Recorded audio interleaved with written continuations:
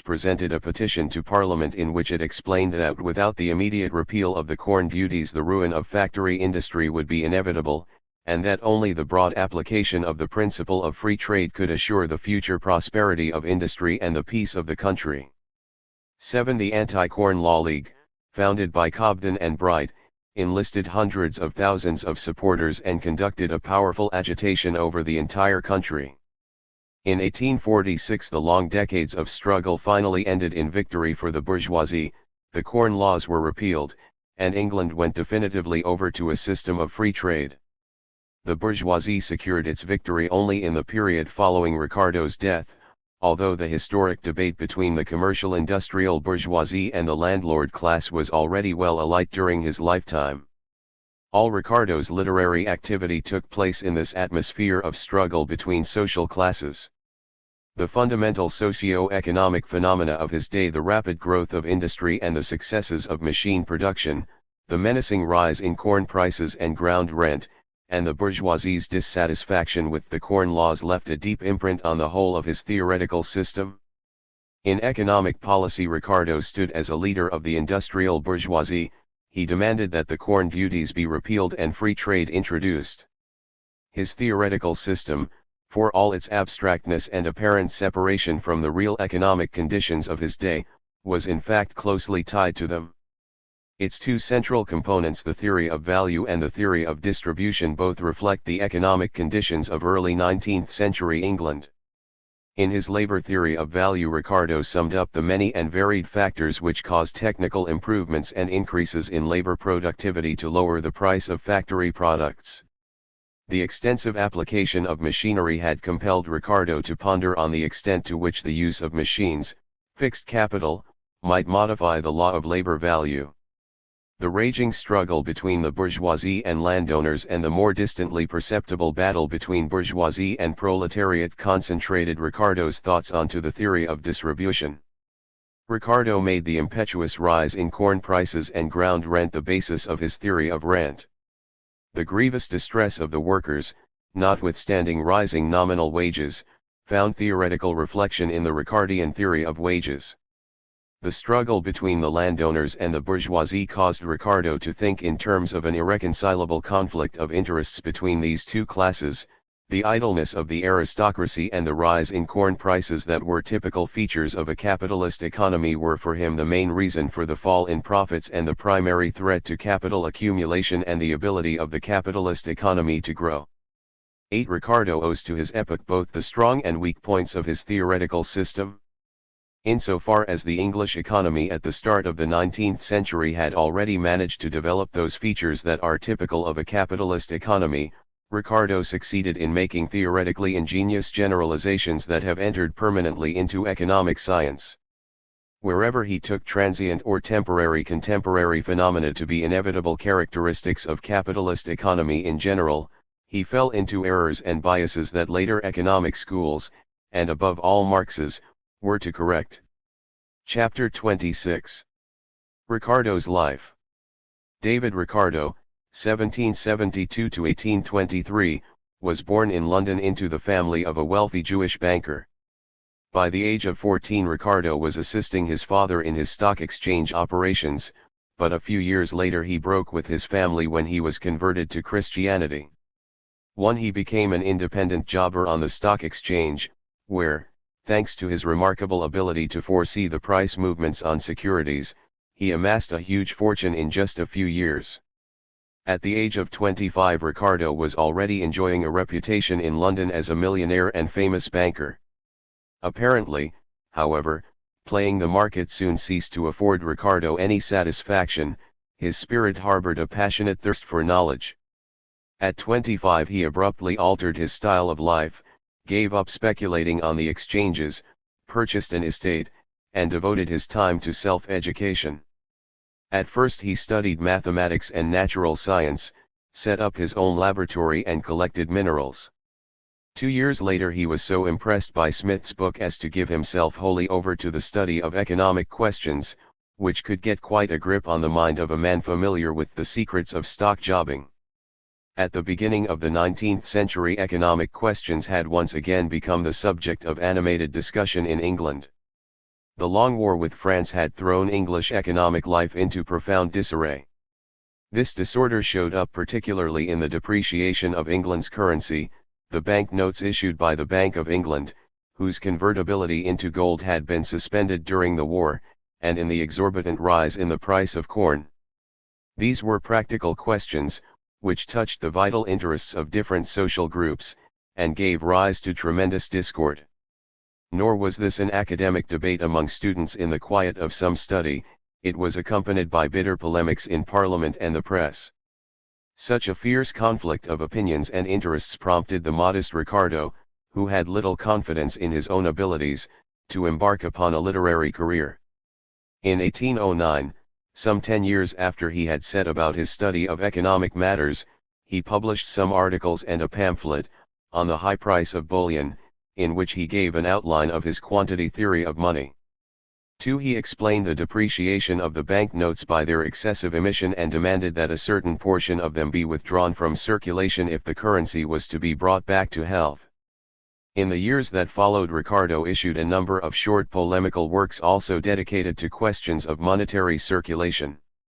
In 1815 he published an essay on the influence of a low price of corn on the profits of stock. In this work Ricardo was already acting as a defender of industrial capitalism and had come to the conclusion that the interests of the landowning class conflicted with those of the other classes of society. At this time, as a letter of 1815 makes clear, Ricardo had no ambition to publish a work embracing the fundamental theoretical questions of economics. "Thus you see," he wrote, "that I have no other encouragement to pursue the study of political economy than the pleasure which the study itself affords me, for never shall I be so fortunate, however correct my opinions may become, as to produce a work which shall procure me fame and distinction." 3. However, just 2 years later, in 1817, influenced by the persistent advice of his friend, James Mill, Ricardo published the book that was to earn him immortal fame, his Principles of Political Economy and Taxation. Although most of the chapters in the book are devoted to discussions of practical questions, mainly taxation, the few theoretical chapters guaranteed Ricardo permanent fame as one of the great economists. His book marks the highest point that the classical school was able to attain after that it went through only agony and a period of decay. Although Ricardo himself at one time said that no more than 25 men in the whole of England had understood his book, it nevertheless earned him tremendous fame among his contemporaries and made of its author the head of an entire school. Ricardo stood at the center of the vital economic discussions of his day. He was in constant personal contact or in correspondence with all the outstanding economists of his day. Some of them became his closest disciples and followers: James Mill, McCulloch, the first apostles of the orthodox Ricardian school. Yet even those of his opponents who created their own economic systems, Malthus, Say, Sismondi, could not fail to defer to his great intellect and scientific candor. Malthus, who was his constant opponent and a fierce defender of the landowning class, called the day Ricardo died the unhappiest day of his life. Ricardo loved to hold domestic gatherings of friends and famous economists for uninhibited chats and discussions about topical economic subjects. These meetings of friends formed the basis of the London Political Economy Club, which was founded in 1821 and stayed in existence for 25 years. The club's members were in the main practical people, merchants and industrialists, political figures. Only a few were academic scholars. At its monthly meetings they discussed the most important questions of the day, the debates usually revolving around questions of monetary circulation and the duties on corn, questions that were uppermost in Ricardo's mind. Up to the day of his death, which came unexpectedly in 1823, Ricardo was the central figure in the club's meetings, the majority of whose members ardently defended and did a great deal to implement the ideas of free trade.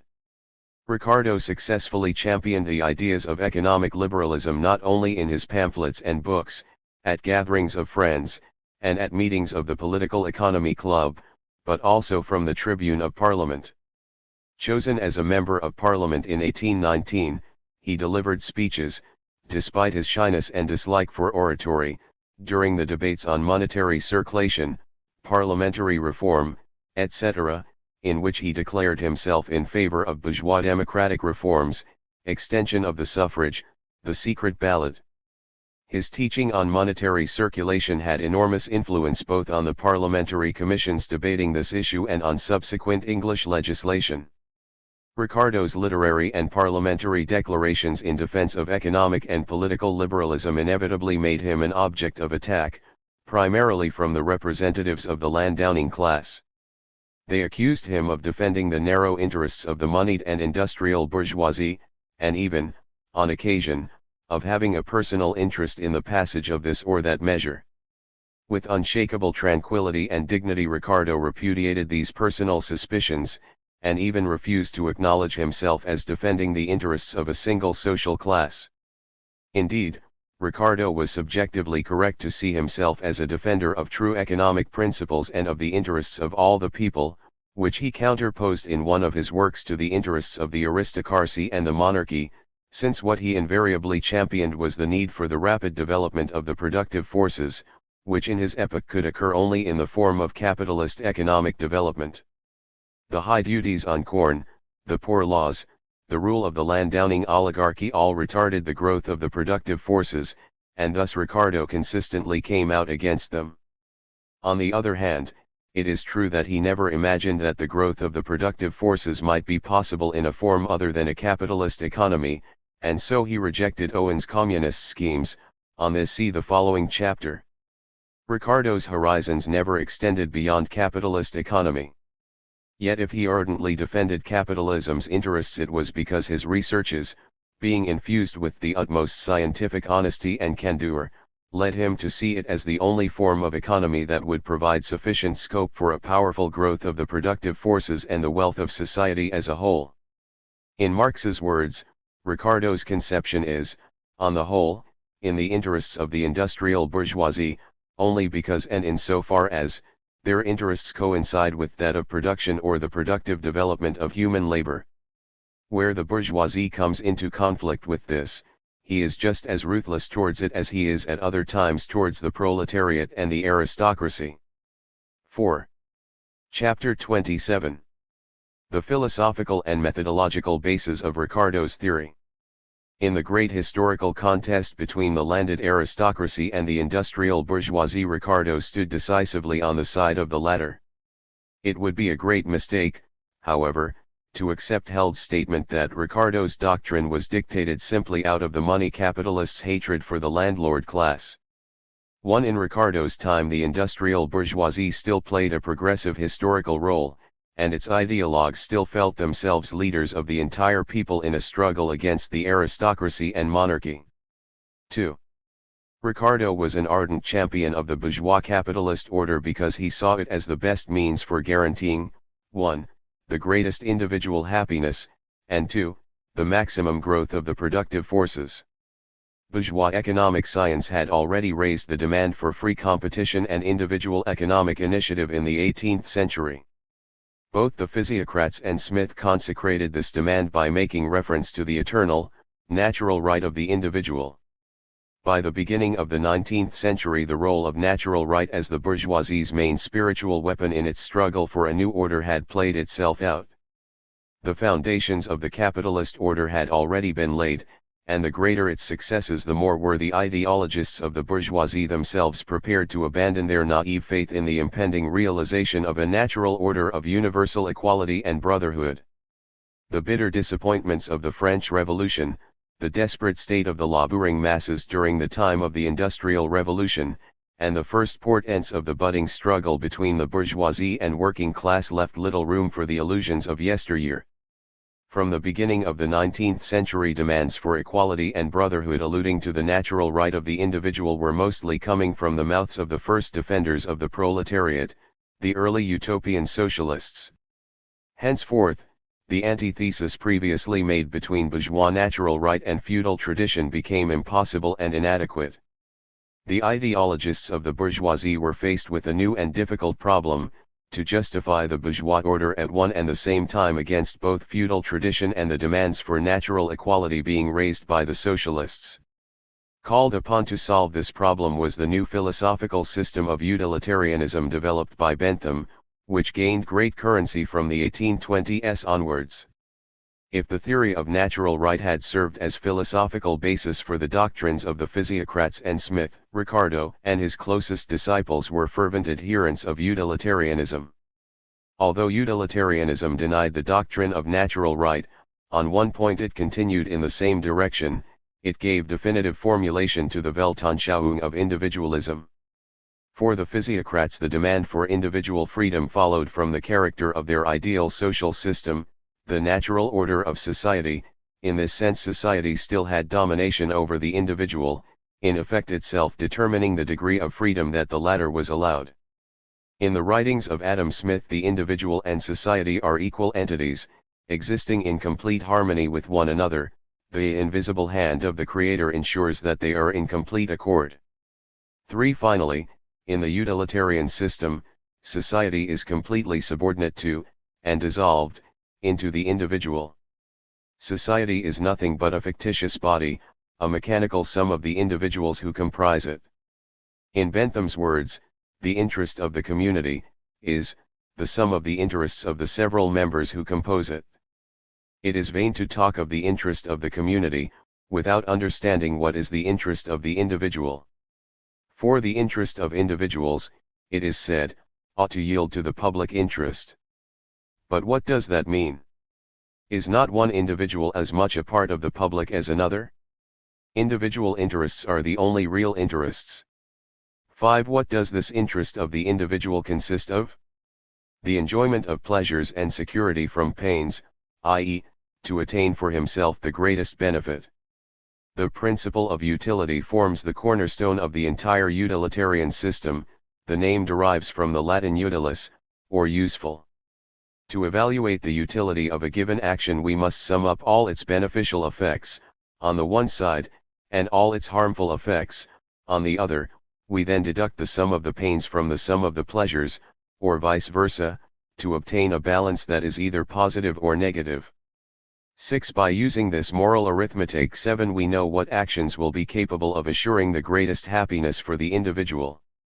By what means can we construct a bridge from the happiness of the individual to the well-being of society? Since society is itself a mechanical sum of constituent individuals, it follows that social well-being is nothing more than the result of mechanically adding up these individuals' happiness. The well-being of society means the greatest happiness for the greatest number. And since a sum increases only with increases in its components, social progress is possible only as a rise in the welfare or happiness of the individual. Everything that conforms to the utility or interest of the community increases the total welfare of the individuals who compose it.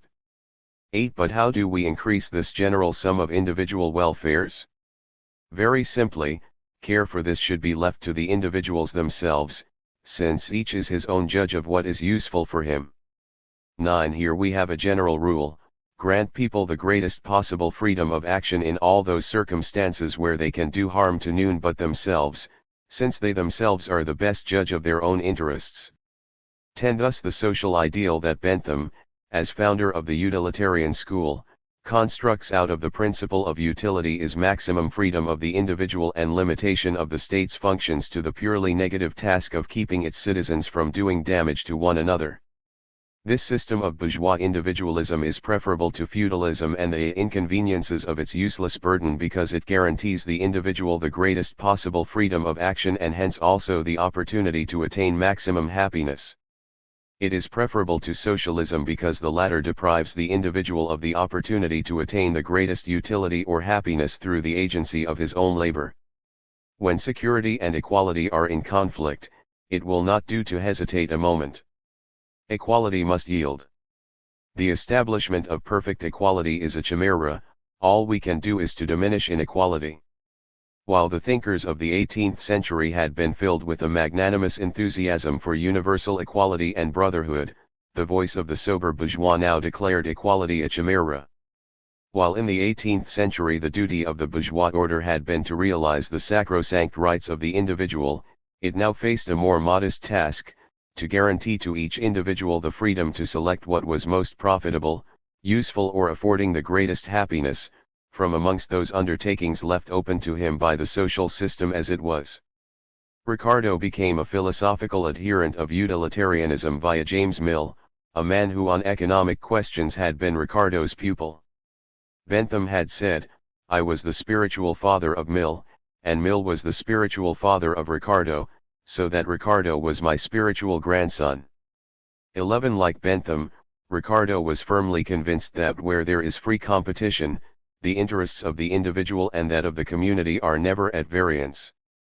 The interest of society can reside nowhere but in the optimal realization of the interests of its constituent members. That which is less profitable to individuals is therefore also less profitable to the state. Ricardo believes it impossible for there to be employments which, while they are the most profitable to the individual, are not the most profitable to the state. 12 The pursuit of individual advantage is admirably connected with the universal good of the whole. By stimulating industry, by rewarding ingenuity, and by using most efficaciously the peculiar powers bestowed by nature, the pursuit of personal advantage distributes labor most effectively and most economically, while, by increasing the general mass of productions, it diffuses general benefit, and binds together by one common tie of interest and intercourse, the universal society of nations throughout the civilized world. 13 In Ricardo's eyes, to give free rein to the principle of individual advantage, or, what is the same thing, to Bentham's principle of utility, is the best guarantee of increasing the general benefit, which consists of augmenting the general mass of products, i.e., developing the productive forces. Conversely, one need only remove or impede the activity of the personal interest principle for there to be an inevitable deterioration of the productive forces, a reduction in general welfare, and a decline in the total happiness of society's members. It was on this basis that Ricardo rejected Owen's projects to set up communist communities. Owen is himself a benevolent enthusiast, willing to make great sacrifices for a favorite object, wrote Ricardo in one of his letters. Can any reasonable person believe, with Owen, that a society, such as he projects, will flourish and produce more than has ever yet been produced by an equal number of men, if they are to be stimulated to exertion by a regard to community, instead of by a regard to their private interest? Is not the experience of ages against him? 14. The ideal society for Ricardo, therefore, is capitalism, where competition between individuals, each of whom is out to attain the greatest possible personal advantage, assures that there will be maximum growth of the productive forces.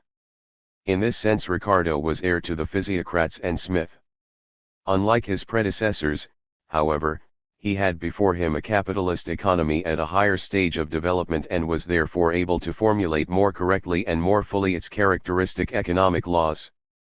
The physiocrats had lived in a France that was still semi-feudal. Adam Smith had been part of the age of manufactories. Ricardo, because he was witness to the rapid growth of large-scale capitalist machine production, was better able to make note of his fundamental technical and socio-economic features. Smith's theoretical horizons had been completely bounded by the technology of the manufactory. When he spoke about machinery, he in essence understood it as the specialized instruments employed by the manufactory workers. It was Smith's assertion that in agriculture, nature labors along with man, while in industry nature does nothing, man does all. 15 Only the era of the manufactory, where production was based on manual labor, could have spawned such a naive conception of industry. With the progress of machine production and the advance of technology, such a conception became clearly outmoded. Does nature nothing for man in manufactures? Are the powers of wind and water, which move our machinery, and assist navigation, nothing? The pressure of the atmosphere and the elasticity of steam, which enable us to work the most stupendous engines, are they not the gifts of nature? To say nothing of the effects on matter of heat in softening and melting metals, of the decomposition of the atmosphere in the process of dyeing and fermentation. There is not a manufacture which can be mentioned, in which nature does not give her assistance to man, and give it too generously and gratuitously. 16 While Smith explains industrial progress almost exclusively by the development of the division of labor, Ricardo adduces such factors as the improvements in machinery, the better division and distribution of labor, and the increasing skill, both in science and art, of the producers. 17. Ricardo expected the introduction of machinery to make products cheaper and to bring a rise in output. True enough, he did not close his eyes to the disastrous situation of the workers whom the machines had ousted. The defenders of capitalism argued that the introduction of machinery was incapable of causing even the slightest deterioration in the workers' condition, since those displaced would immediately find employment in other branches of production. At first Ricardo, too, ascribed to this theory of compensation, but later on he acknowledged with his great, and characteristic honesty and scientific candor that the substitution of machinery for human labor, is often very injurious to the interests of the class of laborers. 18. This view notwithstanding, Ricardo remained a fervent advocate of the introduction of machines as a necessary condition for the development of the productive forces. He rejected the petty bourgeois utopianism of Sismondi, who wanted to reverse the will of history and go back to the patriarchal economy of independent petty producers, craftsmen and peasants, that had existed prior to large-scale machine production. This rejection of the Smithian counterposition of agriculture to industry made it possible for Ricardo to overcome the residua of physiocratic ideas in Smith. In starting out from the view that nature assists man in agriculture but not in industry, Smith was assuming that agriculture, rather than industry, was where society could most profitably invest its capital. This view was understandable in the middle of the 18th century, when England was still feeding its population with its own grain and agriculture played the dominant role in the country's economy. Although at the start of the 19th century it still held this honored position, and Ricardo was still unable to conceive of England's transformation into a one-sidedly industrial state, he nevertheless maintained a firm course in favor of England's industrialization, even if this was to be at the expense of a curtailment in agriculture. Heated debates on this issue flared up between Malthus and Ricardo once the war with France had ended. The defenders of the landowning class, including Malthus, were demanding high import duties on corn so as to keep corn prices from falling, and agriculture, which had been intensively developed during the war years under the impact of high grain prices, from being cut back. Malthus labeled as extravagant schemes to turn England into an industrial state feeding on imported corn. Ricardo foresaw that it would be necessary to import cheap foreign corn and that English capital would have to flow out of agriculture and into industry. The prospect that the corn of Poland, and the raw cotton of Carolina, will be exchanged for the wares of Birmingham, and the muslins of Glasgow 19 not only failed to frighten him, he hailed it.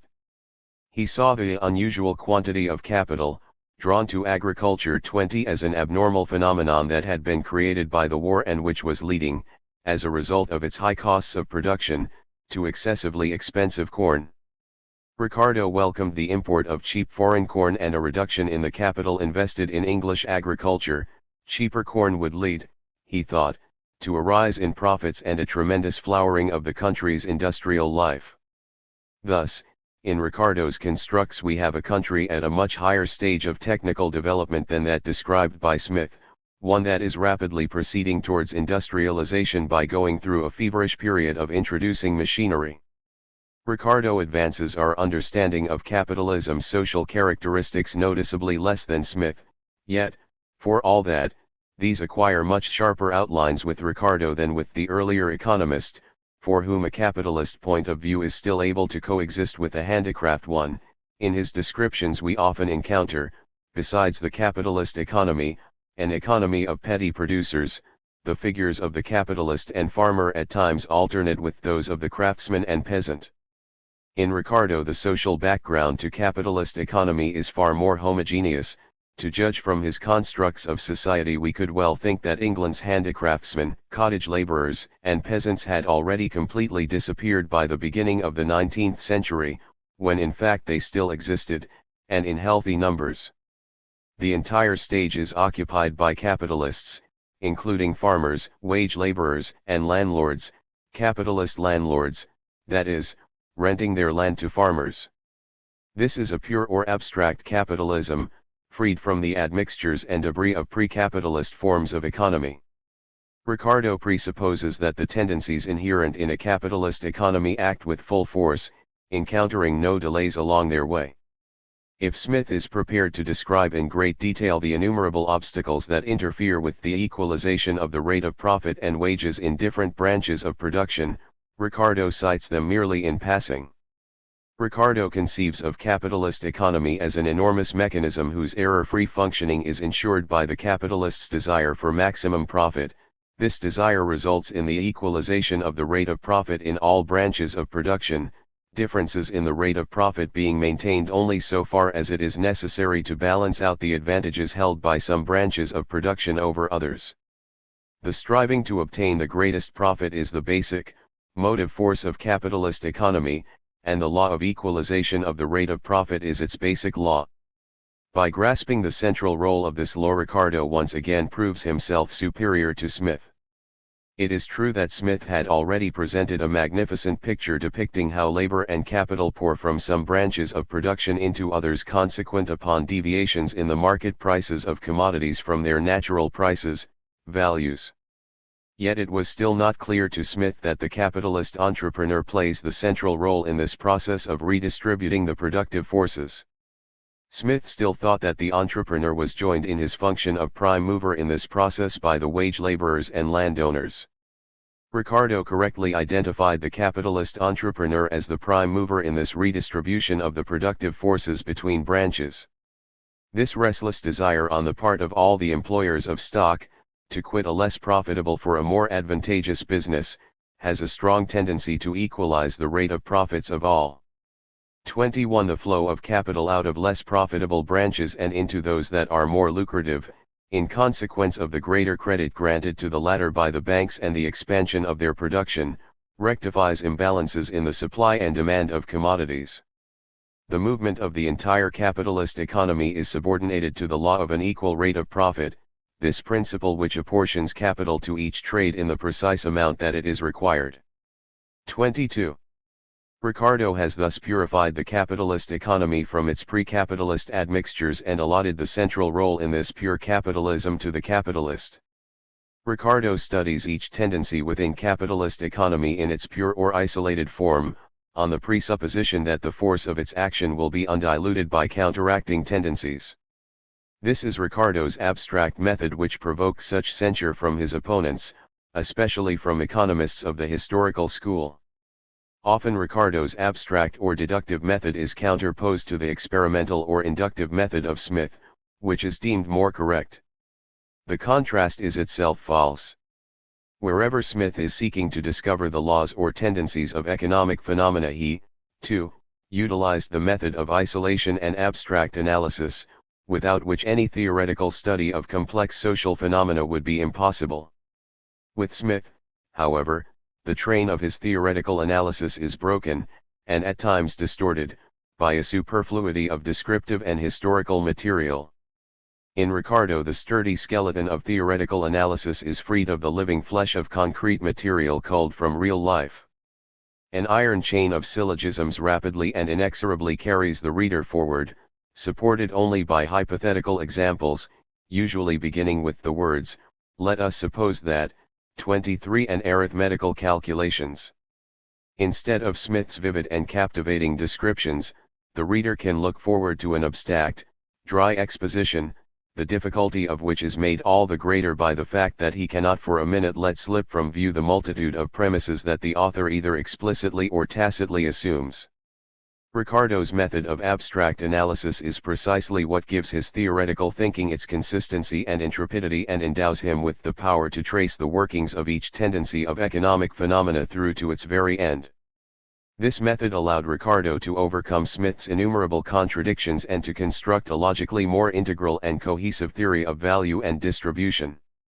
If Ricardo is to be reproached, it is not for having applied an abstract method, but for having forgot that the theoretical positions arrived at by using it are contingent. Above all, Ricardo, as with the other representatives of the classical school, lost sight of the one basic historical condition for the correctness of all theoretical economic propositions, the existence of a determinate social form of economy, i.e., capitalism. That this social form of economy should appear to Ricardo as given and intelligible in its own right is a feature that he shared in common with all the ideologists of the young bourgeoisie, who in place of the old feudal system had posited a new social order that they saw as natural, rational, and eternal. The real laws of political economy do not change, wrote Ricardo.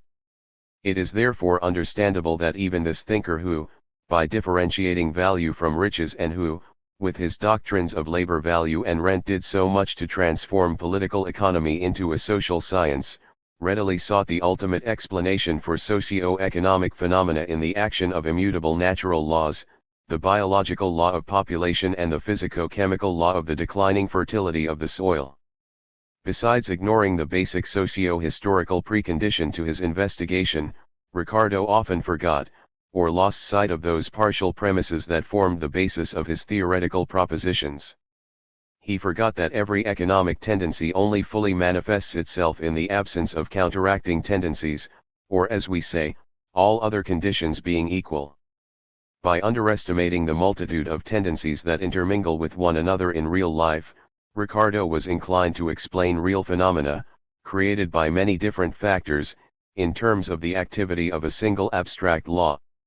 One such abstract Ricardian law, for example, states that when farmers begin to cultivate inferior lands, this will raise the value of a unit of corn, providing technique and other conditions remain the same. The author then hastens to apply this law to actual situations, declaring that the real rise in the price of corn is explained by the fact that farmers are now cultivating inferior land. Ricardo takes another such abstract law that a general rise in wages necessarily lowers the rate of profit, all other things being equal, and rashly, and erroneously, uses it to explain the historical fact of the fall in the rate of profit. This tendency to attribute unconditional validity to conditional conclusions and to detect the immediate activity of pure laws in concrete, historical phenomena led Ricardo into a number of errors. These mistakes did not, however, prevent him from grasping, precisely through using the method of abstraction, the basic tendencies whose continuous, though at times concealed operation lie at the very basis of capitalist economy. It is for this reason that Ricardo's theoretical constructs, once altered and corrected, retain their validity even today, and we are justified in acknowledging his work as one of the great monuments of human thought. Chapter 28. The Theory of Value. 1. Labor value. Smith, as we know, had left behind a number of unresolved problems and contradictions, see Chapter 22 above. Let us briefly recall the most important. 1. Smith's theory suffered from a methodological dualism in the very way that he posed the problem. He confused the measure of value with the causes of quantitative changes in value. 2. Because of this he confused the labor expended on the production of a given product with the labor that product will purchase in the course of exchange. 3. Smith's attention focused sometimes upon the objective quantity of labor expended and at others upon the subjective assessment of the efforts and exertions that go into it. 4. Smith confused the labor embodied in a particular commodity with living labor as a commodity, i.e., with labor power. 5. Smith came to deny that the law of labor value operates in a capitalist economy, in which labor nevertheless retains its function as a measure of value. 6. Together with a correct point of view, which sees the value of a product as the primary magnitude which then resolves itself into separate revenues, wages, profit, and rent, Smith sometimes mistakenly derives value from revenue. It is fair to say that on each of these questions Ricardo adopted the correct standpoint and did away with Smith's contradictions. It must be added, however, that he worked through only the first 3 of these problems to a successful completion. As for the rest, although his stance was formally correct and he appeared on the surface to have eliminated Smith's inconsistencies, he was unable to genuinely resolve Smith's underlying difficulties and contradictions. Above all, Ricardo decisively rejected any and all attempts to find an invariable measure of value, returning time and again to show that such a measure could not be found. The method that Ricardo consistently applied to the theory of value is that of the scientific study of causality, which the classical school did so much to establish as part of political economy. Ricardo was looking for the causes of quantitative changes in the value of products, and wished to formulate the laws of those changes. His ultimate aim was to determine the laws which regulate the distribution of products between the different social classes. To do this, however, he first had to study the laws governing changes in the value of these products. By posing the problem unambiguously in terms of scientific causality, Ricardo frees himself from the contradictions that befell Smith when he was defining the concept of labor. Ricardo starts out his work with a critique of the way Smith confused labor expended with labor purchased, a question that he returns to in other chapters. Ricardo consistently bases his entire investigation upon the concept of the labor expended on a commodity's production, and sees changes in the quantity of this labor as the constant and most important reason for quantitative fluctuations in value. 2. In this sense, Ricardo makes the monistic principle of labor value the foundation of his theory. He makes certain exceptions to this, which we will discuss below in section 3 of this chapter. Like Smith, Ricardo at the very outset excludes utility, or use value from the field of his inquiry, allocating to it a role as a condition of a product's exchange value. It is true that he talks here of two sources of exchange value, the scarcity of articles and the quantity of labor expended on their production.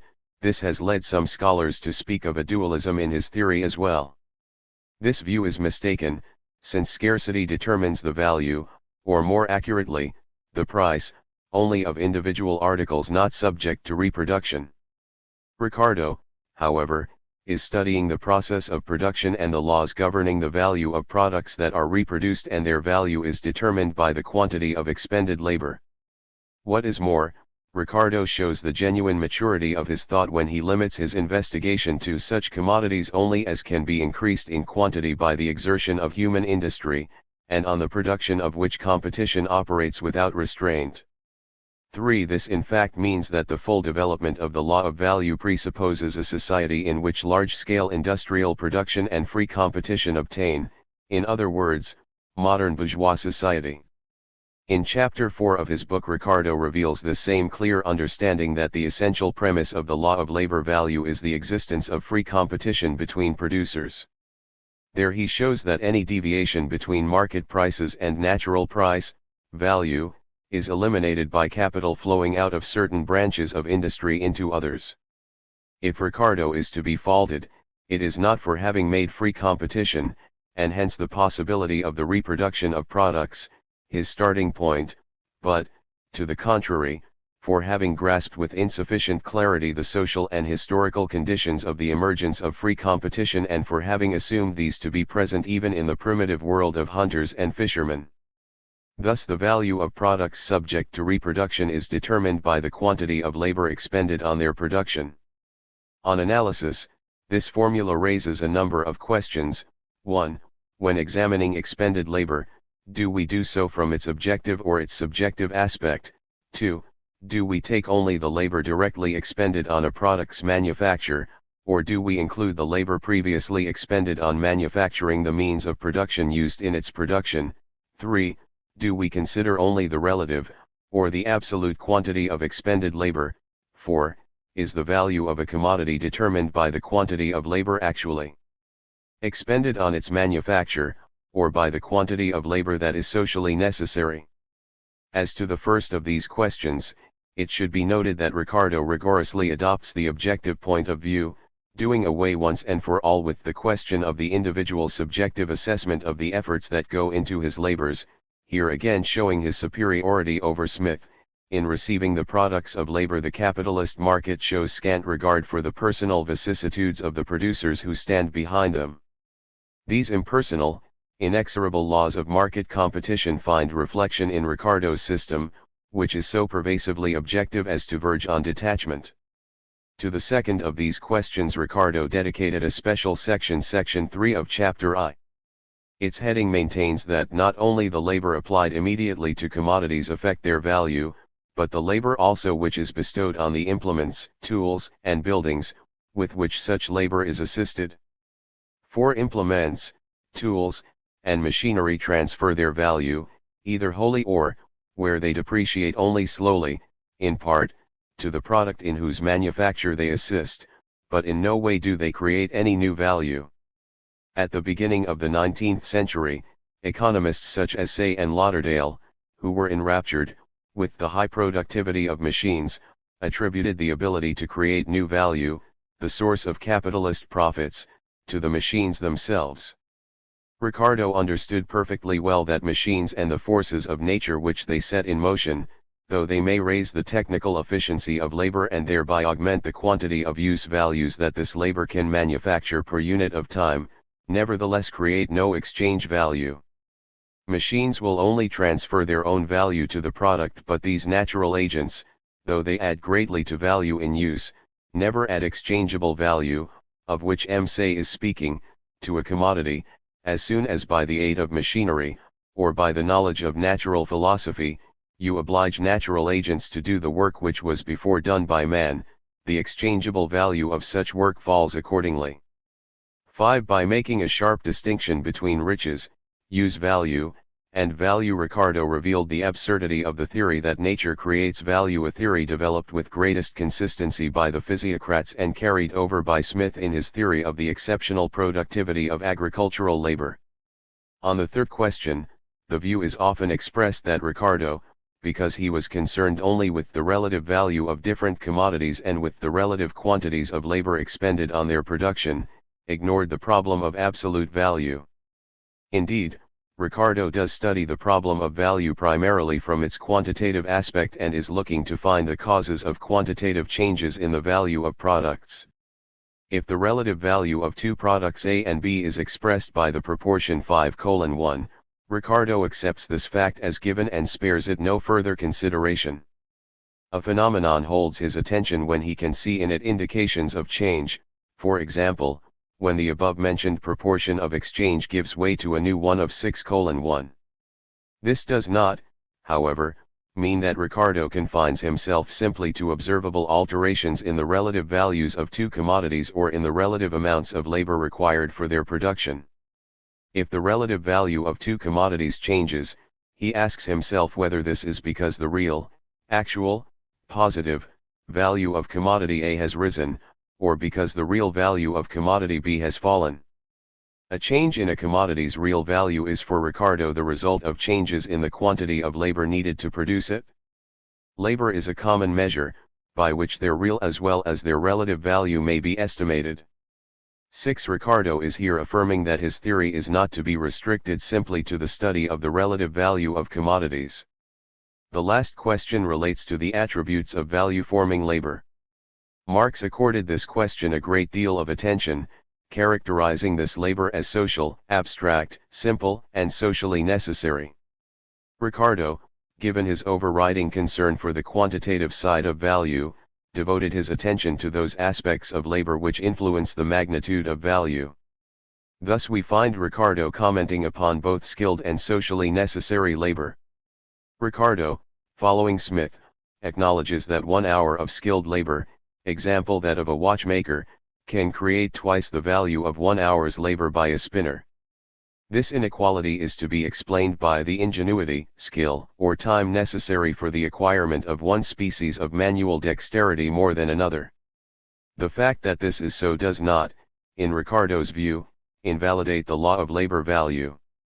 Ricardo assumes that once the scale between these two types of labor, here taken at 2:1, becomes fixed, it will show almost no variation over time.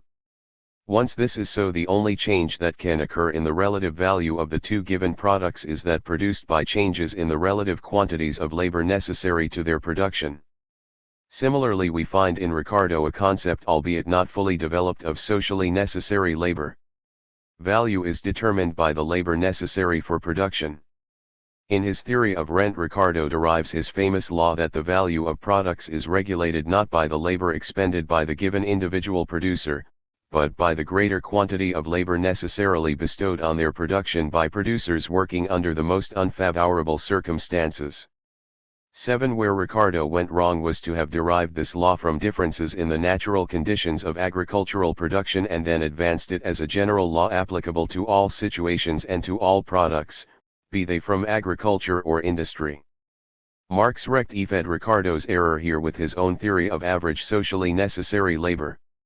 Ricardo contrasted his own labor theory of value to others which attempted to explain the magnitude of a product's value by the extent of its utility or by the relationship between supply and demand.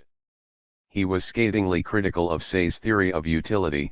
When I give 2,000 times more cloth for a pound of gold than I give for a pound of iron, does it prove that I attach 2,000 times more utility to gold than I do to iron? Certainly not. It proves only, as admitted by Say, that the cost of production of gold is 2,000 times greater than the cost of production of iron. If the cost of production of the two metals were the same, I should give the same price for them, but if utility were the measure of value, it is probable I should give more for the iron. 8. Ricardo rejected the vapid theory of supply and demand no less decisively. It is the cost of production which must ultimately regulate the price of commodities, and not, as has been often said, the proportion between the supply and demand. The proportion between supply and demand may, indeed, for a time, affect the market value of a commodity, until it is supplied in greater or less abundance, according as the demand may have increased or diminished, but this effect will be only of temporary duration. Diminish the cost of production of hats, and their price will ultimately fall to their new natural price, although the demand should be doubled, trebled, or quadrupled. 9. To judge from these quotations, one might think that Ricardo subscribed to a theory of production costs. This is not so. The vulgar theory of production costs holds that a rise in wages will automatically call forth a rise in the product's value. Ricardo expressed his dissent from this view in the very first words of his book. The value of a commodity depends on the relative quantity of labor which is necessary for its production, and not on the greater or less compensation which is paid for that labor. 10. Although there were occasions when Ricardo failed to properly differentiate between costs of production and outlays of labor, his entire system is geared towards establishing the law of labor value and surmounting the theory of production costs which Smith, owing to his own inconsistencies, had fallen prey to. See sections 2 and 3 of this chapter. Thus we can see that Ricardo contributed greatly towards improving the theory of value. He freed the idea of labor value from the wealth of contradictions that we find in Smith. Ricardo fundamentally reformed the quantitative side of the theory of value. He discarded the search for a constant measure of value, that deceptive mirage that economic thinkers had been pursuing from Petty to Smith, and presented a doctrine on how quantitative changes in the value of products are causally dependent on changes in the quantity of labor expended on their production. Ricardo sees the development of the productivity of labor as the ultimate cause behind changes in the value of commodities, but more than that, he is also looking in this direction to find the key to the riddle of how the different branches of production, agriculture and industry, and the different social classes, landlords, capitalists, and workers, interrelate with one another. Ricardo explained the progressive cheapening of industrial manufactures and the progressive rise in price of agricultural produce, both characteristic phenomena of early 19th century England, in terms of the workings of one and the same law of labor value. The value of industrial wares falls as a result of technical progress, the introduction of machinery, and rising productivity of labor. The rise in value of agricultural produce is accounted for by the greater outlays of labor needed for its production, occasioned in turn by the increasing cultivation of inferior land. This downward trend in the value of industrial products and upward movement in the value of agricultural produce will provide the key to understanding the tendencies behind the distribution of the nation's revenue between classes. The rise in corn prices, which results from poor land being brought under cultivation, brings in its train a sizable increase in ground rent, and hence also a simultaneous need to raise money wages, real wages remaining unchanged, however. This rise in wages inevitably provokes a fall in the rate of profit. In this fashion Ricardo derives his entire theory of distribution from the law of labor value. While Ricardo's analysis of value's quantitative side represented an enormous advance over that of Smith, the qualitative or social dimensions of value remained outside his field of vision. Here we find the Achilles heel of a theory whose horizons fail to extend beyond those of capitalist economy. Ricardo takes phenomena that belong to a specific form of economy and ascribes them to any economy. The social forms that things acquire inside the context of determinate production relations between people are taken by Ricardo as properties of things in themselves. He does not doubt that each and every product of labor possesses value. It never occurs to him that value is a specific social form, which the product of labor acquires only when social labor is organized in a definite social form. Changes in the magnitude of value of products are conditional upon changes in the quantity of labor necessary for their production. This is Ricardo's basic law. His attention is riveted to the quantitative side of phenomena, upon the magnitude of value and the quantity of labor. He evinces no concern for the qualitative or social form of value, which is nothing but the material expression of social and production relations between people as independent commodity producers. Nor does Ricardo show any interest in the qualitative or social form in which labor is organized. He provides us with no explanation as to whether he is talking about labor as a technical factor of production, concrete labor, or about social labor organized as an aggregation of independent, private economic units connected to each other through the generalized exchange of the products of their labor, abstract labor. Certainly, we find in Ricardo the embryonic shoots of a theory of skilled and socially necessary labor, but it was left to Marx to develop the theory of both socially abstract labor and the social form of value. Ricardo's great reform of the theory of value affected only its quantitative aspect. To him the existing social, i.e., capitalist, form of economic phenomena was given in advance, was already known and therefore required no analysis. As to the qualitative side of value, only a thinker who had taken as his object of inquiry the social form of economy, i.e., production relations between people, the social form of labor, and the social form of value could reform that aspect of the theory. Such a thinker was Marx. The failure of Ricardo to recognize that the social form of an economy is historically conditioned did him little harm so long as he restricted his investigation to those phenomena that corresponded to the existing production relations between people, for example, to the law of labor value of commodities, which is premised upon production relations between people as commodity producers. But as soon as Ricardo passed on to the exchange of capital for labor power, an exchange predicated upon production relations between people as capitalists and wage laborers, or to the exchange of products produced by capitals of different organic compositions, an exchange which presupposes production relations between capitalists in different branches of production, his lack of a sociological method led him into the most basic analytical errors, as we shall see below. 2. Capital and surplus value.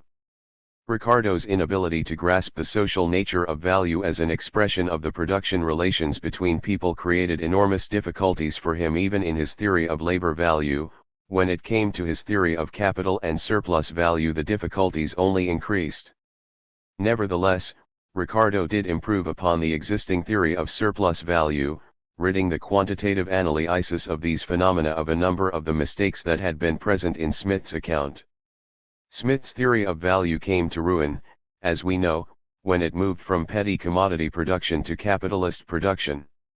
The very fact that a commodity, as capital, could exchange for a greater quantity of labor power, than was embodied in it appeared to Smith as a violation of the law of labor value, see chapter 22 above. Smith's only recourse was to declare that the law of labor value ceased to operate with the appearance of capital, profit, and the private ownership of land, rent.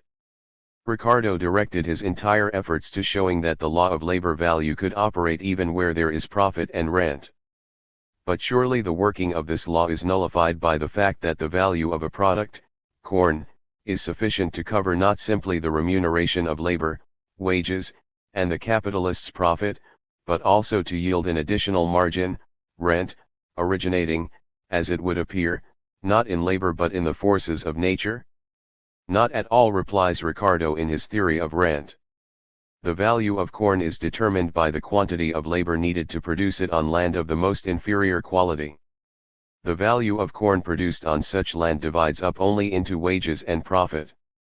The better lands receive a differential rent, comprised not of a markup on top of the value of the commodity, but only of the difference between the labor value of the corn produced on better land and its social labor value as determined by the conditions of production on lands of the poorest quality. Rent is not a component part of price. By taking this position, Ricardo simplified the entire problem of the relationship between value and revenues. We will have more to say about this in chapter 29, such that it merely remained to explain the relationship between wages and profit. Let us continue. The value of the product is sufficient not only to remunerate the labor expended on its production but also to yield a profit over and above this. Surely this must invalidate the law of value as well? Surely the fact that the value of the product breaks down into wages and profit must conflict with a law which states that the product's value is determined only by the quantity of labor expended on its production? To resolve this problem in full, one would have to discover the laws behind the exchange of capital for living labor, labor power, an exchange premised on production relations between capitalists and wage laborers. But Ricardo's thinking was, as we know, a long way from investigating the production relations between people. The social attributes of capital, on the one hand, and of labor power, wage labor, on the other, are simply missing. For Ricardo, capital and labor confront one another as different material elements of production. Ricardo defines capital in material technical terms, as that part of the wealth of a country which is employed in production, and consists of food, clothing, tools, raw materials, machinery, and necessary to give effect to labor. Capital, then, is means of production, or accumulated labor, so that even the primitive hunter possesses some capital. Ricardo turns the confrontation between capital and labor power from a conflict between social classes into a material technical counterposition of accumulated labor to immediate labor. Hence capital has a dual function in Ricardo's arguments. On the one hand, the emergence of capital, in the sense of means of production, does not in the least invalidate the law of labor value. The value of the means of production, machinery, and the like, is simply transferred to the product that they help to manufacture. On the other hand, the value of products contains not simply the previously existing accumulated value of the machinery and other means of production, which is reproduced on the same scale as before, but an additional margin of determinate size in the form of profit. Where does this profit, or surplus value, come from? Ricardo provides no clear answer to this question. To reveal the laws which govern the exchange of embodied labor, as capital, for living labor, as labor power, we must understand that, in addition to the production relations that exist between people as commodity producers, there appears in society a new, more complex type of production relation, that between capitalists and wage laborers. However, the method of distinguishing and gradually studying the different forms of production relations between people was alien to the classical economists. Smith had come to conclude that the exchange of capital for labor overturns the laws by which commodities exchange for one another. Ricardo was able to avoid this conclusion only because he studiously delimited these two types of exchange.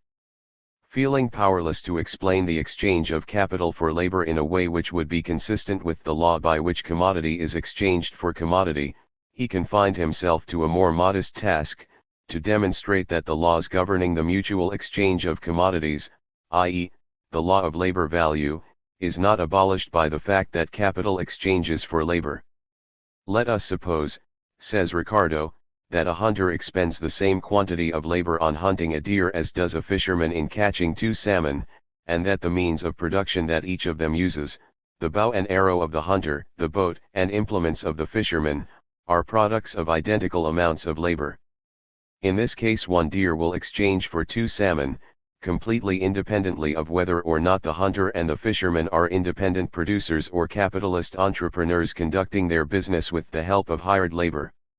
In the latter case, the product will be divided up between capitalist and workers, but at the proportion of the product going to wages. Transaction could not in the least affect the relative value of fish and game, as wages would be high or low at the same time in both occupations. If the hunter urged the plea of his paying a large proportion, or the value of a large proportion of his game for wages, as an inducement to the fisherman to give him more fish in exchange for his game, the latter would state that he was equally affected by the same cause, and therefore under all variations of wages and profits, the natural rate of exchange would be 1 deer for 2 salmon.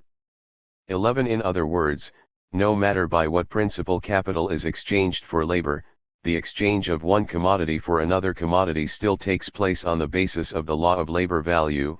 The proportions in which commodities mutually exchange for one another are determined exclusively by the relative quantities of labor required for their production.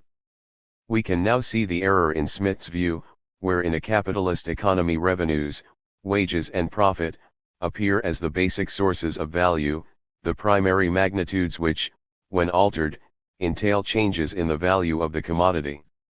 No alteration in the wages of labor could produce any alteration in the relative value of these commodities, for suppose them to rise, no greater quantity of labor would be required in any of these occupations, but it would be paid for at a higher price, and the same reasons which should make the hunter and fisherman endeavor to raise the value of their game and fish, would cause the owner of the mine to raise the value of his gold.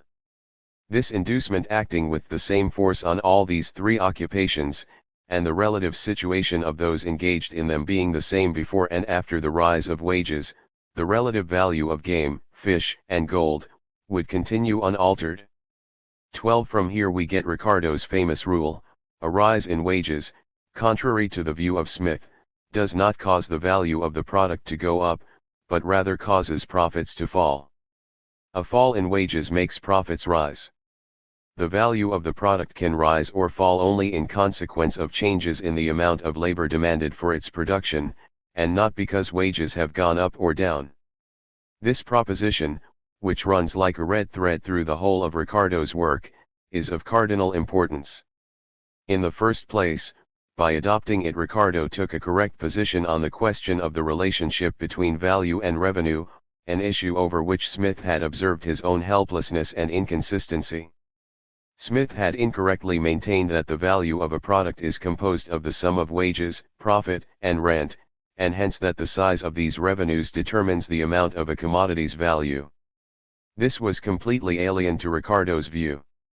His standpoint is that the size of a product's value as determined by the quantity of labor expended on its production is the primary, basic magnitude that then breaks down into wages and profit. Rent for Ricardo is not a component part of price.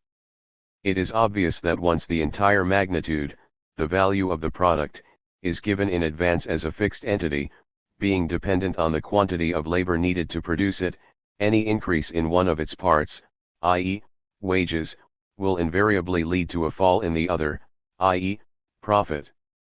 Secondly, the proposition under discussion is testimony that Ricardo saw profit as that part of the value of the product created by the labor of the worker which remains after deducting wages, and therefore moves inversely to the latter. Ricardo's position here definitively disproves any and all attempts to interpret his doctrine as a theory of production costs.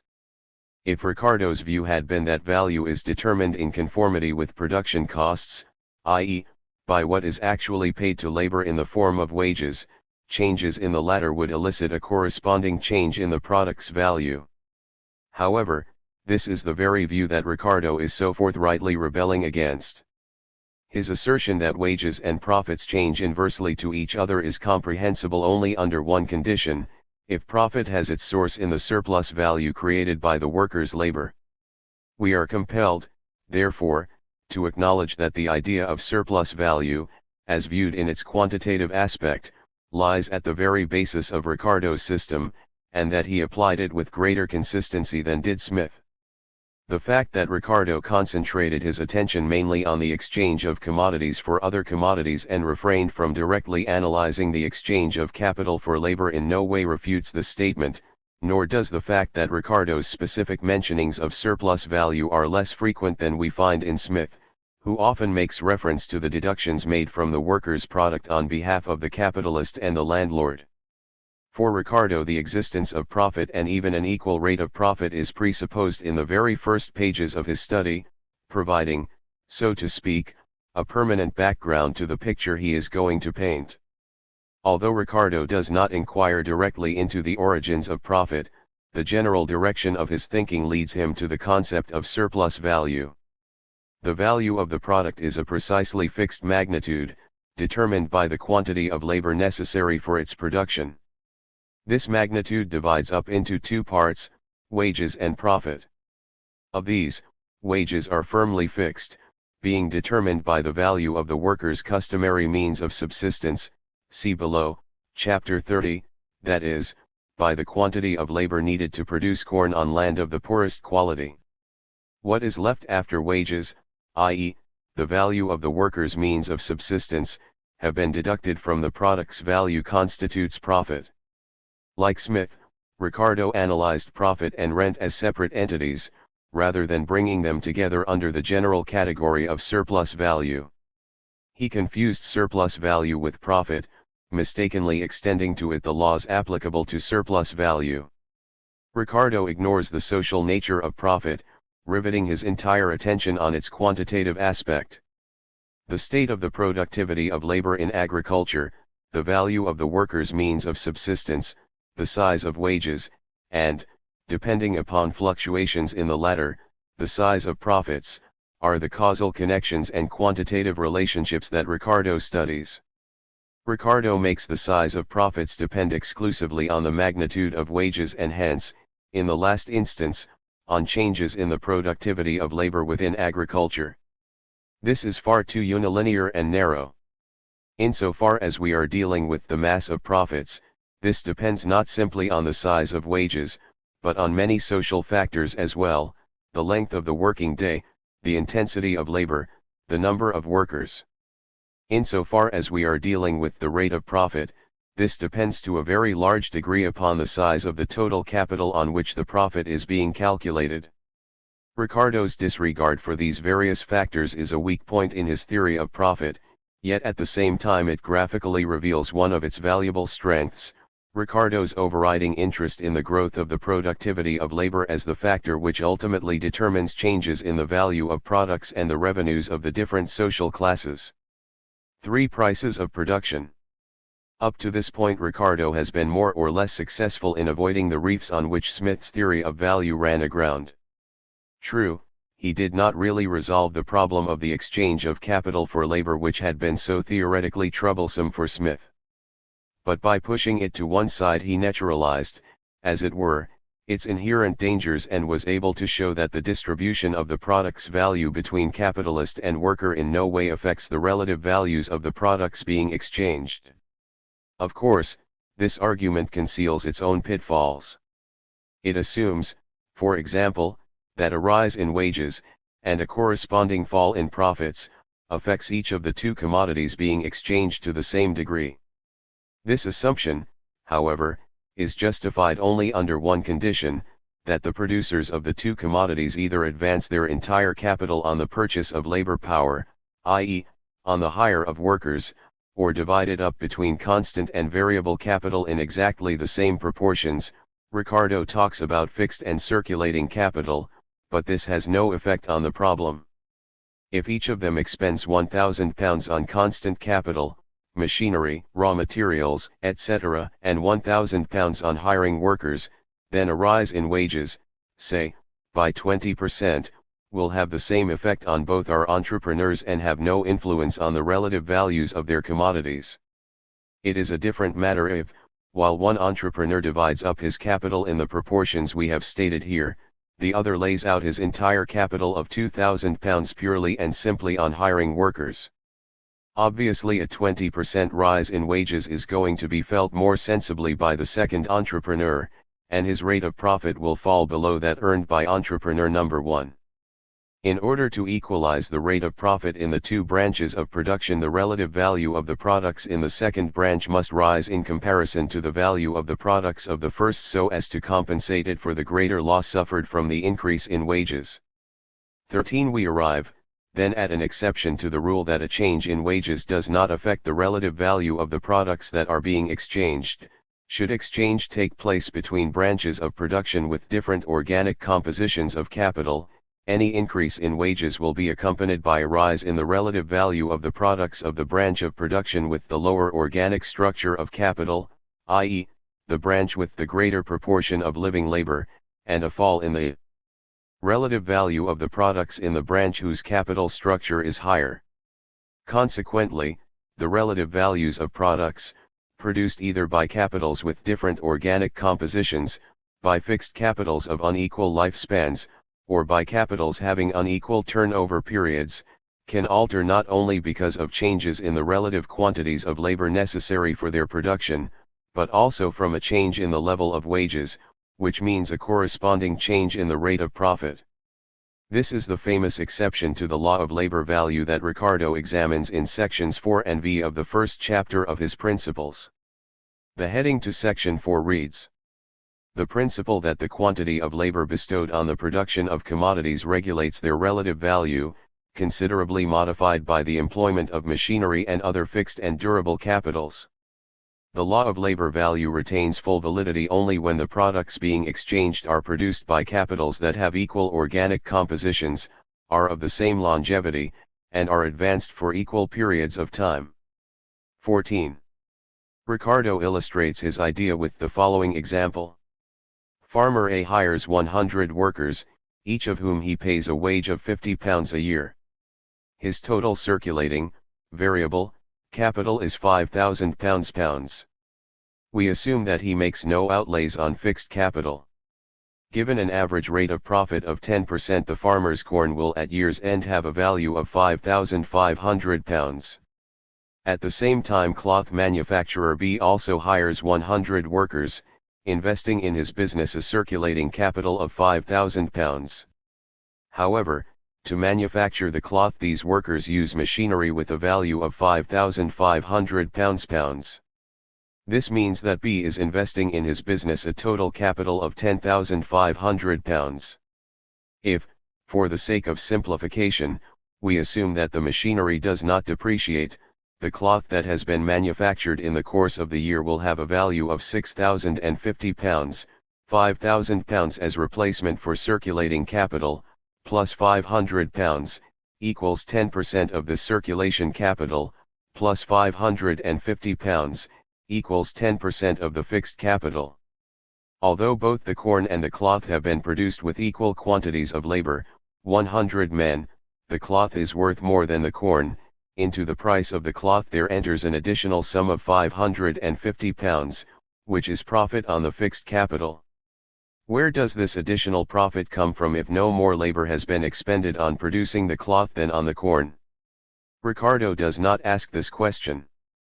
He states and then accepts as given the fact that the ratio of the corn's value to the cloth's is 5500:6050. From here Ricardo goes on to examine what effect a change in wages will exert on the value of these two commodities. Assume that wages rise, thus causing the average level of profits to fall from 10% to 9%. The value of the corn will not change, but will remain at its old figure of £5,500. Whatever the fall in the farmer's profits, his total wage bill will increase by the same amount, so that the sum of wages plus profit will still be equal to £5,500.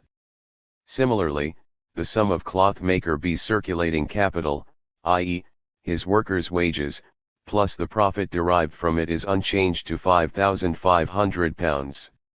What does alter is the additional profit on his £5,500 of fixed capital. Previously he had added on 10%, £550, thus making his cloth worth £5,500 plus £550, i.e., £6,050. Now he charges only 9%, £495, so that the price of the cloth becomes £5,500 plus £495, i.e., £5,995. The ratio of the value of the corn to the value of the cloth, which before had stood at 5,500:6,050, stands now at 5,500:5,995. Consequently, a rise in wages, or, what is the same thing, a fall in profits, lowers the relative value of those commodities being produced using fixed capital, or using a larger amount of fixed capital. The reason for this is that the price of these commodities contains an additional amount of profit charged on the fixed capital which declines with the fall in the rate of profit. The example we have unlaced poses the investigator not only with the problem of how changes in wages affect the value of different commodities, but also with the much more profound and basic problem of how to reconcile the law of labor value with the law of the equalization of the rate of profit on capital. We saw that prior to there being any change in wages and completely independent of this change, the value of corn stood to the value of cloth in the ratio of 5,550:6,050, even though equal quantities of labor had been expended on their production. Here before us we have two commodities, produced with equal quantities of labor, 100 workers, but where the capitals advanced are unequal, 5,500 pounds compared with 10,500 pounds. From the point of view of the theory of labor value, the labor value possessed by the two commodities is equal. From the point of view of the law of an equal rate of profit, the price of the latter commodity must be higher, since it contains a profit on a larger capital. How do we resolve this contradiction? It was to answer this question that Marx constructed his theory of prices of production. According to Marx's theory, in a capitalist economy, with its tendency towards an equalization of the rate of profit, commodities are sold not at their labor values, but at their prices of production, i.e., production costs plus average profit. The total mass of surplus value produced in society is divided up between all of its capitals in proportion to the size of each. If some commodities are sold at prices above their labor value, others are sold at prices below it. A branch of production with a high capital structure receives the average profit, which exceeds the total surplus value that this branch has produced. These additional sums of profit are taken, however, out of the general reserve of surplus value created by all of the branches of production together.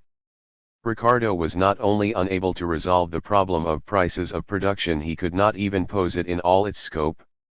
True, he understood that with two branches of production having different organic structures of capital, the prices of their products must deviate from their labor values to allow their rates of profit to be equalized. Ricardo started out grasping a firm hold of the idea that the governing tendency within capitalist economy was for profits to be equalized. He had no doubt that cloth must cost more than corn, despite their equal labor values, so that its owner could earn a profit on his larger capital investment. The cloth manufacturer's right to receive a profit corresponding to the size of his capital appeared to Ricardo so natural that the question of where this additional £550 profit, on fixed capital, originated from did not concern him. By assuming an average rate of profit from the very outset, i.e., that commodities sell not at their labor values but at their prices of production, he avoids the basic problem of how the average rate of profit is formed and how labor value is transformed into prices of production. Rather, his attention is focused specifically on the effect that changes in wages have on the relative prices of commodities produced by capitals with unequal organic compositions, independently of alterations in labor value. Ricardo, in establishing that changes in wages and profit do influence the relative values of commodities, acknowledges that here we have a modification or exception to the law of labor value. He consoles himself that this exception is of no great significance. The effect that changes in wages, and profit, exert on the relative values of commodities is insignificant compared to the impact of changes in the quantity of labor necessary for their production. By analyzing the quantitative changes that take place in the value of commodities, the growth in the productivity of labor preserves its former role as the predominant factor. On this basis, Ricardo considers himself justified in pushing aside his exception and considering all the great variations which take place in the relative value of commodities to be produced by the greater or less quantity of labor which may be required from time to produce them. 15 exceptions notwithstanding, the law of labor value retains its validity in his eyes, and he subsequently constructs his entire theory of distribution upon it. Although Ricardo continues to hold fast to the law of labor value, the exceptions to it in fact punch a gaping hole in his formulation of the theory of value. To the question, where does the profit on fixed capital come from, Ricardo gives no answer. Instead of demonstrating that the product of one branch of production will sell as much above its labor value as the product of another branch sells below its own, Ricardo makes another, Totally unintelligible assumption. Corn sells at its full value, 5,500, but cloth sells above its value, 5,500 pounds plus 550 pounds. Instead of demonstrating the process by which the average rate of profit is formed, Ricardo takes the rate of profit to be 10% in advance, without any explanation. The source of the profit on circulating, variable, capital is the labor value of 5,500 pounds created by the labor of 100 men, it therefore falls with every increase in wages, and vice versa. The sum of wages, circulating capital, plus the profit on circulating capital is assumed to remain steady at 5,500 pounds. The profit on fixed capital is mechanically added to the labor value created by the worker's labor at the defined rate of 10%, that is, a profit of unknown origin equal to 550 pounds, or 10% of the fixed capital, is added to the 5,500 pounds value that the 100 workers have created. This mechanical adding together of the profit on fixed capital and the profit on circulating, variable, capital illustrates clearly the way in which Ricardo had mechanically combined the law of labor value and the law of an equal rate of profit on capital. Ricardo did not abandon the first, but he was unable to make it accord with the second. Smith's theory of value came to ruin over the problem of exchanging capital for labor. Ricardo's theory, on the other hand, was unable to resolve the problem of how prices of production and an equal rate of profit are formed. Ricardo himself acknowledged that his exceptions had introduced a contradiction into the theory of value. He says in his correspondence that the relative value of commodities is regulated not by one, but by two factors: 1, the relative quantity of labor necessary for their production, and 2, the size of the profit on capital up to the time when a product of labor can be put on the market, or, what is the same thing, the relative periods of time required in bringing a product to market. 16 Here profit on capital, or the time over which capital is advanced, functions as an independent factor which regulates along with labor the value of commodities. This contradiction in Ricardo's doctrine served as a starting point for subsequent scientific developments. Ricardo's followers, James Mill and McCulloch, did their best to maintain that unstable equilibrium between the theory of labor value and the theory of production costs, or between the law of labor value and the law of an equal rate of profit, which was to be found in Ricardo. Freedom from these contradictions could be had either at the price of abandoning the labor theory of value or by fundamentally reworking it. Malthus, a severe critic of Ricardo, called for the first of these when he argued that the many exceptions allowed for by Ricardo sapped the law of labor value of any definitive validity. The second line was pursued by Marx, whose theory of prices of production resolved those contradictions which, though latent and confused, had made themselves felt in sections 4 and v of the first chapter of Ricardo's book, and which were to become the subject of lively debates in post-Ricardian literature. See chapter 33 below. Chapter 29. Ground rent. Ricardo's theory of differential rent has suffered far fewer alterations during the ensuing development of economic thought than have all his other theories. At present it is generally accepted by nearly all economists of the most diverse tendencies. Marx was to incorporate its basic features into his own theory of rent.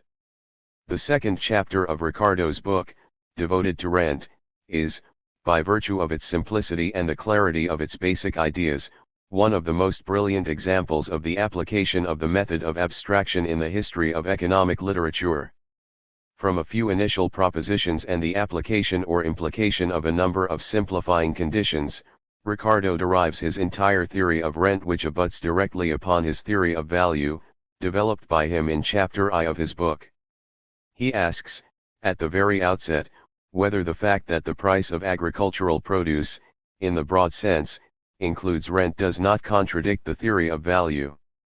Prior to Ricardo, queries as to the origin of rent had received the following answers.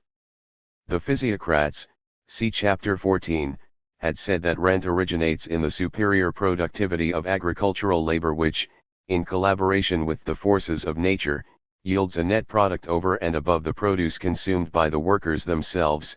Rent is created by nature. In Smith, see chapter 23, As usual, we find several embryonic solutions to the problem. In the first, he partially takes over the physiocratic idea that rent results from the special productiveness of agricultural, as compared to industrial labor.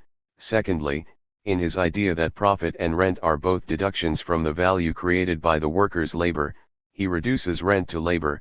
Finally, there is his idea that the value of the product is defined as the sum of wages, profit, and rent, by virtue of which he opened the way for those theories that attribute the higher value of agricultural produce to the need to pay rent to the proprietor of the land. If taken to its logical conclusion, this last idea turns into a theory that explains rent by the landowner's monopoly status, which results in the sale of agricultural products at prices which exceed their value by the amount of the rent. Thus, from the point of view of the physiocrats, rent is an in natura surplus of products over and above those consumed by the workers. According to the monopoly theory, rent is an increment added onto the price of the agricultural product, which is then sold above its value. The first solution tears the theory of rent from the theory of value, the second sees rent as an exception to the principle of labor value. Ricardo's theory was directed against both these viewpoints. As an objection to the physiocrats, he points out that the exceptional productivity of agricultural labor, assuming that it actually exists, is accompanied by a rise in the number of use values or in natura produce, and hence ought to result in a decline, and not a rise in their exchange value. The source of rent must be sought not in the surplus of products in natura, but in their greater exchange value, which to the contrary, arises from the difficulty of producing them. Ricardo shifts the entire problem out of the sphere of use value and into that of exchange value. When land is most abundant, when most productive, and most fertile, it yields no rent, and it is only when its powers decay, and less is yielded in return for labor, that a share of the original produce of the more fertile portions is set apart for rent. 1. Hence we have Ricardo's first thesis: rent comes not from the special productivity of agriculture, but on the contrary, results from the deterioration of the conditions under which labor is applied, or the transfer of production from superior land to land of poorer quality. The value of corn is determined by the quantity of labor expended to produce it on the worst land. Rent is the difference between the value of this corn, its socially necessary or market value, to use Marx's terminology, and the individual value of a given bushel of corn produced on land of prime quality. This rent is called, therefore, differential rent, and arises where expenditures of labor have different productivities, either by virtue of being made on pieces of land of unequal fertility, rent of fertility, or at different distances from a common market, rent of distance, or by having been successively applied to one and the same plot of land, rent of intensity. The theory that rent is the margin between the individual value and the socially necessary value of products links the theory of rent immediately and inseparably to the theory of value, making the phenomena of rent akin to other economic phenomena, especially to differential profit, or superprofit. The latter accrues to those capitalist entrepreneurs who carry out production using new improvements, particularly new methods of production, etc. The difference between superprofit and rent is as follows: 1. Superprofit is a temporary phenomenon, which disappears as soon as the improvement in question becomes universally applied and thus lowers the product's socially necessary value, whereas differential rent, because it depends on permanent differences in the fertility or location of plots of land or in the productivity of successive expenditures of labor, is constant. 2. Superprofit is earned by the capitalist, whereas rent goes to the landlord. Let us consider this point further. Why is it that the superprofit which the farmer receives from employing more advanced machinery stays in his pocket, while the superprofit accruing from the greater fertility of the land he is cultivating has to be paid over to the landlord and turned into rent? Should a portion of this rent remain with the farmer, he would be receiving a superprofit, i.e., a profit greater than the average rate of profit, solely by virtue of the fact that he is producing on a plot of land that is more fertile. In this case, all other farmers would want to lease this plot, upping what they would pay as rent until the entire superprofit, the rent, was passing into the hands of the landowner, and the farmer was left with only an average rate of profit. Thus, to explain why the whole of the differential rent is transferred to the landlord, Ricardo puts forward a second premise which states that there are sufficient capitals in the country looking to invest in agriculture wherever they can be assured of receiving the average rate of profit. Rent, therefore, is received not because the price of corn exceeds its value, but because the value of the particular corn in question is below the socially necessary value. With this explanation, Ricardo resolutely rejects the second of the theories that we earlier referred to, namely the monopoly theory, which sees rent as an increment added onto the value of the product. The reason then, why raw produce rises in comparative value, is because more labor is employed in the production of the last portion obtained, and not because a rent is paid to the landlord. The value of corn is regulated by the quantity of labor bestowed on its production on that quality of land, or with that portion of capital, which pays no rent. Corn is not high because a rent is paid, but a rent is paid because corn is high. Rent does not enter into the product's value, which is determined by the amount of labor, or capital, expended on poor quality land. Land of this quality earns the farmer only an average profit on capital, but will provide nothing extra that could be paid over as rent to the landlord. Yet how can the farmer get hold of such a tract for cultivation without paying rent to a landowner? Ricardo is obviously presuming the existence of poor quality land freely accessible to anyone who wishes to work it. In other words, Ricardo is ignoring just those limitations that private property in land, including very poor land, places in the way of capital investment in agriculture. Only in this way could Ricardo arrive at the conclusion that inferior tracts of land yield no rent. Ricardo's theory of rent gives us, then, the following three propositions. 1. There is no such thing as absolute rent, i.e., rent paid for cultivating land of the poorest quality. 2. The only rent that exists is differential rent, which equals the difference between individual and socially necessary expenditures of labor, or capital, and arises because farmers are gradually bringing land of increasingly inferior quality under cultivation. 3. The whole of the differential rent goes to the landowner. Ricardo's first thesis, as we will see, is wrong and needs correction.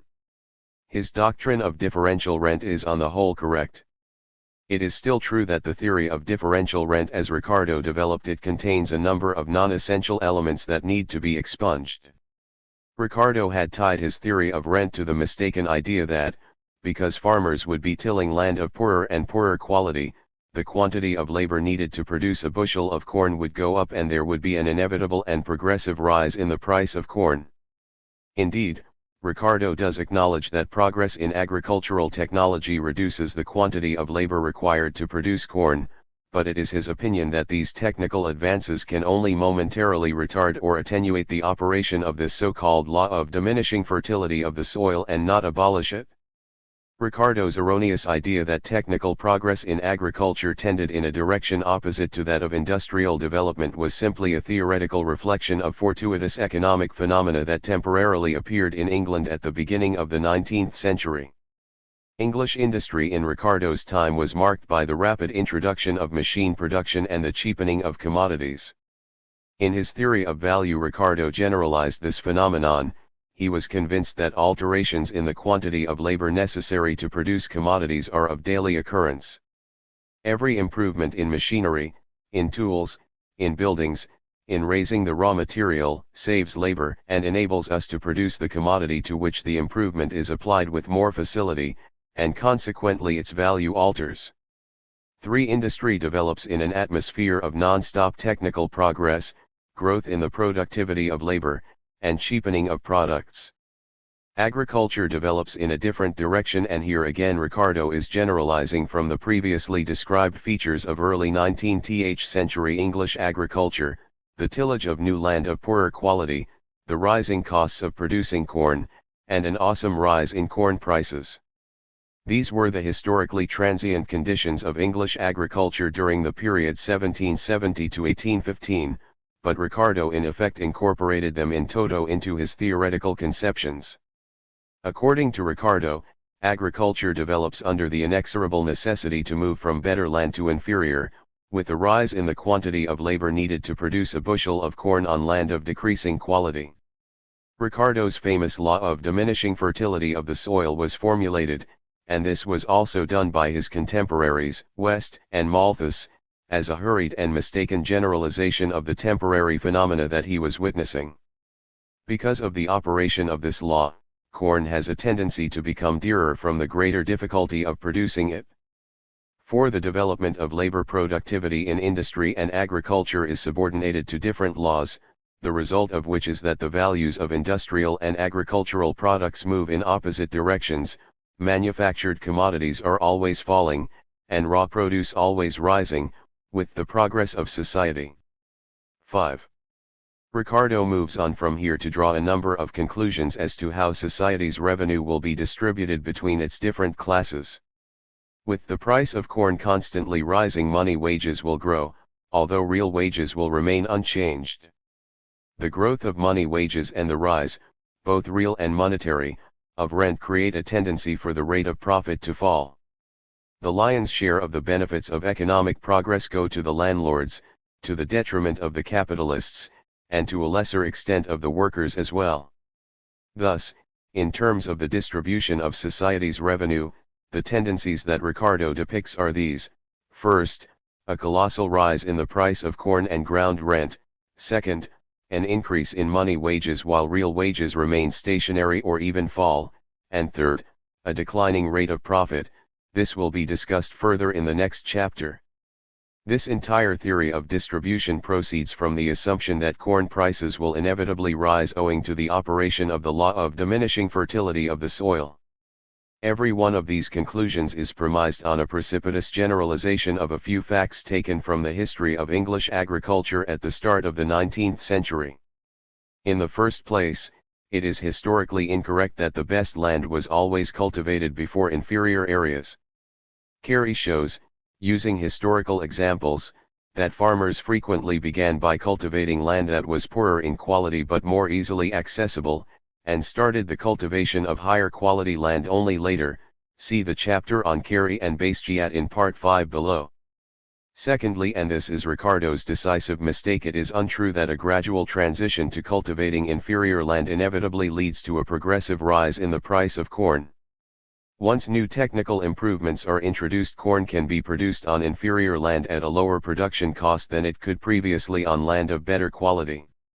The brilliant successes of agricultural technology in the mid-19th century progressively lowered the outlays of labor and capital required to produce a unit of corn and overthrew the pessimistic forebodings of Ricardo and Malthus. Thirdly, it is incorrect that rent only rises when there is a rise in the price of corn. If the difference in productivity of expenditures made on different land widens and the number of bushels of corn harvested per acre increases, rent can go up even if the price of corn falls.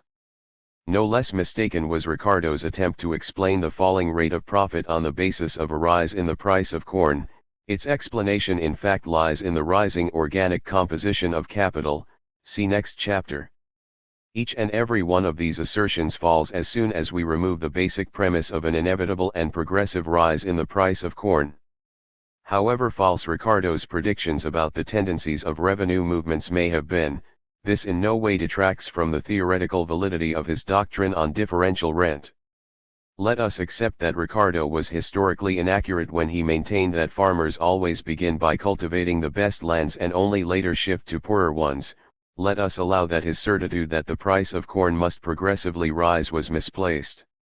Independent of these facts, that is, no matter what the order in which we transfer from some tracts of land to others, and no matter what the price of corn is, even if it be a low one, it remains beyond dispute that labor, and in a capitalist economy, capital as well, will be simultaneously expended on lands of different fertility and geographical location, or on one plot of land at different points in time. It follows, then, that there will be long-term differences in the individual amounts of labor, or capital, expended per unit of product, example per bushel of corn, and not temporary differences, as in industry. Given that in a commodity economy products are exchanged according to their socially necessary expenditures, producers operating under more favorable conditions will inevitably receive from the sale of agricultural produce a surplus quantum of value over and above costs of production and the average profit on capital, i.e., over and above their prices of production. Given that the capitalists, farmers, and landowners are separate classes, this surplus quantum, or super-profit, goes to the latter and is transformed into rent, that is, into the specific form of income of a definite social class. Thus, for all the corrections that have to be made in Ricardo's theory of differential rent, it remains on the whole fully valid. His theory of rent needs to be supplemented, however, by the doctrine of absolute rent. So long as all land is privately owned, Ricardo is wrong to assume that the worst lands under cultivation yield no rent. The landowner would prefer to let this poorest plot of land lie fallow rather than gratuitously give it over to the farmer for cultivation merely so that the latter might earn an average profit on his capital. Where all land is held as private property and farmers and landlords exist as separate classes, even the worst lands under cultivation will yield some rent, even if it is very small. This is what is referred to as absolute rent.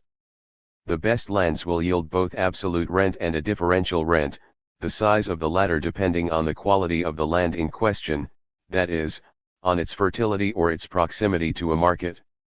Development of the theory of absolute rent belongs to Rodbertus and to Marx. Chapter 30. Wages and Profit. Although Ricardo's doctrine on wages was to gain wide currency under the title The Iron Law of Wages, given it by Lassalle, from a theoretical standpoint it is one of the weakest and least satisfactory parts of his system. Worst of all, Ricardo, and this is in accord with his general method, paid no regard to the qualitative or social side of wages. Under what socio-economic conditions do wages arise, what relationships between social classes do they presume, on the basis of what laws does the exchange of wages for labor power take place? Ricardo asks none of these questions. Because he fails to distinguish labor power from labor, he is unable to explain how it is that labor, i.e., labor power, possesses less value than the value that it creates. To explain this, Ricardo would have had to differentiate the social characteristics of labor as a commodity, i.e., the labor of the wage worker, or labor power, from the social characteristics of the labor that creates the commodity, i.e., the labor of the commodity producer. Yet we have already noted Ricardo's disregard for the social characteristics of labor and capital. See Chapter 28, Section 2. Ignoring the qualitative or social side of wages, Ricardo focuses his entire attention on their quantitative dimension. Ricardo's writings on the magnitude of wages possess both significant merits and enormous deficiencies. Their greatest merit is that Ricardo persistently strives to define wages as a magnitude that is precisely fixed. Ricardo rejects the superficial explanation of the level of wages in terms of the relationship between the supply of, and demand for labor, an explanation that we have already encountered in Smith and which was developed in the 1830s by the proponents of the wages fund theory. See Chapter 23 and the chapter below on the wages fund. In Ricardo's view, demand and supply influence only the market price of labor, i.e., the price which is really paid for it, from the natural operation of the proportion of the supply to the demand. However much the market price of labor may deviate from its natural price, it has, like commodities, a tendency to conform to it. As with commodities, the market price of labor fluctuates around a stably determined center, which forms its natural price, or value. By what is labor's natural price determined? The natural price of labor, says Ricardo, is that price which is necessary to enable the laborers, one with another, to subsist and to perpetuate their race, without either increase or diminution. The natural price of labor, therefore, depends on the price of the food, necessaries, and conveniences required for the support of the laborer and his family. With the rise in the price of food and necessaries, the natural price of labor will rise; with the fall in their price, the natural price of labor will fall. The natural price of labor, or the value of labor power, in Marx's terminology, is determined by the value of the necessary means of subsistence of the worker and his family. Lassalle was later to give this theory of minimum means of subsistence the name the iron law of wages, which he used as an agitational device to demonstrate to the workers the impossibility of achieving any fundamental improvement in their situation within the capitalist system. Even though we can find embryonic versions of the iron law among economists of the 17th and 18th centuries, it was Ricardo who gave it its classical formulation. Among the mercantilists, see Chapter 3, the iron law bore the character of a practical prescription. Wages had to be limited to the necessary minimum of means of subsistence in order to cut the costs of production and expand the export of domestic commodities. The physiocrats, see Chapter 13, among whom Turgot is often deemed to be the author of the iron law, made no clear distinction between the wages of the worker, on the one hand, and the subsistence of the craftsman, or even the profit of the entrepreneur, on the other. According to physiocratic doctrine, all these forms of revenue were restricted to the necessary means of subsistence. Ricardo's merit is to have, 1. Formulated the iron law as applying specifically to the wages of wage laborers, 2. Endeavored to uncover, albeit unsuccessfully, as we shall see, the mechanism which explains how this law works, and 3. Tied the theory of wages to the theory of profit. For all its failings, Ricardo's theory of wages has enormous advantages over the theory of supply and demand, as formulated by Smith, where it intermingles with the theory of means of subsistence, Malthus, and proponents of the wages fund. As we know, we can find among economists two variants of the means of subsistence theory. One is the theory of a physiological minimum, the other a theory of a cultural minimum. Proponents of the former say that workers' wages are confined to the sum total of means of subsistence physiologically needed to sustain the worker and his family.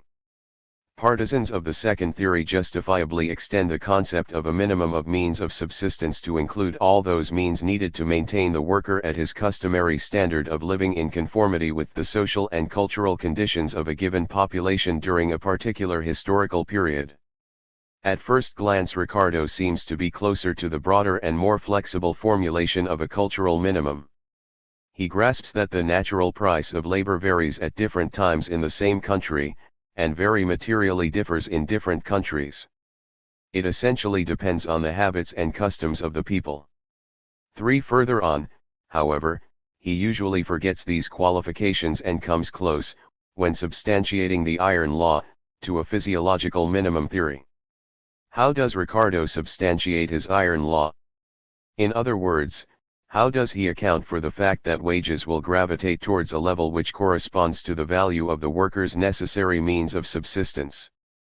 In Ricardo's view, the mechanism which keeps the market price of labor from straying very far or for very long from its natural price is changes in the population level. When wages exceed the natural price of labor, the condition of the laborer is flourishing and happy, and he is able to rear a healthy and numerous family. When, however, by the encouragement which high wages give to the increase of population, the number of laborers is increased, wages again fall to their natural price. For they cannot fall below that level for very long, for if they did, the workers would be deprived of their essential means of subsistence, privations would reduce their number, and wages would again go up. The workers' rapid multiplication prevents wages from rising for any length of time above the natural price of labor. When they multiply slowly or die off, this keeps wages from falling for too long below it. If, because of ensuing deprivations, a drop in wages below the natural price of labor causes the number of workers to be reduced, it is obvious that the natural price of labor includes only that aggregate of means of subsistence as is unconditionally needed to keep the worker and his family alive. Here Ricardo's teaching comes close to the physiological minimum theory. Ricardo thus substantiates his iron law of wages by having recourse to the unvarying, biological law of human reproduction formulated by Malthus. Once the movement of wages is regulated by natural changes in the population, any and all attempts to raise wages by artificial means, example through strikes or factory legislation, become doomed to failure. Ricardo did not understand that the workers, by intensifying their economic struggle itself, a reflection of their rising social needs, can bring about a rise in wages. Nor did he grasp the significance of factory legislation, which in his day was still non-existent. In accord with other ideologists of the bourgeoisie, he proclaimed that wages should be left to the fair and free competition of the market, and should never be controlled by the interference of the legislature. 5. The only possibility of a more or less long-term improvement in the workers' condition that Ricardo admitted would be if the law of population was unable to assert its influence. This could happen either because the workers, in seeking to preserve the high level of subsistence that they had obtained, consciously abstained from reproducing, or because of new colonies with an abundance of fertile land, where the rate of growth of capital outstrips the rate of increase in population. On the first point Ricardo was conceding to Malthus, on the second to Smith. Nevertheless, Ricardo nurtured no great faith in the workers' conscious abstention, and considered a rapid growth of capital to be but a temporary phenomenon. Thus, these exceptions notwithstanding, Ricardo continued to hold to his iron law and to take a pessimistic view towards the prospect of a protracted rise in real wages. Because his theory of wages suffers, as we have already noted, from its approximation to the theory of a physiological minimum, it acquires traits of unreality and ahistoricism. These features of the iron law are intensified still further by the false grounds on which Ricardo justified it. Especially false is the idea that one can look to the speed or slowness with which the workers reproduce themselves as a cause of upward or downward movements in wages. The appearance or disappearance of a surplus working population depends, in capitalist economy, not on the absolute increase or decline in the number of workers, but on the periodic expansion and contraction of capitalist production. The reserve army of unemployed is a necessary appurtenance of capitalist economy, which in no way stems from the fact that the workers are reproducing themselves with exceptional rapidity. In periods of expansion, capitalist industry recruits new hands from this reserve army. To do so it does not have to wait the 20 years it would take, on Ricardo's assumption, for a rise in wages to encourage the workers to multiply and bring forth genuinely new laborers into the world. If we are to look for that mechanism which forces wages to gravitate towards the level of customary means of subsistence, it should not be in the workings of a Malthusian absolute law of population, but in a relative law. Ricardo's doctrine on the static level of wages, then, despite the healthy kernel that it conceals, was marred by the biological or natural basis that he gave to it. His interesting doctrine on the dynamics of wage movements suffers from exactly the same defect. Here Ricardo seeks the ultimate cause of phenomena in the workings of natural laws, the physico-chemical law of diminishing fertility of the soil, and the biological law of population. We saw above, in our chapter on rent, that Ricardo, basing himself on a mistaken belief in the permanence of the former law, considered it inevitable that the prices of corn and other agricultural produce would progressively rise. Since the worker requires a determinate quantity of foodstuffs to sustain life, any rise in their price will invariably boost the natural price of labor, or money wages, even though real wages will remain unaltered or even fall, as we shall see below. The same cause which raises rent, namely, the increasing difficulty of providing an additional quantity of food with the same proportional quantity of labor, will also raise wages. 6. But there is this essential difference between the rise of rent and the rise of wages.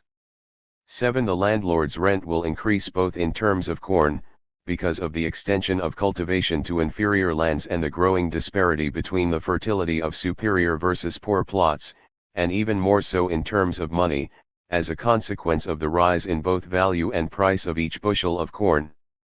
The fate of the laborer will be less happy, he will receive more money wages, it is true, but his corn wages will be reduced. 8. To understand why it is that, according to Ricardo, corn or real wages will decline, it is necessary to look at the tendencies behind movements in profits. We have already encountered Ricardo's theory that profits always move inversely to changes in wages. Profits would be high or low in proportion as wages were low or high. 9 says Ricardo, confusing here as everywhere the rate of profit with the rate of surplus value, for the rate of profit can in fact fall even with a fall in wages, providing that the total amount of advanced capital rises at the same time.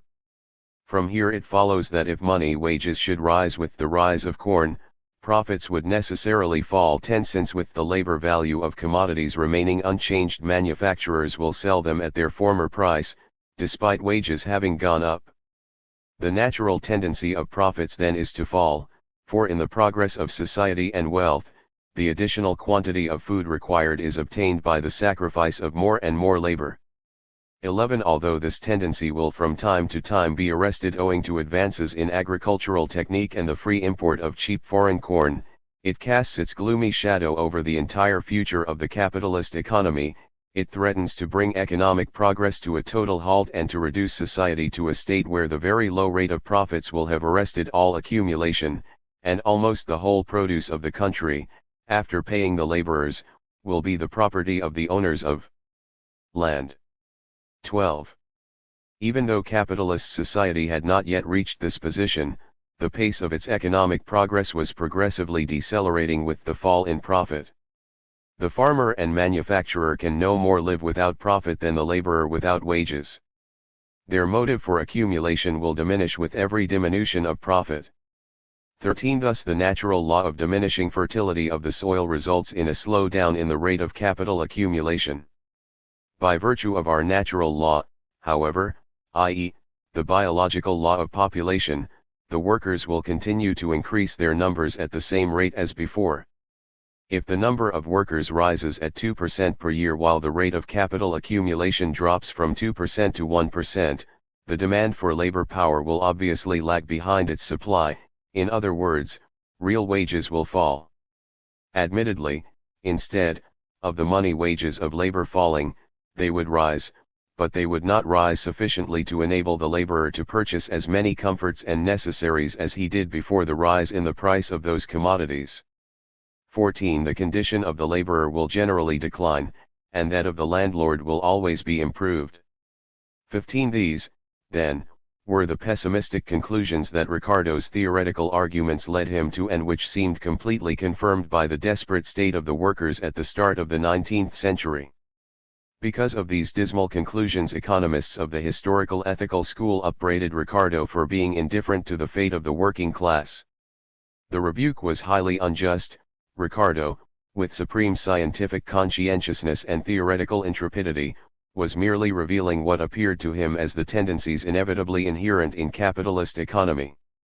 Now, 100 years after the appearance of Ricardo's work, it is easy to prove that he was wrong in his assessment of these tendencies. The decreasing fertility of the soil, the rising price of corn, the growth of money wages, a fall in profit, the decelerating tempo of capital accumulation, a fall off in the demand for labor, and a decline in real wages, such was the chain of cause and effect that Ricardo had depicted. Many of the links in this logical chain proved weak. The rise in labor productivity and the enormous advances made in technology and agronomy showed his idea of an inevitable and progressive rise in the value of corn to be wrong.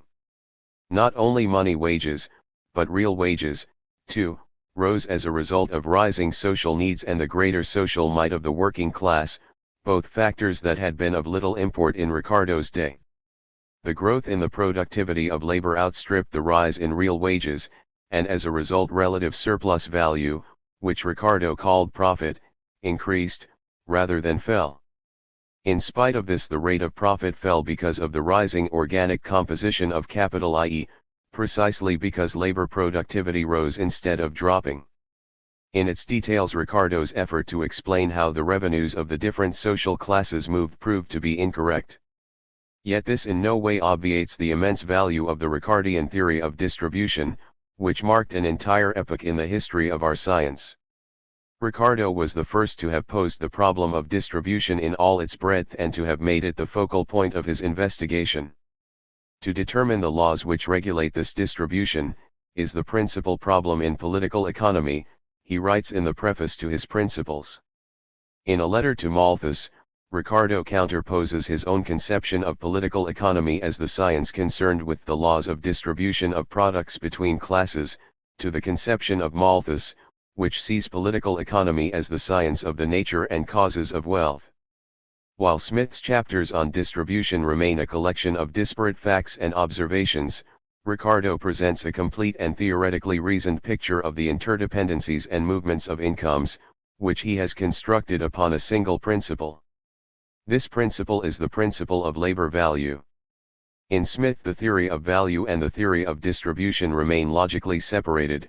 He constantly fluctuates between two viewpoints, sometimes making value his starting point, at other times revenue.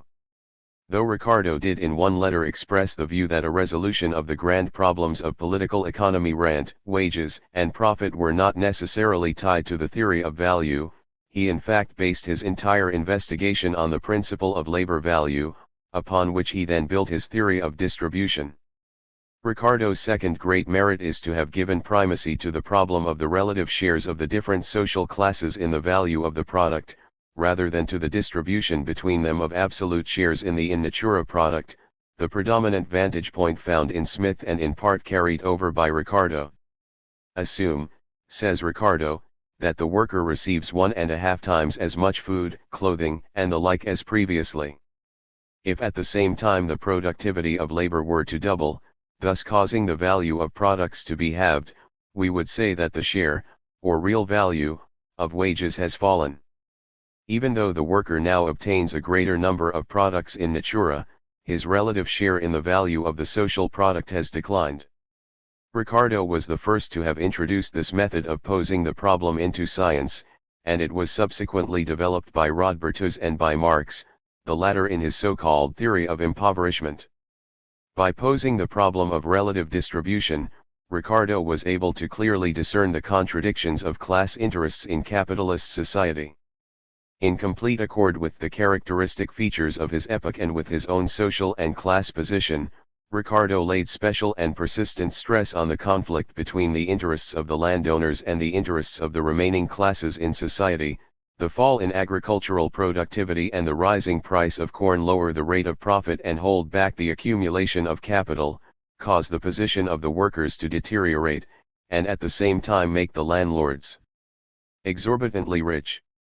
However, along with this basic contradiction, which dominated both the reality of early 19th century England and his theoretical conceptions, we can find in Ricardo's writings the outlines of the great historical struggle that was beginning to take place between the bourgeoisie and the proletariat. In Smith's schema, a rise in wages does not the slightest harm to the capitalist's interests, since it causes the price of the product to go up and is therefore paid for by the consumer. In Ricardo's scheme, a rise in wages is not accompanied by a general rise in the product's price, but inevitably brings about a fall in profit. We see reflected in this law the irreconcilable contradiction of class interests between bourgeoisie and proletariat. Admittedly, the workers can receive a greater quantity of food, clothing, etc., and thereby improve their lot at the same time as the capitalists grow rich. The apologists for capitalism, Carey and Bastiat, pointed to just this possibility of better conditions for the workers in their polemic against Ricardo's doctrine. See the chapter on Carey and Bastiat, below. What they ignored, however, was Ricardo's doctrine of relative distribution. The working class cannot possibly raise its relative share in the value of the social product unless there is a drop in the relative share going to the capitalists. With Ricardo, the classical school abandoned Smith's naive views on the harmony of interests of different classes and openly acknowledged the existence within capitalist economy of deep class conflicts. But when, in the middle of the 19th century, these class contradictions acquired such force that they began to threaten capitalism's very existence, bourgeois economic science broke with Ricardo's theory. There then began the period of disintegration of the classical school. Part 5. Disintegration of the Classical School. Chapter 31. Malthus and the Law of Population. Thomas Malthus, 1766–1834, was born into the gentry, but as the youngest son he did not inherit the family estate and instead entered the ranks of the clergy. A vicar and teacher of political economy, he earned immense fame with his essay on the principle of population, the first edition of which appeared in 1798. Although Malthus was a disciple of Smith and on a number of basic issues sided with the classical school, he nevertheless holds a special place as the consistent defender of the interests of the landed aristocracy, in opposition to the classics, Smith, Ricardo, and their followers, who expressed the interests of the industrial bourgeoisie. We find the classics and Malthus in disagreement first of all on a number of theoretical questions. The classics advocated a rapid development of the productive forces and a reduction in non-productive consumption. Malthus considers non-productive consumption, and hence also the existence of the landed aristocracy and their household servants, to be essential. For the classics, Ricardo, James Mill, say, the possibility of a generalized overproduction of commodities is inconceivable. On this see the chapter on Sismondi, below. Malthus argues that generalized crises are possible. On practical matters, the issue which provoked the greatest controversy between Malthus and the classics was that of the import duties on corn. The classics steadfastly demanded their repeal, Malthus defended them as essential. On the other hand, Malthus, along with many other representatives of the English aristocracy of that era, took a more sympathetic attitude towards the rudiments of factory legislation, opposed by the liberal economists of the classical school, who protested against the state power meddling in relations between capitalists and workers. Yet if England's landed aristocracy and industrial bourgeoisie waged a bitter struggle against one another during the first half of the 19th century, there was still a wide range of issues over which the two possessing classes shared a community of interest. Thus both the classics, Ricardo, and Malthus fought with equal zeal for the repeal of the ancient poor laws, which made the upkeep of the local paupers a parish obligation. On theoretical questions, as well, points of harmony existed between Malthus and the classics. In his debates against the labor theory of value, Malthus drew upon ideas put forward by Smith himself, ideas which formed the weakest part of Smith's theory. Malthus chose this weak side of the classical school as the theoretical support for his reaction against them. In general, Malthus's theory of population was accepted by the partisans of classical theory, who used it to explain a number of phenomena, for example wages. See the chapter on Ricardo's theory of wages, above, even though the theory had no essential connection with their main teachings. Malthus's first work on population was a reaction against the bourgeois Enlightenment and the socio-political radicalism which closed the 18th century. In 1793 there appeared a book by the Englishman, Godwin, who was a determined partisan of social and political reform and an opponent of private property, which he regarded as the primary cause of the poverty and calamitous state of the lower classes of the population. Godwin had hoped that a reform of social institutions would open up to humanity the possibility of an unlimited improvement and betterment of their lives, an idea being developed at the same time in France by Condorcet. Malthus's essay on population was a reply to Godwin. Malthus had to show that the true cause of poverty lay not in the inadequacies of the social system, but in the natural, inexorable contradiction between man's unbounded yearning to multiply and the limits to the increase in means of subsistence. Malthus summed up his ideas in the following three propositions. 1. Population is necessarily limited by the means of subsistence. 2. Population invariably increases where the means of subsistence increase, unless prevented by some very powerful and obvious checks. 3. These checks, and the checks which repress the superior power of the population, and keep its effects on a level with the means of subsistence, are all resolvable into moral restraint, vice, and misery. 3. Malthus reasons as follows. Suppose that a particular country at a given point in time has a population of 1. The amount of means of subsistence in the country are sufficient to feed its existing population, and so also equal 1. As shown by the experience of the United States, the population will double approximately every 25 years, i.e., it will grow in a geometric progression.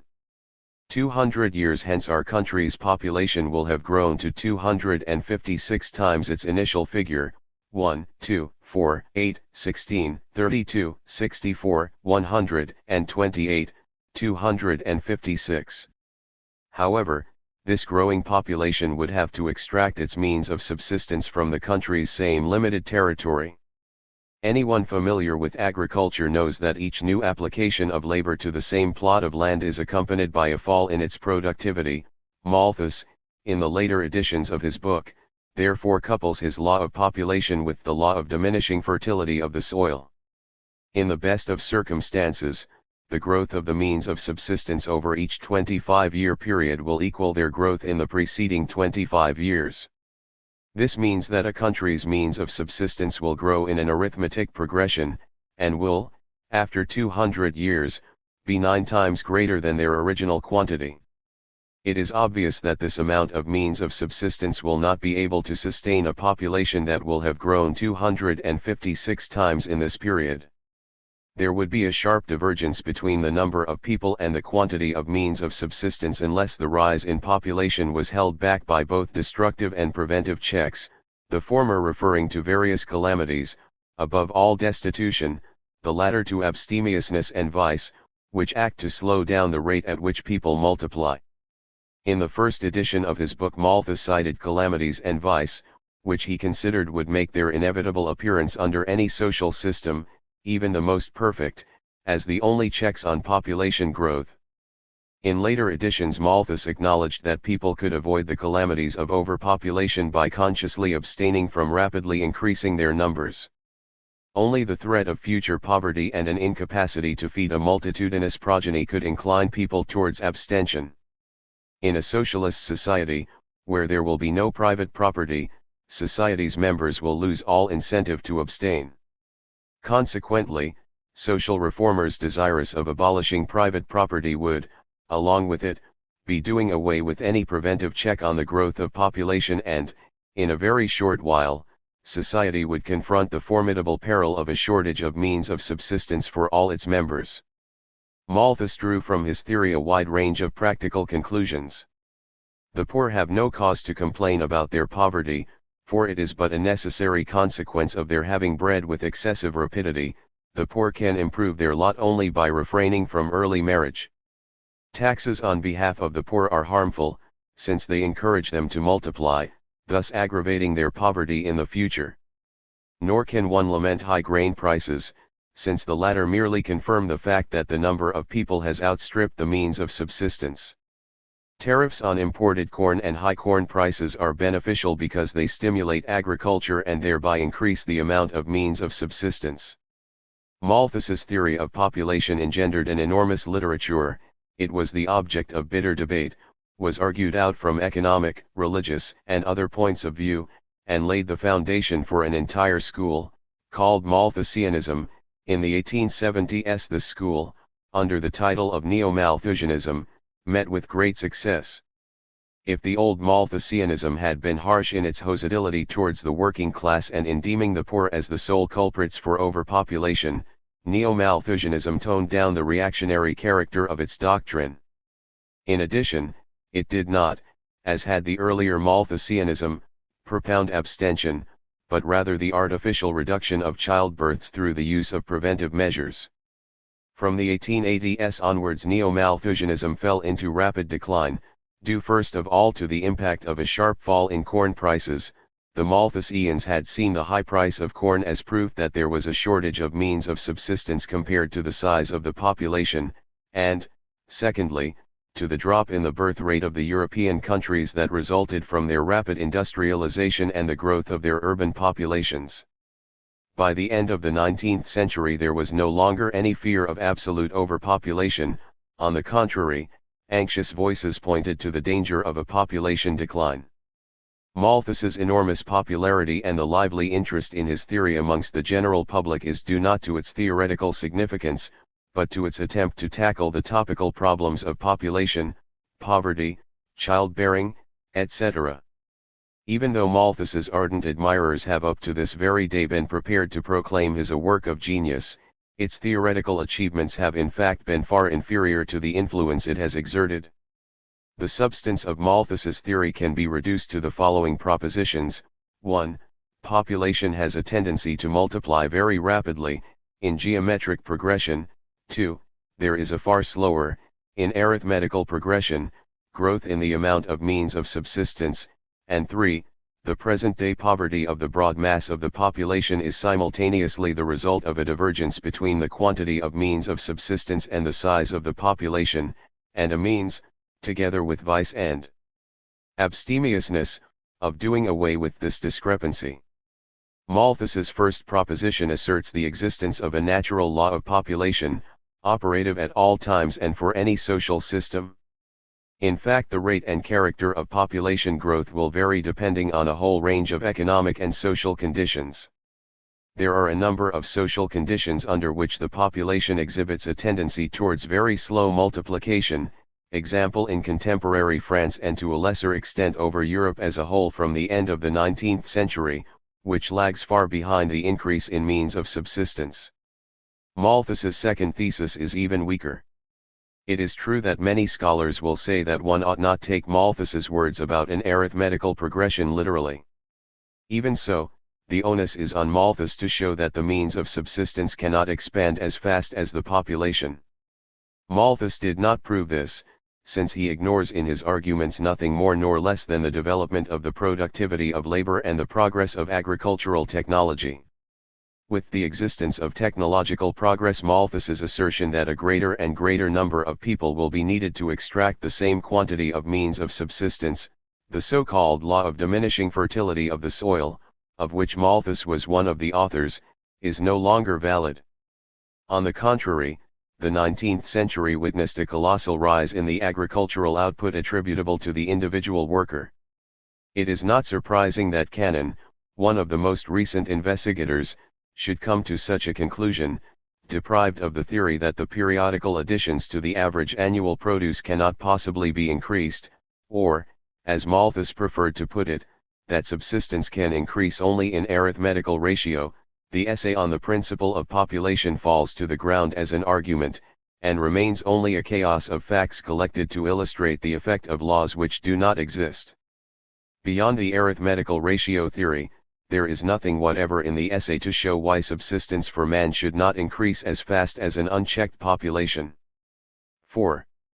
Properly speaking, it was the third, and not the first two of the aforementioned propositions that Malthus saw as the nodal point of his work. The first two had, by the way, been stated repeatedly prior to Malthus, and not even the formula of arithmetical and geometric progressions is his own. One finds it, for instance, in the Italian economist Orts. 5. The primary aim that Malthus had set himself had not been to prove the law of population in itself, but to investigate its social consequences, above all, the origin and causes of poverty and unemployment. In one passage he expresses himself as follows: "It has been said, that I have written a quarto volume to prove, that population increases in a geometrical, and food in an arithmetical ratio, but this is not quite true." The first of these propositions I considered as proved the moment the American increase was related, and the second proposition as soon as it was enunciated. The chief object of my work was to inquire what effects these laws, which I considered as established in the first 6 pages of the first chapter of the essay on population I.R., had produced and were likely to produce on society. 6. Thus the most important part of Malthus's theory is his doctrine that poverty results from the absolute overpopulation that ensues from the operation of the first two propositions.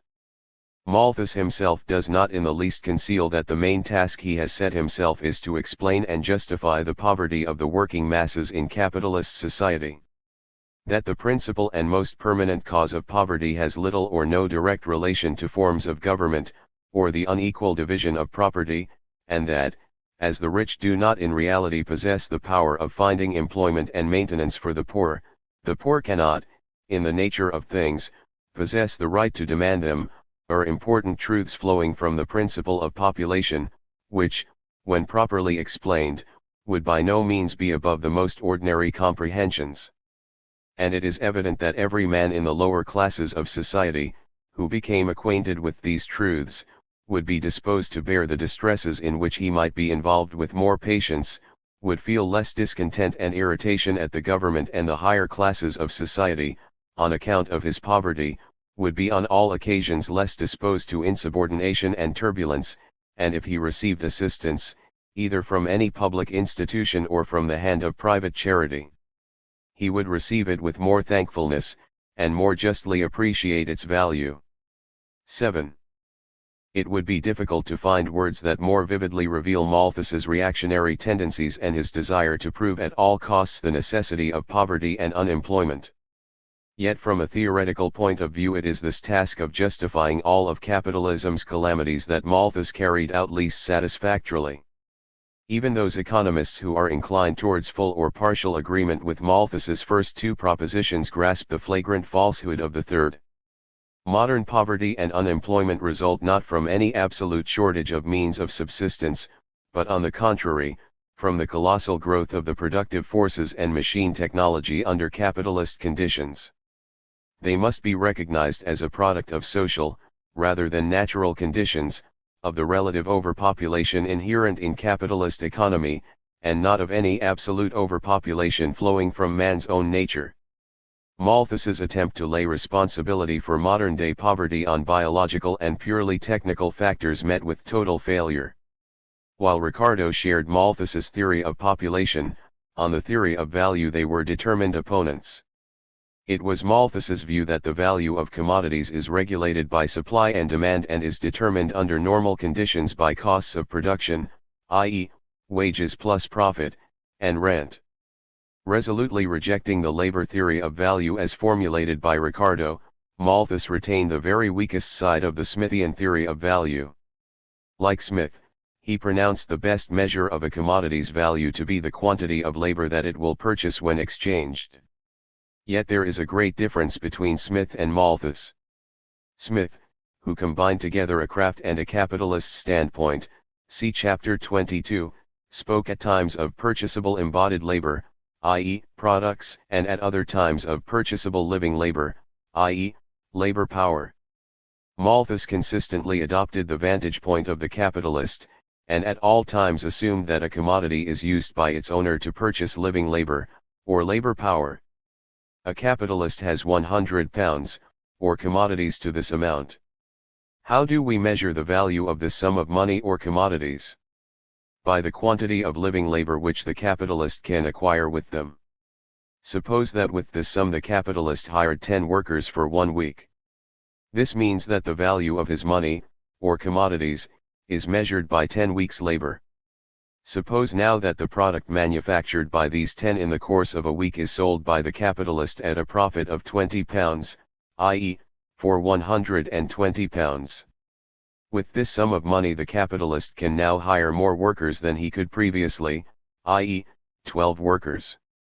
This means that the value of the product that has been produced is measured by the 12 weeks' labor which it can purchase when exchanged. The capitalist expends on the product's production a definite quantity of labor, that of his workers, and can purchase a greater quantity of labor when the final product is exchanged. Where does this excess, which forms the profit, come from? To this question Malthus gives no answer. He obviously thinks that profit is a markup which the capitalist adds onto the value of the commodity to be paid for by the consumer. In this fashion Malthus is taking a step backwards, to the outmoded mercantilist conceptions of profit upon alienation. In any case, who are these consumers who pay more for commodities than their value? The workers are able to purchase only a portion of the commodities produced by their labor since the price of these commodities, 120 pounds, is greater than the total wages they have received 100 pounds. Similarly the capitalists, who aspire if possible to bring down their own personal consumption with the aim of accumulating capital, cannot consume the whole of the surplus product. The total product that has been produced cannot be realized without the aid of purchasers, third persons who can be none other than landlords, state officials, etc. Thus Malthus arrives at his theory of markets and his doctrine of the usefulness of the non-productive consumer. While the aim set for the economy by the classical school is one of unlimited growth of production, the driving force of which is the class of industrial capitalists, Malthus defends the necessary existence of unproductive classes, the landed aristocracy, the bureaucracy, the clergy, etc. These unproductive classes merely purchase products, but do not sell, they consume but do not produce. In so doing they bring into harmony production and consumption, supply and demand, and save the economy from permanent crises of overproduction. The classics considered that general production could not possibly proceed on a basis where each producer is also the consumer of the sum total of his own output. On this question Malthus stands, formally speaking, on firmer terrain by establishing that unlimited capital accumulation and growth of production can lead to crises. In the debate over markets and crises, Ricardo and Say were arrayed on the one side and Malthus and Sismondi on the other. See chapter 37 on Sismondi, below. Yet the essence of Malthus's argument here is extremely weak and turns on the idea that capitalists and workers are incapable of consuming the entire product, a portion of which has to be sold to unproductive classes. On this Malthus says the following. With regard to the capitalists, they have certainly the power of consuming their profits, or the revenue which they make by the employment of their capitals, and if they were to consume it, there might be little occasion for unproductive consumers. But such consumption is not consistent with the actual habits of the generality of capitalists. The great object of their lives is to save a fortune, both because it is their duty to make a provision for their families, and because they cannot spend an income with so much comfort to themselves, while they are obliged perhaps to attend a counting house for 7 or 8 hours a day. There must therefore be a considerable class of persons who have both the will and power to consume more material wealth than they produce, or the mercantile classes could not continue profitably to produce so much more than they consume. In this class the landlords no doubt stand preeminent.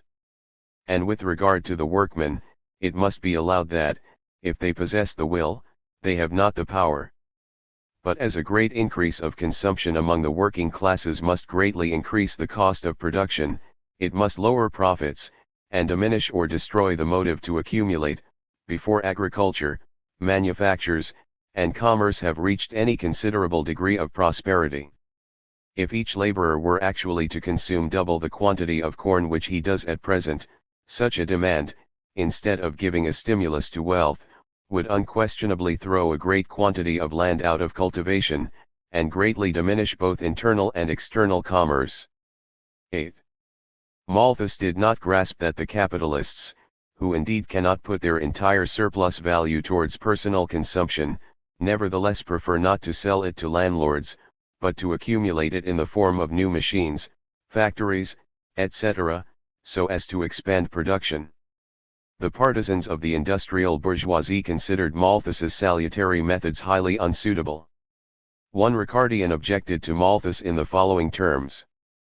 We are continually puzzled, in his speculations, between the object of increasing production and that of checking it.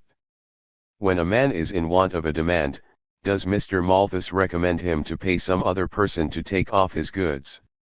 9. The clash between Malthus and his opponents graphically reflected the struggle between the landed aristocracy and the chimerical industrial bourgeoisie, a struggle which occupied the whole of England's history during the first half of the 19th century. Chapter 32.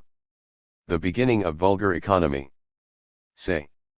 The classical school studied the social forms of things, value, wages, profit, rent, without clearly realizing that these are nothing else but an expression of the social relations of production between people.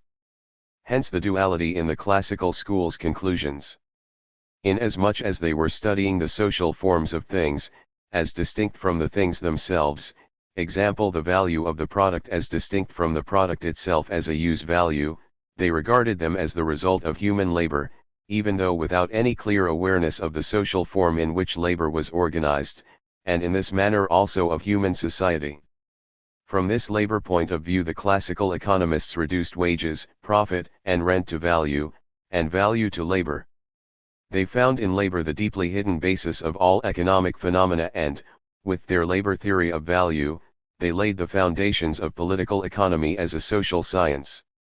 On the other hand, inasmuch as the classical economists studied the social forms of things, they were inclined to seek their origin in the natural or material technical properties of the things themselves. To them it seemed perfectly natural that means of production, machinery, etc., should have the social form of capital. It seemed no less natural that capital ought to bear a profit. From here it was easy to reach the conclusion that capital in its material technical form, machinery, etc., creates the profit that accrues to its owner. Such views were in total harmony with the commonplace, vulgar ideas that reigned within entrepreneurial circles and amongst the general public, which confined itself to the superficial observation of economic phenomena. The duality between the labor and vulgar points of view had left its imprint on Smith's system.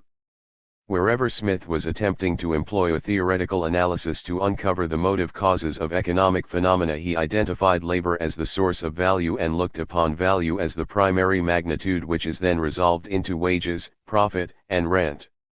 Wherever, on the other hand, Smith confined himself to describing economic phenomena as they presented themselves to superficial observation, he saw value as the result of adding together wages and profit, and rent, the sizes of which were in turn determined by the law of supply and demand.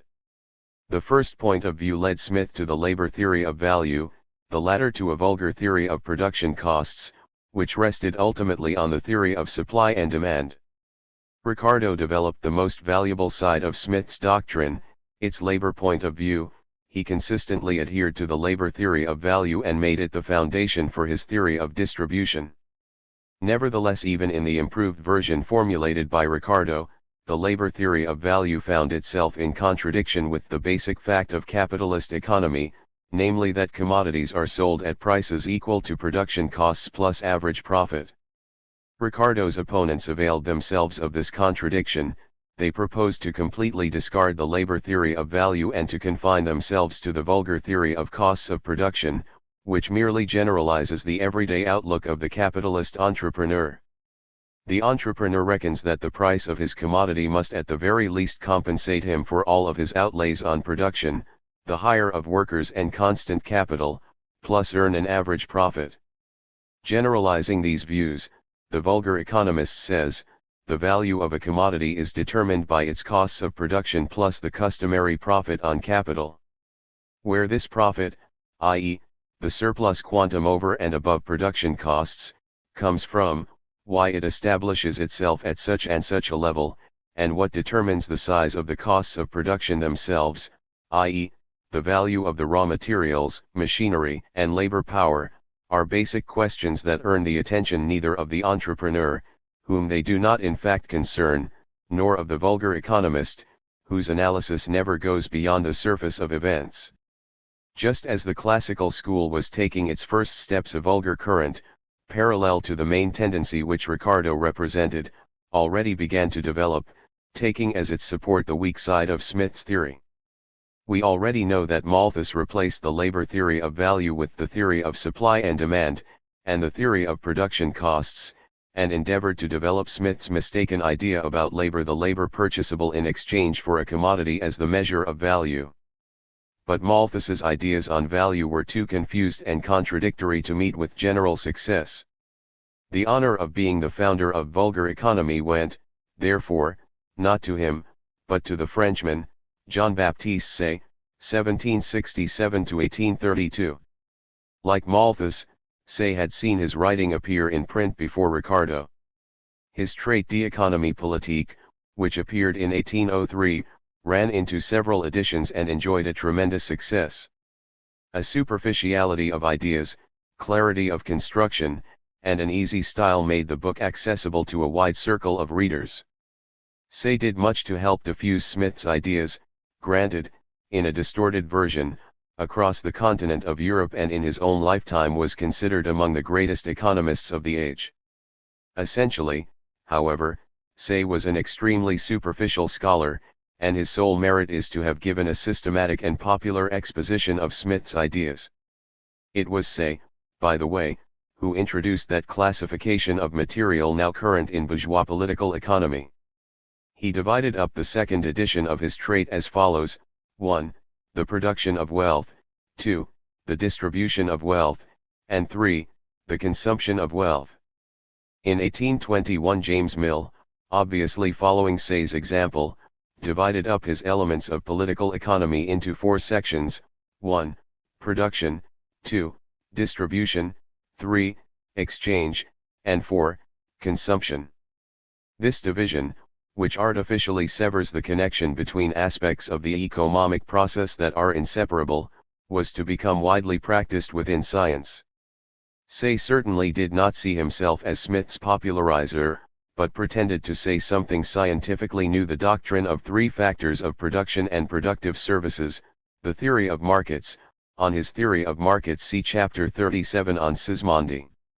Not to mention its extreme superficiality, this last word represented a step backward compared to Smith and made its author the father of vulgar economics.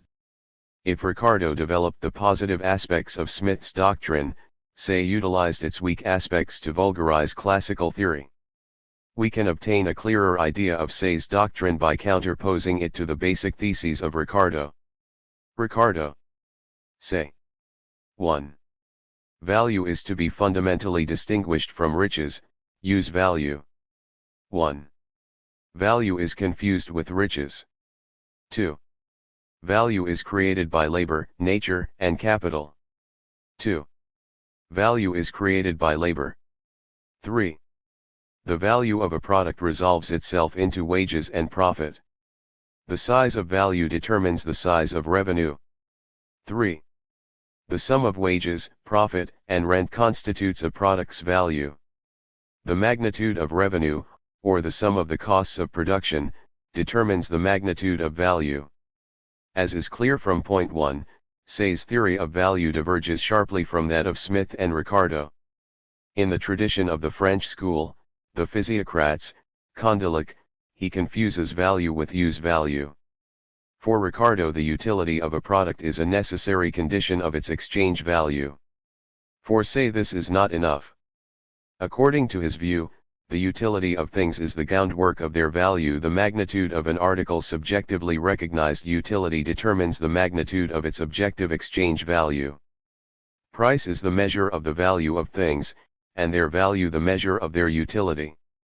Exchangeable value, or price, is an index of the recognized utility of a thing. 1. Ricardo had argued against this subjective theory of value both in his Principles, chapter XX, and in his correspondence with Say.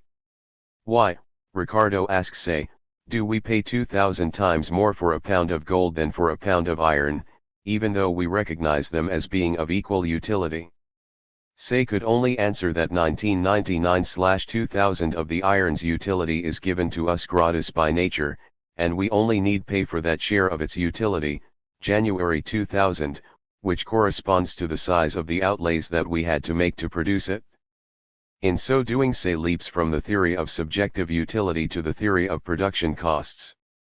We need not be surprised then, that having confused value with use value, Say rejects the labor theory of value. Products, being use values, can be created by labor only if it is assisted by the forces of nature and means of production, which Say calls capital. These three sources are indispensable to the creation of products, which according to Say's theory means the creation of utility. 2. And since utility for Say is indistinguishable from value, it is clear that it is not labor alone that creates value, as Smith had taught, but all three factors of production. 3. Values produced are referable to the agency and concurrence of industry, of capital, and of natural agents. No other but these three sources can produce value, or add to human wealth.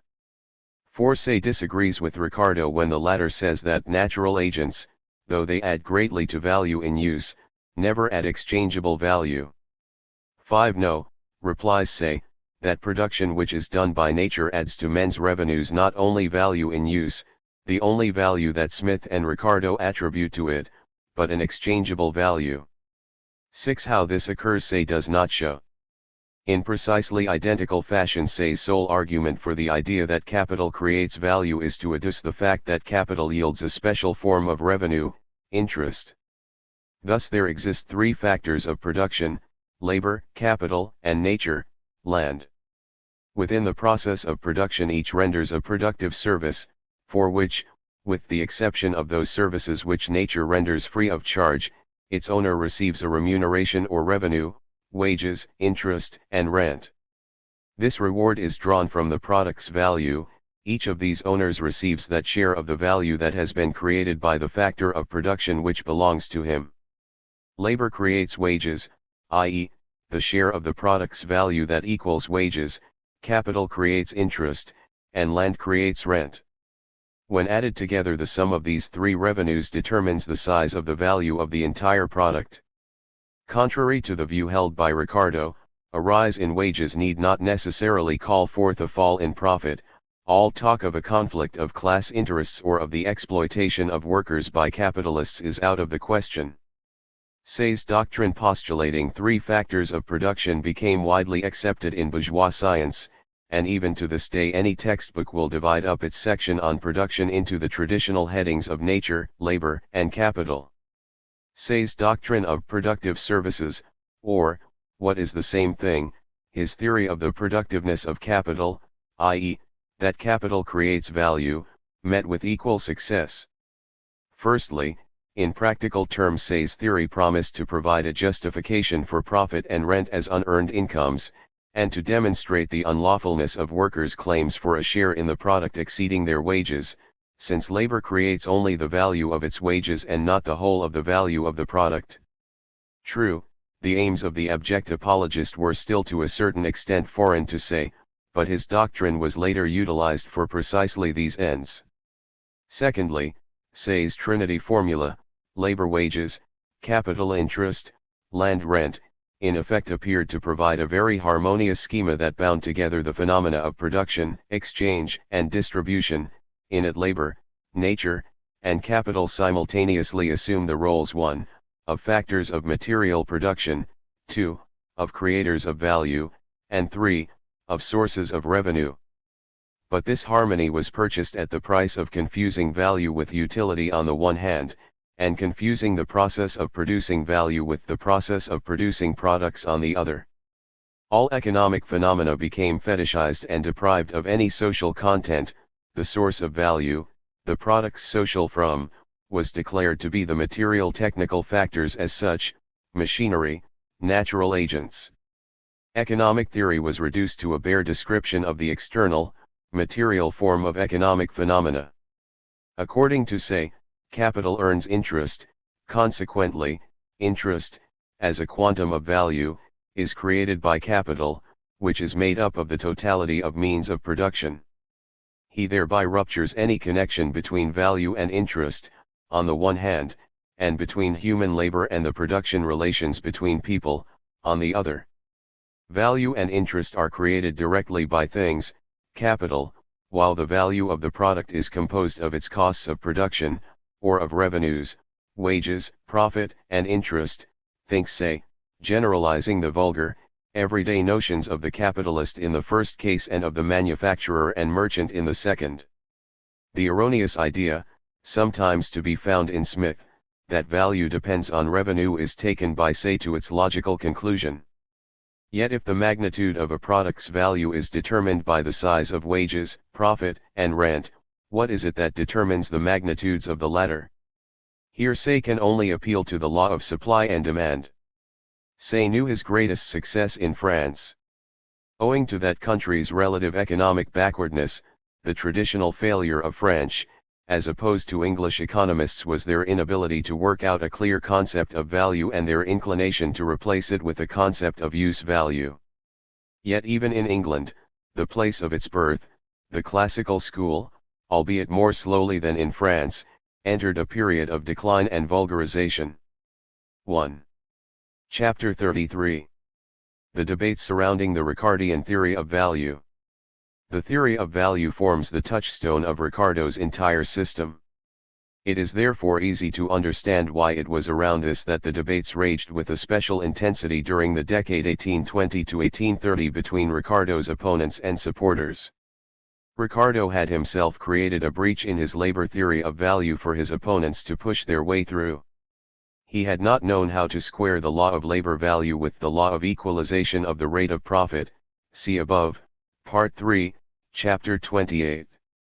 Why should two products manufactured with identical expenditures of labor have unequal values if the capitals advanced for their production circulate for unequal periods of time, or, what comes down to the same thing, if capitals of different sizes are advanced over the same period of time?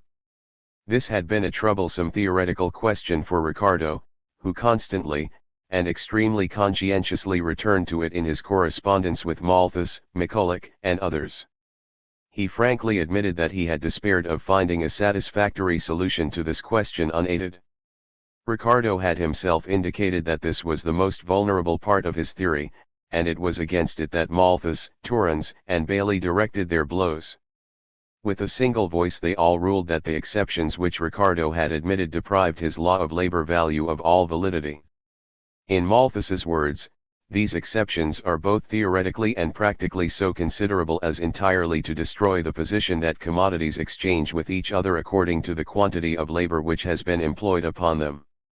1. This proposition that products exchange at their labor values would, according to Malthus, scarcely apply to one case in 500, since the progress of civilization and technology will lead to both a growth in the volume of fixed capital and to differences in the turnover periods of capital, i.e., it will create conditions which violate the exchange of products according to their labor value. Torrens and Bailey also argued that the law of labor value does not apply within a capitalist economy. In objecting to Ricardo's theory, what did these critics propose to put in its place? They proposed simply to discard the labor theory of value. In Malthus's opinion, the size of a product's value is determined by the relation of supply to demand, while he invited his readers to take the quantity of labor that a product will purchase when exchanged as a measure of its value. He thus proposed to retreat from Ricardo back to Smith's false thesis on the measure of value. Another of Smith's mistaken ideas was resurrected by Torrens, whose main work was his essay on the production of wealth, 1821, who argued that while the law of labor value applies to pre-capitalist economy, the only law operative in capitalist economy is the law of production costs, according to which when capitals equal in amount, are employed, the articles produced, will be equal in exchangeable value. 2. Finally there is Bailey, who advocated renouncing the concept of absolute value and restricting study to relative value, or the proportions in which commodities exchange. The contradictions which had torn Ricardo's theory to pieces were to be resolved only many years later by Marx through his theory of prices of production. Marx showed that in capitalist economy, as distinct from a simple commodity economy, the law of labor value does not assert itself directly, but only indirectly through the medium of a complex social process of forming the average rate of profit and prices of production. So long as this complex social process went unexamined, there would exist an irreconcilable contradiction between the law of labor value and the fact that commodities are sold at their prices of production, equal to production costs plus average profit, a contradiction which Ricardo's followers and the true bearers of his tradition, James Mill and McCulloch, vainly tried to solve. Both of them remained powerless to save from ruin the Ricardian school over which they presided. Mill gave a clear and systematic exposition of Ricardo's theory, but he was no creative thinker and was unable to take economic science forward.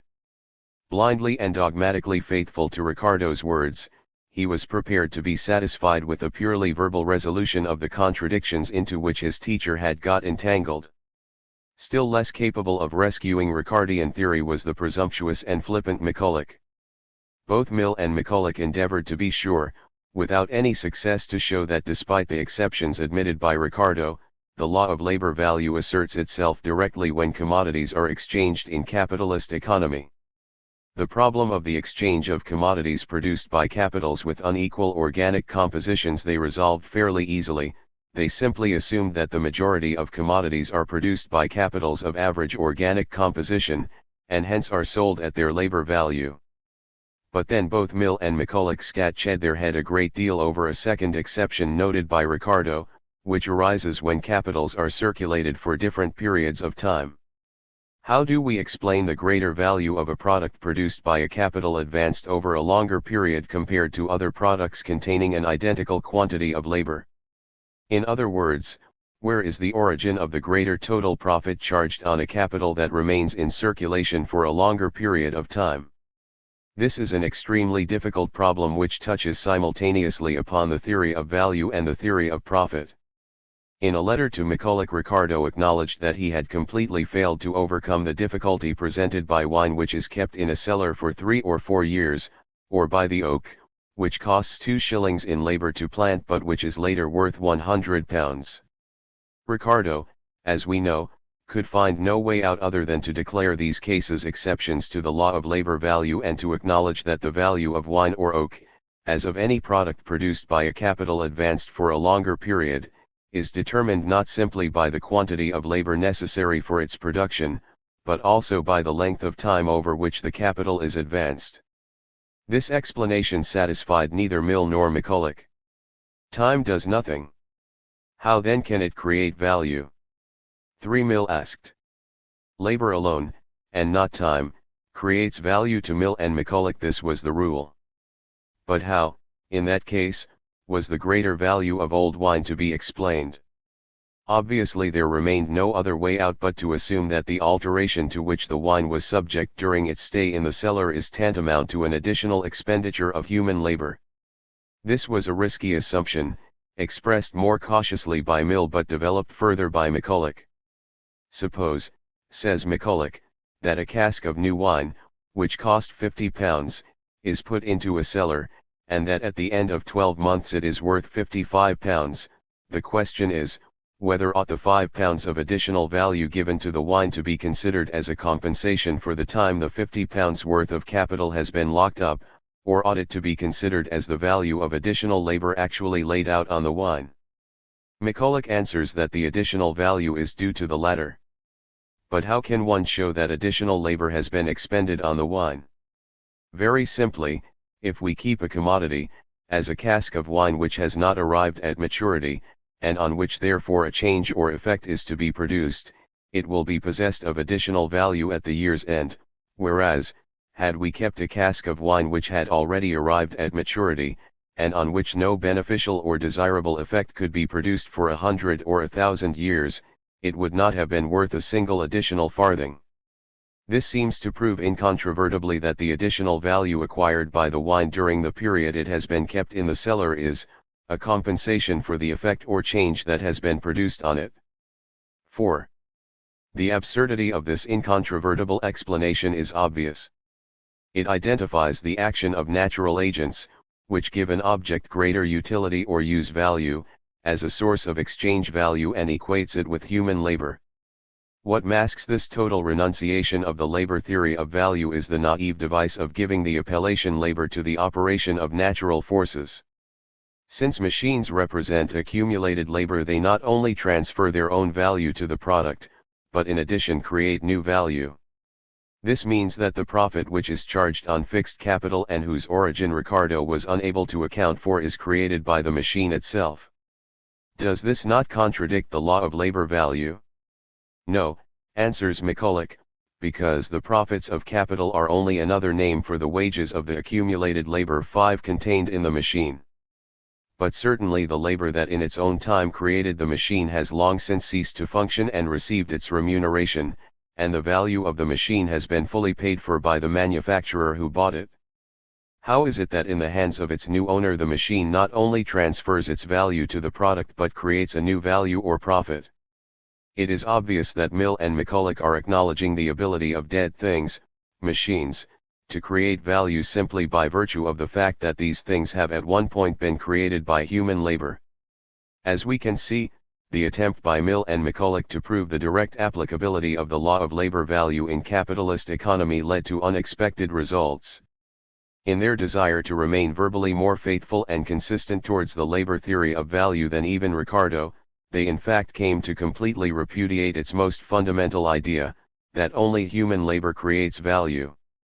By acknowledging the operation of natural forces and machines as a direct source of value, McCulloch, and to a lesser extent Mill, though his words championed the very strictest application of the law of labor value, in fact came very close to Say's vulgar economy.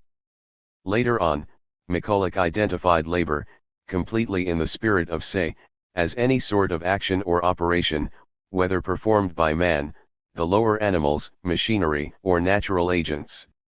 6. It would be impossible to think of a greater distortion of Ricardo's theory under the guise of defending it against the attacks of its opponents. The opponents of the Ricardian theory were perfectly correct to judge Mill's and McCulloch's explanations of the barrel of wine as a renunciation of the principle of labor value. Bailey pointed out to Mill that it was impossible to talk about human labor acting on the wine when not a single human being had come anywhere near it the whole time it was in the cellar. 7. Malthus gave an acid chuckle at McCulloch when the latter termed the operation of natural agents as labor. There is nothing that may not be proved by a new definition. A composition of flour, milk, suet, and stones is a plum pudding, if by stones be meant plums. 8. One review of McCulloch's book aptly revealed the basic flaw in his argumentation in these words: extend at a stroke the meaning of the term labor to such limits that it embraces, besides human labor, the work of cattle, the operation of machinery, and the processes of nature, and it will become absolute truth that the quantity of labor regulates value, but limit the meaning of the term labor to that sense in which it is commonly employed in real life. Recognize that the process of fermentation undergone by a liquid in a barrel, or the vegetative process that brings a tree to maturity, are distinct from human labor, and Ricardo's theory of value has the ground cut out from beneath it. 9.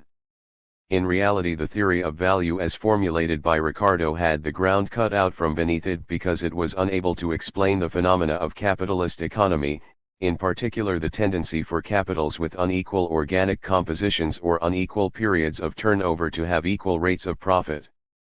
The attempts on the part of the orthodox Ricardians to prove that the law of labor value operates directly within capitalist economy led in fact to a renunciation of the labor theory of value and to capitulation before the vulgar theory of production costs. 1. Chapter 34. The Wages Fund.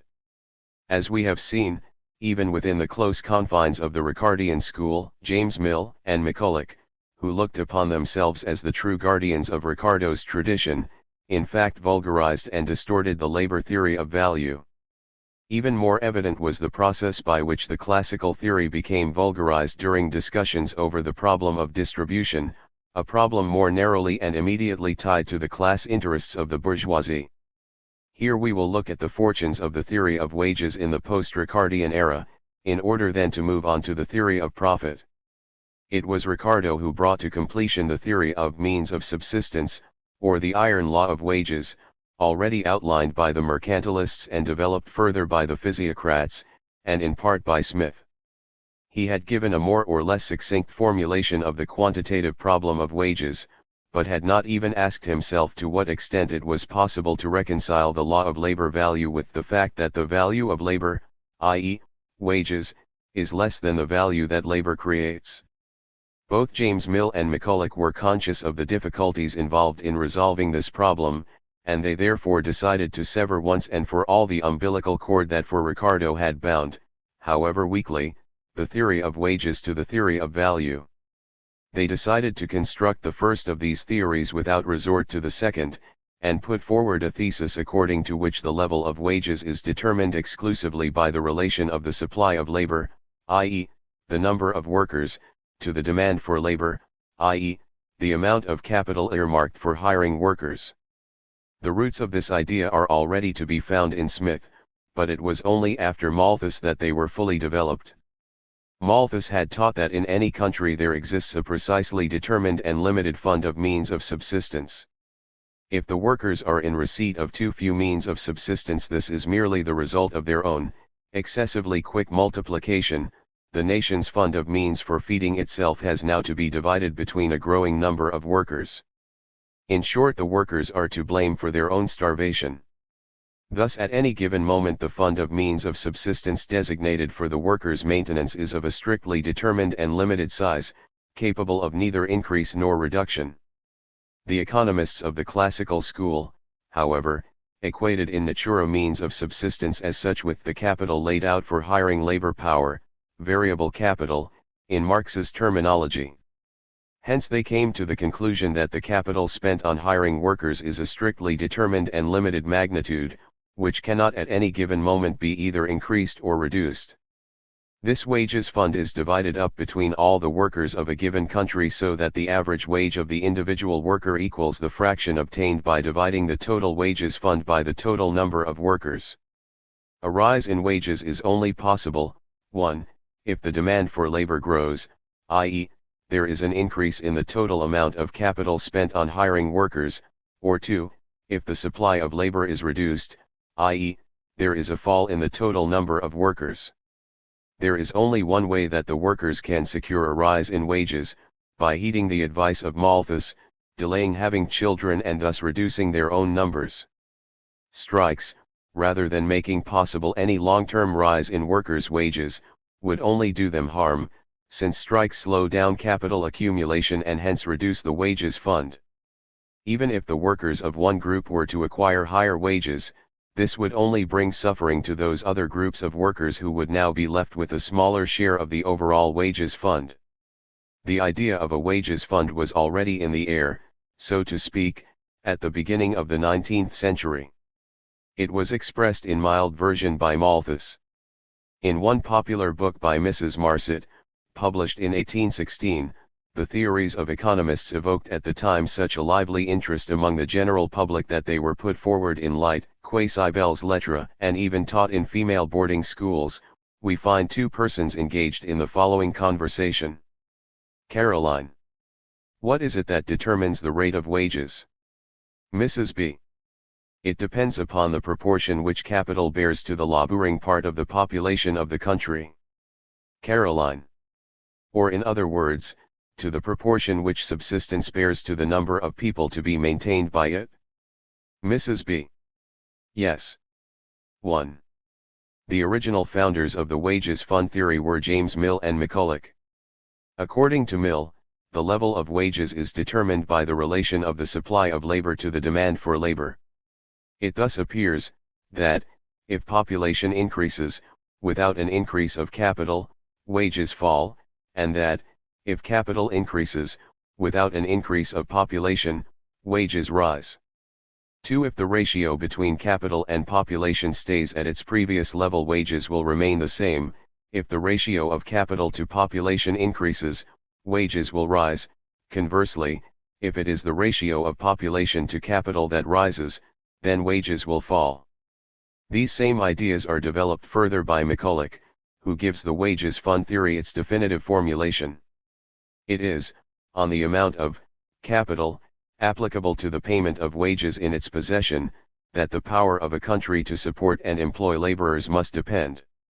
It is a necessary consequence of this principle, that the amount of subsistence falling to each laborer, or the rate of wages, must depend on the proportion which the whole capital bears to the whole laboring population. To illustrate this, let it be supposed that the capital of a country appropriated to the payment of wages, would, if reduced to the standard of wheat, form a mass of 10 million quarters. If the number of laborers in that country were 2 millions, it is evident that the wages of each, reducing them all to the same common standard, would be 5 quarters, and it is further evident, that this rate of wages could not be increased unless the amount of capital were increased in a greater proportion than the number of laborers, or the number of laborers diminished more than the quantity of capital. 3. Here we encounter all the basic ideas of the wages fund theory, an identification of the total volume of capital with a known quantity of means of subsistence, and the assertion that the wages of the individual worker is the fractional share obtained by dividing a country's total number of workers into an already limited volume of capital. The wages fund theory as developed in the 1830s and 1840s rapidly gained popularity both in academic circles and among the general public.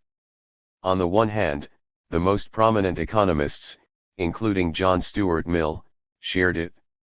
On the other, it was readily used by publicists, journalists, and entrepreneurs as a weapon in the struggle against the workers' movement. The economists zealously tried to inculcate into the working class the idea that having fewer children and a rapid accumulation of entrepreneurial capital and not strikes or forming trade unions were the only means through which the workers could expect to improve their situation. Even McCulloch, who advocated that workers should be free to form combinations, did not believe that they would be of any benefit to the working class. It is the extreme of folly to suppose that any combination can maintain wages at an artificial elevation. It is not on the dangerous and generally ruinous resource of combination, but on the forethought, industry, and frugality of work people, that their wages, and their condition as individuals, must always depend. Four other economists and popularizers of the period propounded these same ideas with even greater self-assurance and dogmatism. Up until the end of the 1860s, the wages fund theory ruled unchallenged in English economic literature, being naively taken as gospel truth by scholars and general public alike. There is no use in arguing against any one of the four fundamental rules of arithmetic. The question of wages is a question of division, 5, wrote the economist Perry. It was in Germany that Hermann and Rodbertus raised the first objections to the wages fund theory, but they attracted little attention. 6.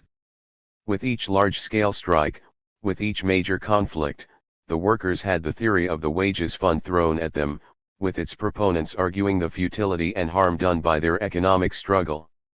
It was for this reason that the theory was employed with such relish in bourgeois circles and provoked such immense hatred on the part of workers and socialists. The successes of the working class's economic struggle and the trade union movement proved how absurd the wages fund doctrine in fact was. In the 1860s, faith in the validity of the theory was undermined even among bourgeois scholars. The works of Lunge, 1866, and Thornton's book, On Labor, 1869, dealt it a sharp blow. Soon after Thornton's book appeared, John Stuart Mill, in a special article, declared that he acknowledged the validity of Thornton's argument and would henceforth renounce the wages fund theory. Mill's declaration produced a sensation among bourgeois scholars. And although several among them, Cairnes, for instance, continued to defend this theory, its fate was effectively sealed with Mill's statement and the enormous prestige it carried. Wages fund theory was now jettisoned as being patently false with almost the same unanimity as it has previously been seized upon for its supposed correctness. 7.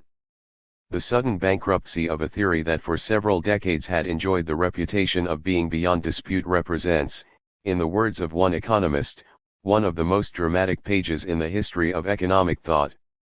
What is astonishing is not that the wages fund doctrine was rejected, but that it was accepted as correct for several decades, despite its obvious lack of theoretical foundation and its denial of reality.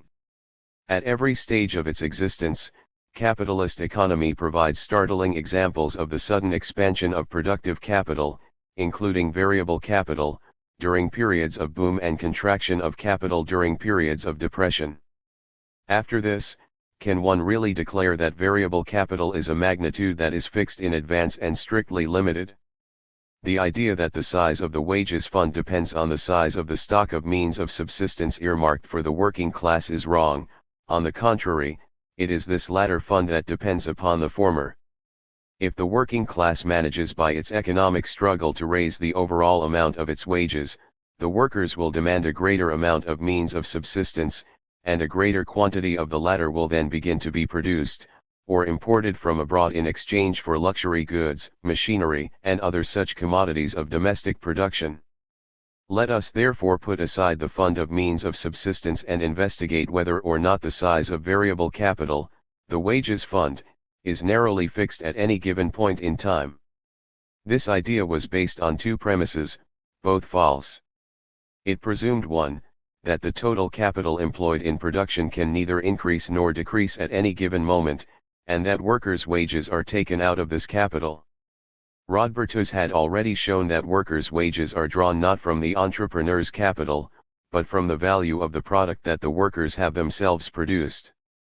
If all of the capitalists in a given country paid their workers' wages totaling £100 million, after the sale of the manufactured product for £150 million they would receive back their entire capital plus, over and above this, a profit of £50 million, assuming here that there is no constant capital.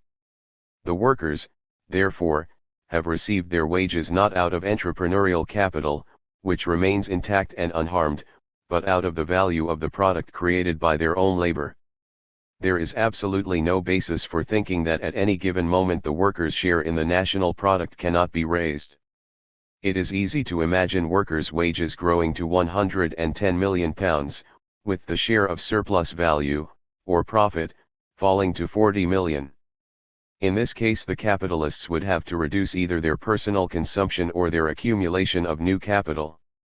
Of course the capitalists will here have to advance a larger sum to pay for these higher wages, but they can either take this additional sum out of enterprise reserves or obtain it from the banks by drawing credit. The theory of the wages fund for long enjoyed scientific recognition not thanks to any theoretical achievements, but in spite of its theoretical bankruptcy. The theory owed its great popularity to the fact that it could be used by the bourgeoisie in order to defend itself against the attacks of the workers. Even bourgeois scholars have acknowledged this fact. I would not impeach the scientific impartiality of those who first put forward in distinct form this theory of wages, wrote Walker, but it may fairly be assumed that its progress towards general acceptance was not a little favored by the fact that it afforded a complete justification for the existing order of things respecting wages. With the help of this theory it was an easy task to answer the complaints or remonstrances of the working classes and to demonstrate the futility of trades unions and strikes as means of increasing wages. 8. The history of the wages fund doctrine gives graphic illustration that classical theory after Ricardo went through a period of disintegration in a twofold sense.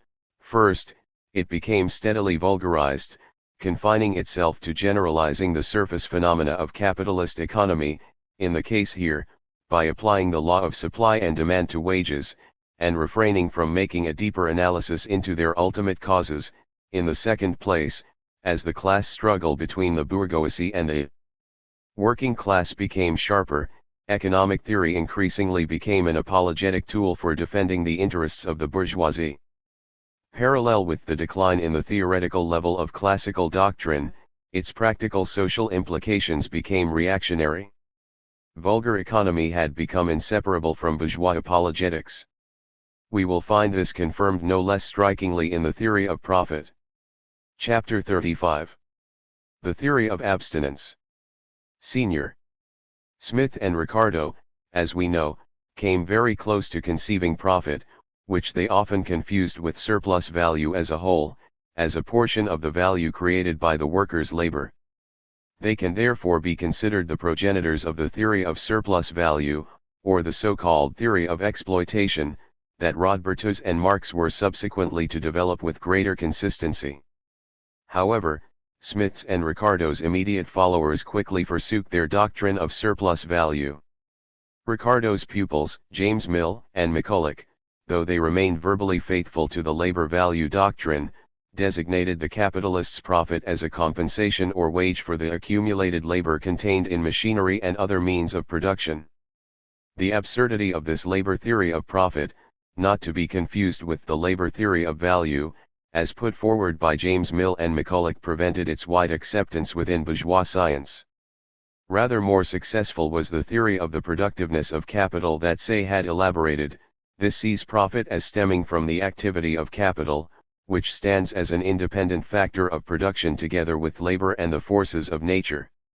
This theory, which was useful as a means of justifying the profit of capital against socialist attacks, did become widely accepted within bourgeois science.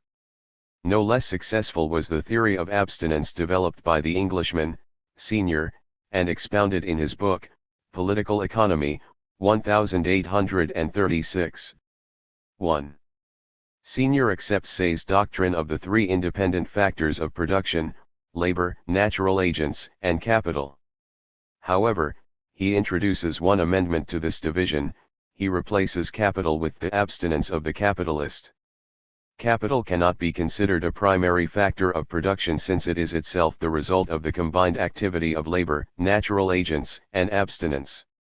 By abstinence Senior understands the conduct of a person who either abstains from the unproductive use of what he can command, or designedly prefers the production of remote to that of immediate results.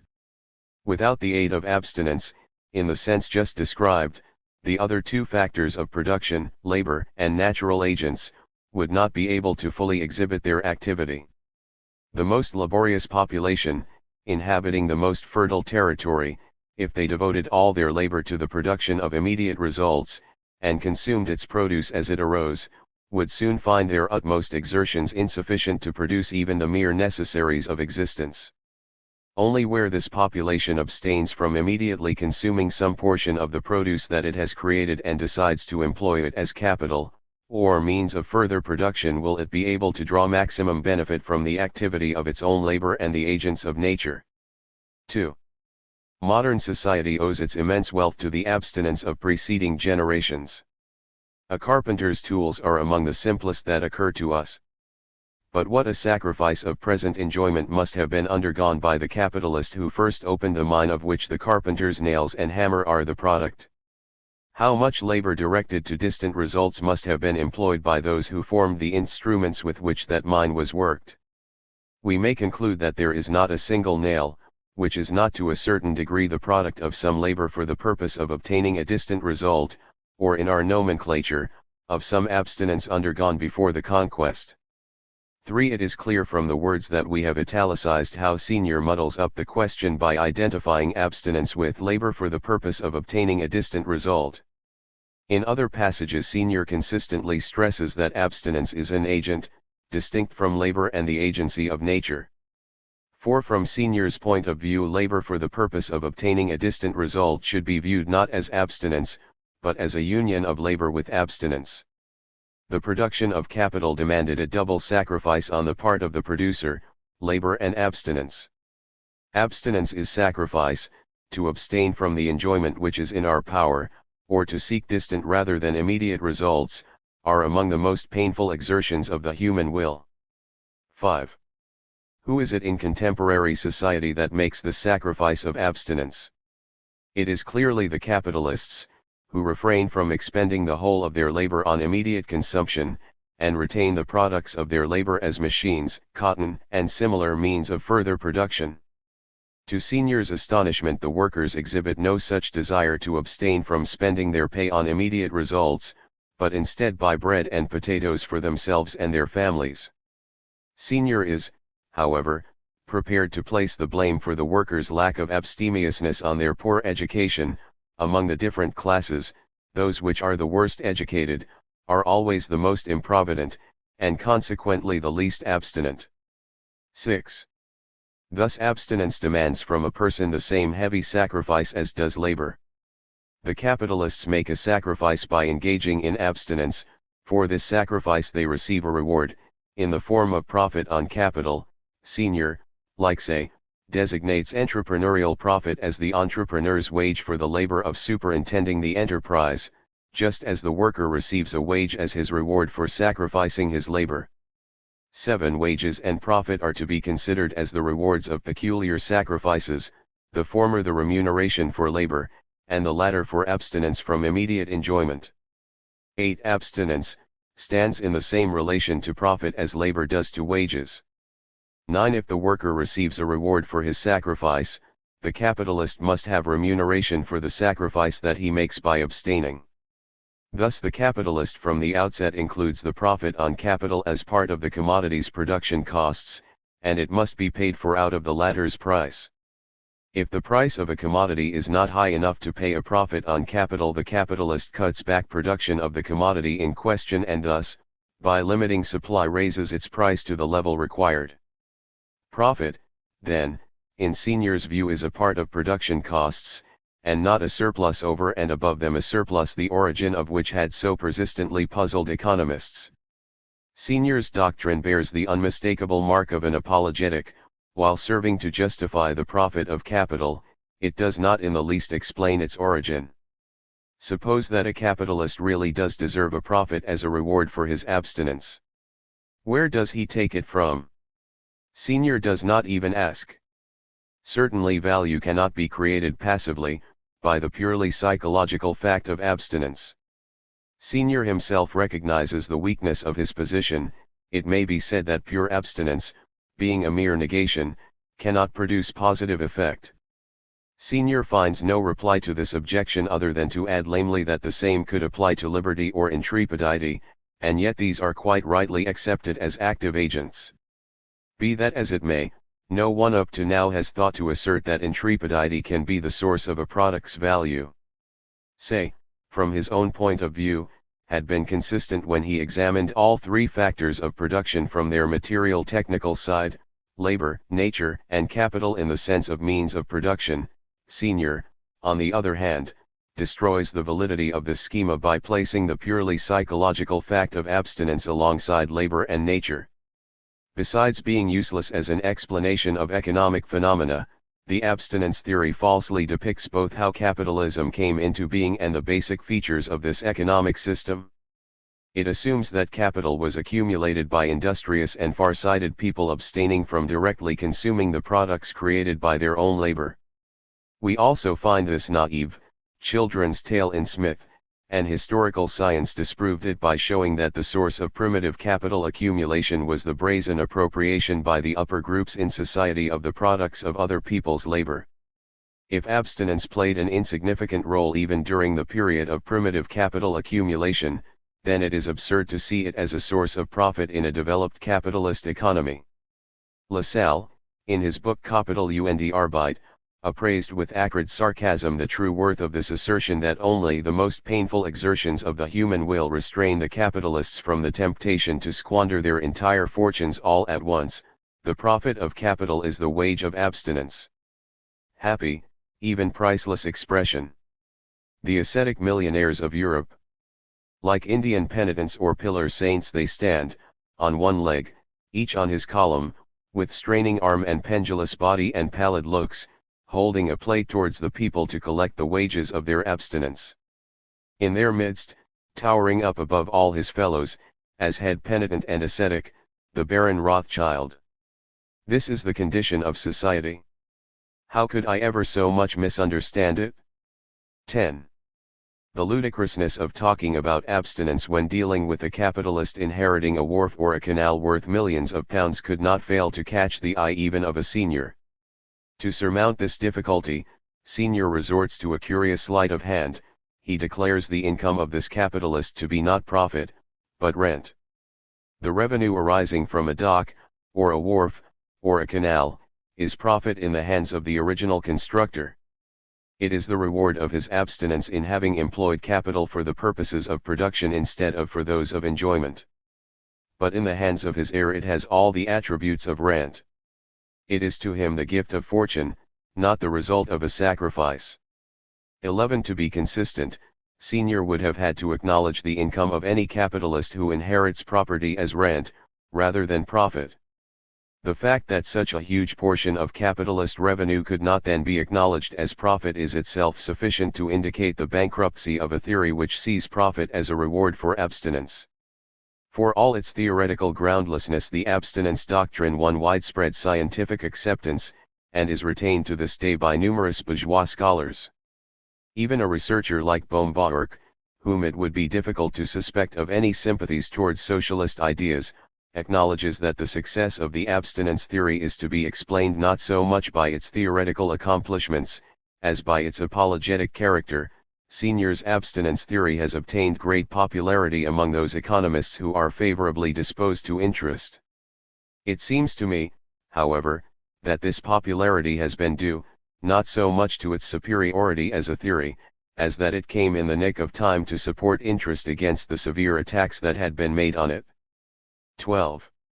Senior was what one might call the economic barrister of the English factory owners, who found him a faithful assistant in their bitter fight against factory legislation.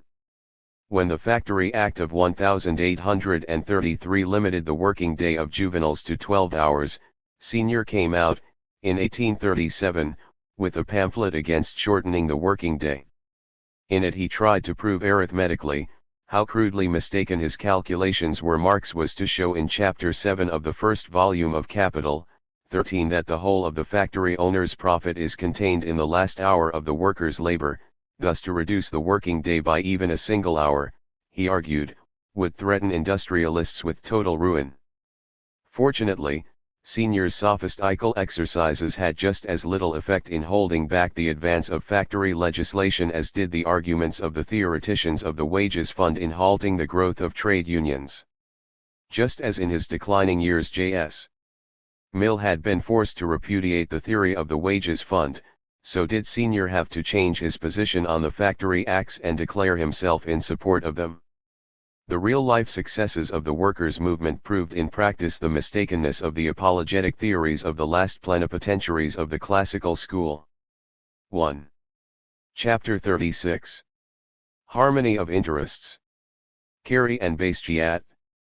Although we have already been led to note examples of bourgeois apologetics when dealing with the works of Ricardo's immediate successors, it was only in the period 1830 to 1848 that social conditions in Europe had matured sufficiently for a decisive transformation of economic science to take place.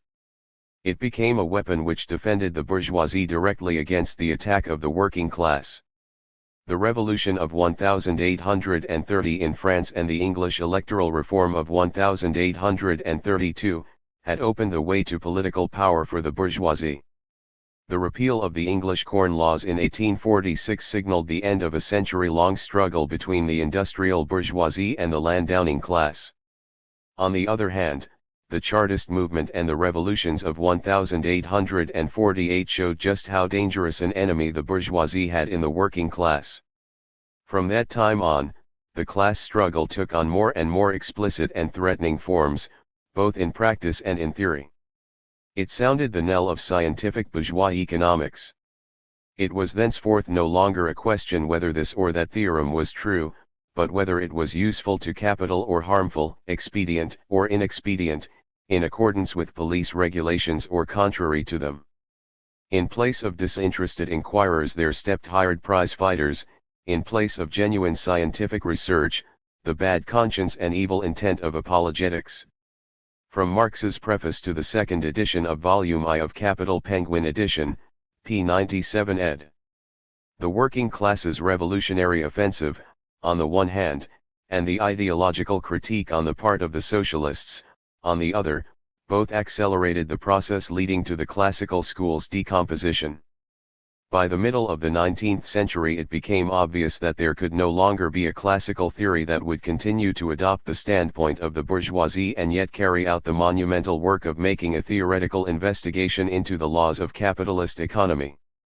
Henceforth the epigones of the classical school would have to make one of two choices, either refrain, in the interests of abject apologetics, from making a sober and disinterested investigation into the laws of capitalism, or attempt to reconcile an outmoded liberalism with the newborn socialism. Carey and Bastiat traveled the first path, John Stuart Mill the second.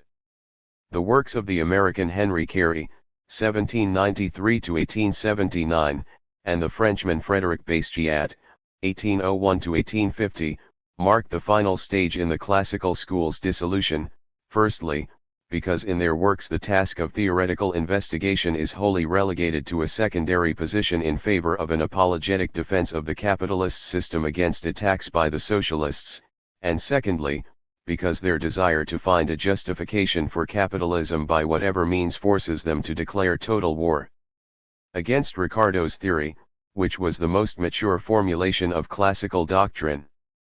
Both Carey and Bastiat were dilettantes for whom pure theoretical investigation was a secondary objective. Both of them denied the existence of deep-seated class contradictions in capitalist society, a point of view which inevitably compelled them to falsify reality.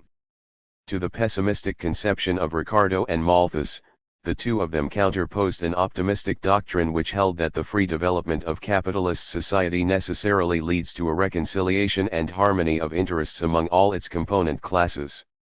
Carey published a book entitled The Harmony of Interests, Bastiat a tract called Economic Harmonies.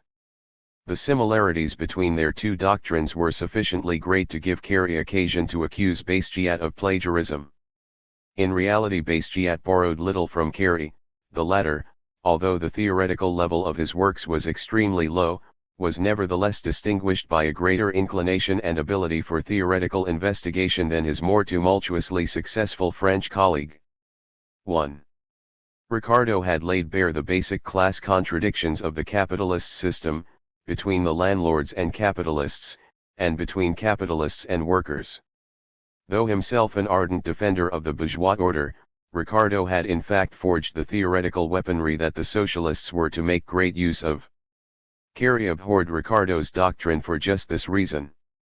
In Carey's words, Ricardo's book is the true manual of the demagogue, who seeks power by means of agrarianism, war, and plunder. 2. To slay the revolutionary hydra, Carey decided first to undermine its theoretical foundations, Ricardo's theory of income distribution between the social classes.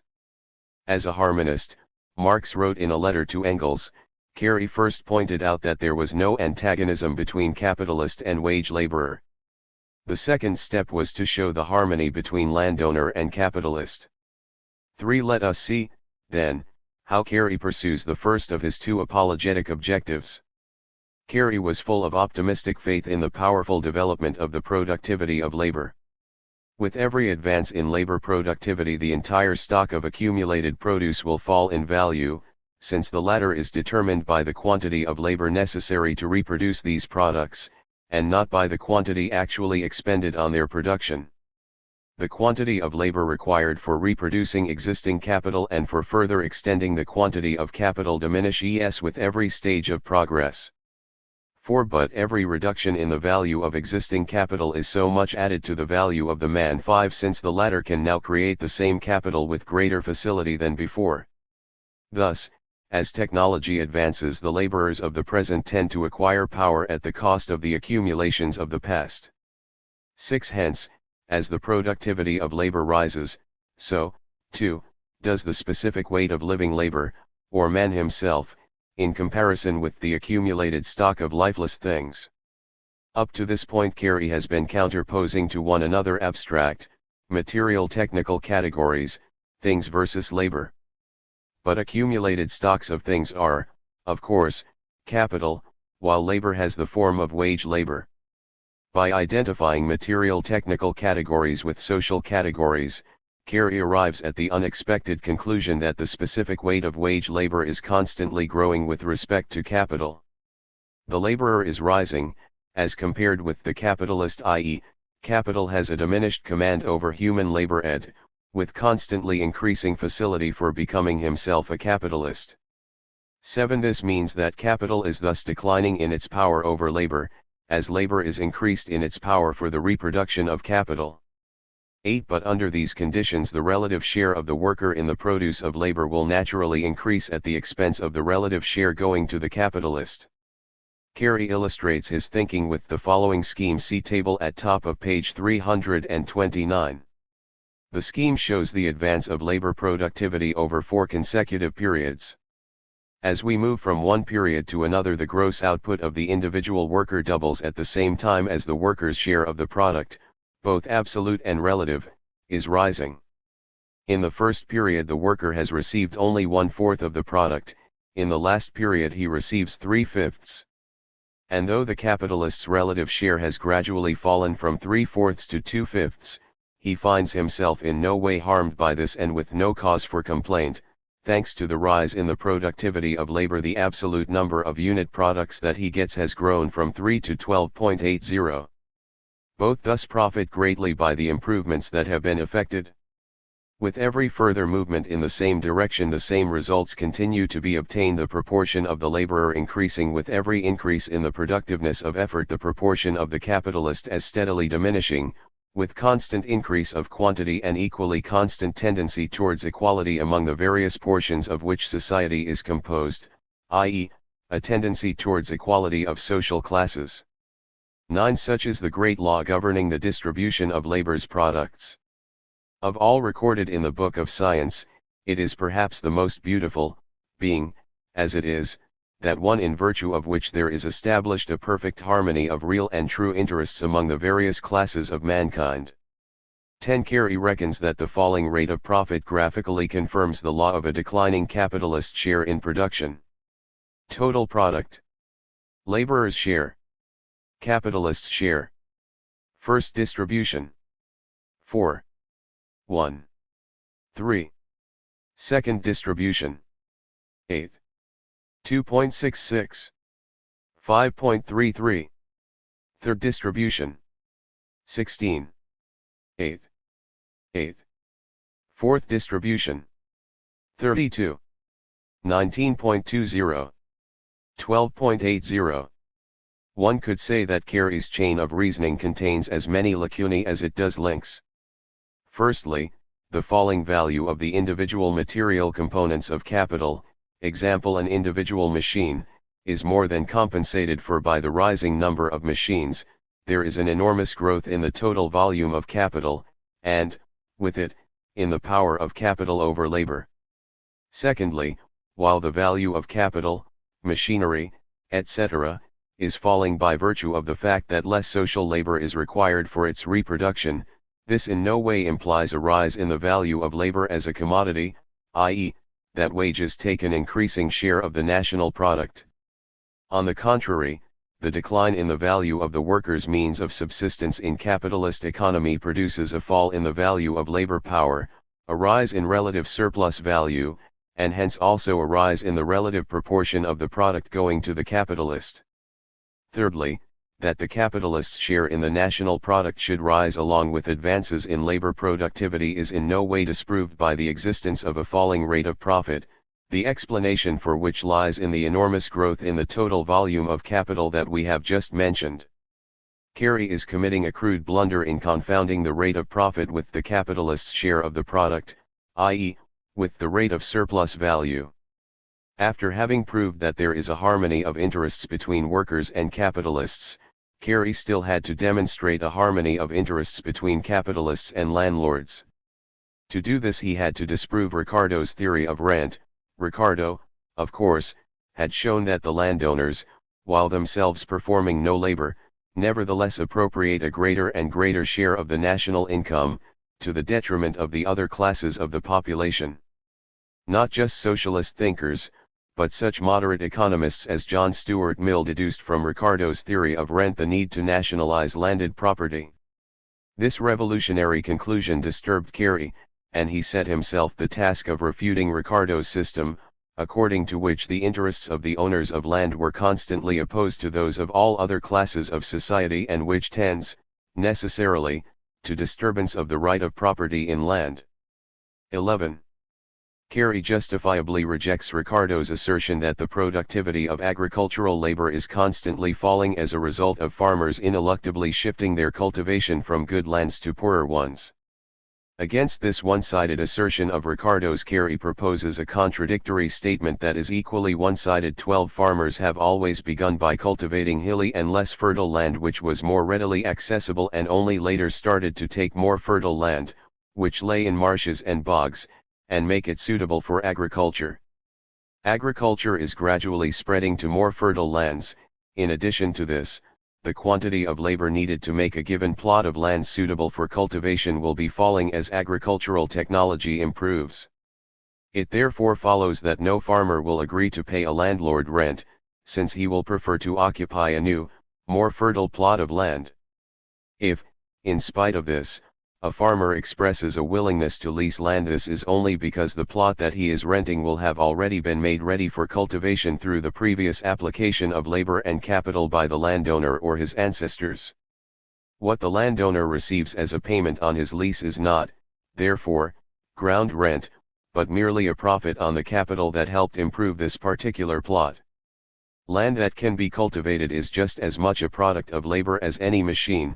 Rent is purely and simply profit on capital, and the landlord is no different from any capitalist. What is more, the landlord does not even receive a profit on all the capital that he and his forefathers had invested in the land. If the total that they had spent was £1,000, then, given the present higher state of technology, the same land could now be improved for an outlay of £500. The value of the capital invested in land, as with that invested in industry, will have fallen from £1,000 to £500, so that, assuming an average rate of profit of 5%, the lessee will pay no more than £25 per annum. It is no accident that Carey's theory was spawned in America during the first half of the 19th century, a country where the contradictions of the capitalist system were as yet undeveloped and classes had still not sharply defined themselves with respect to one another, where there was an abundance of free land together with a virtual absence of any rent and a shortage of labor, where high wages and the opportunity to settle on free lands often made it possible for the more industrious workers to become farmers or capitalists. If in America the harmony of interests doctrine reflected the immaturity of social relations, In France the bourgeoisie sought to employ it to cover over and conceal the severity of the class conflicts which had burst onto the political arena with unprecedented force during the Revolution of 1848. While Carey's attack was directed against Ricardo and the other ideologists of the more developed English bourgeoisie who had painted a picture of a capitalist system full of contradictions, a picture in which the young American bourgeoisie had no wish to recognize its own future, Basquiat leveled his blows mainly against the socialists. Prior to the Revolution of 1848, Basquiat had feverishly combated the protectionists in a series of witty pamphlets and feuilletons and been a passionate champion of free trade in the mold of the English free traders. The 1848 revolution made a tremendous impression on him, and following it he directed his passion against the socialists. In Basquiat the kernels of theoretical analysis are completely drowned in a sea of empty phrases and high-sounding declamations, and yet his works enjoy tumultuous success and earn their author a completely undeserved reputation as an eminent economist. All legitimate interests are in harmony. That is the predominant idea of my work, says Basquiat in his Economic Harmonies.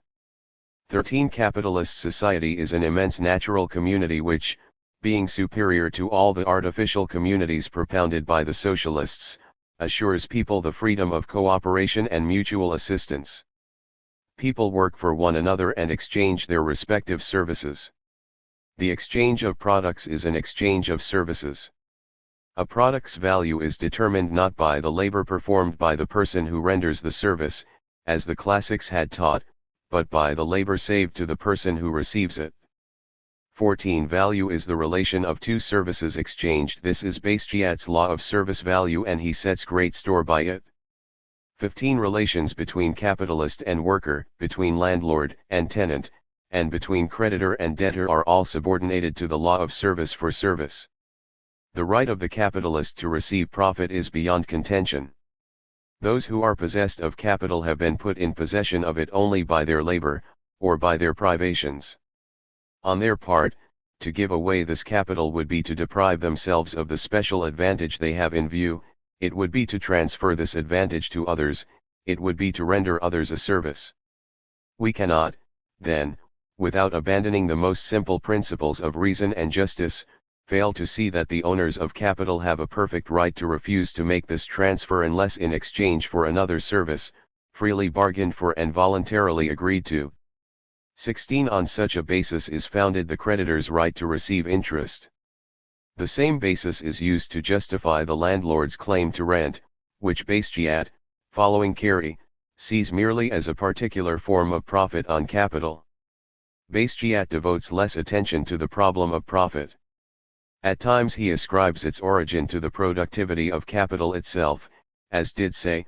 More often, however, he follows Seigneur's doctrine and ascribes it to the capitalist's abstinence. To assuage the workers, Basquiat follows Carey and formulates a harmonic law of distribution. In proportion to the increase of capital, the absolute share of the total product falling to the capitalist is augmented, and his relative share is diminished, while, on the contrary, the laborer's share is increased both absolutely and relatively. 17. On the other hand, the workers also benefit as consumers as products become cheaper with the development of labor productivity. As technology advances, the value of the product which is created by burdensome labor falls, while the utility that man acquires gratis and without any exertion from nature progressively rises. Obstacles, formerly onerously combated by labor, are now gratuitously combated by nature, and that, be it observed, not for the profit of the capitalist, but for the profit of the community. 18. All social classes benefit from the development of the economy. Basquiat requests his reader to observe this pacifying, consoling, and religious law that interests are in harmony. Basquiat became the zealous advocate of the law of harmony not because he was blind to the class conflicts that were rending society, but because he was too sickened by the force of the shocks which these conflicts engendered. Basquiat had already been witness to the problem which threatened society. This ghost of Banquo at the feast of Macbeth had already sniffed the smell of revolutionary gunpowder and seen the pavement of the barricades. 19. But he hoped that the workers would trust in the law of harmony and refrain from revolutionary struggle. The fear of revolution disturbed the minds of the epigones of the classical school, it guided their pens and blinded their vision, it compelled them to deny the truths that, through the lips of Smith and Ricardo, the classical school had pronounced when it was in full flower. Chapter 37. Sismondi as a critic of capitalism. 1. We have traced out how the classical school disintegrated internally, how its doctrines became vulgarized and distorted in the works of economists who had adopted the standpoint of the bourgeoisie. The road from Smith to Bastiat in political economy ran parallel to that traversed at the same time by the industrial bourgeoisie, who at the end of the 18th century had been waging a struggle against the old order and the landlords, but by the middle of the 19th century had switched fronts to face the working class. The outcome of the classical school's decomposition was not, however, simply vulgar economics and bourgeois apologetics. Just as petty bourgeois radicalism and proletarian socialism had each emerged as distinct currents out of the general revolutionary movement which had united the whole of the Third Estate against monarchy and aristocracy at the close of the 18th century, so, too, did tendencies emerge from within the classical school which stood in principled opposition to the classics' theories. The petty bourgeois opposition to classical doctrine found its representative in Sismondi, the proletarian opposition in the utopian socialists.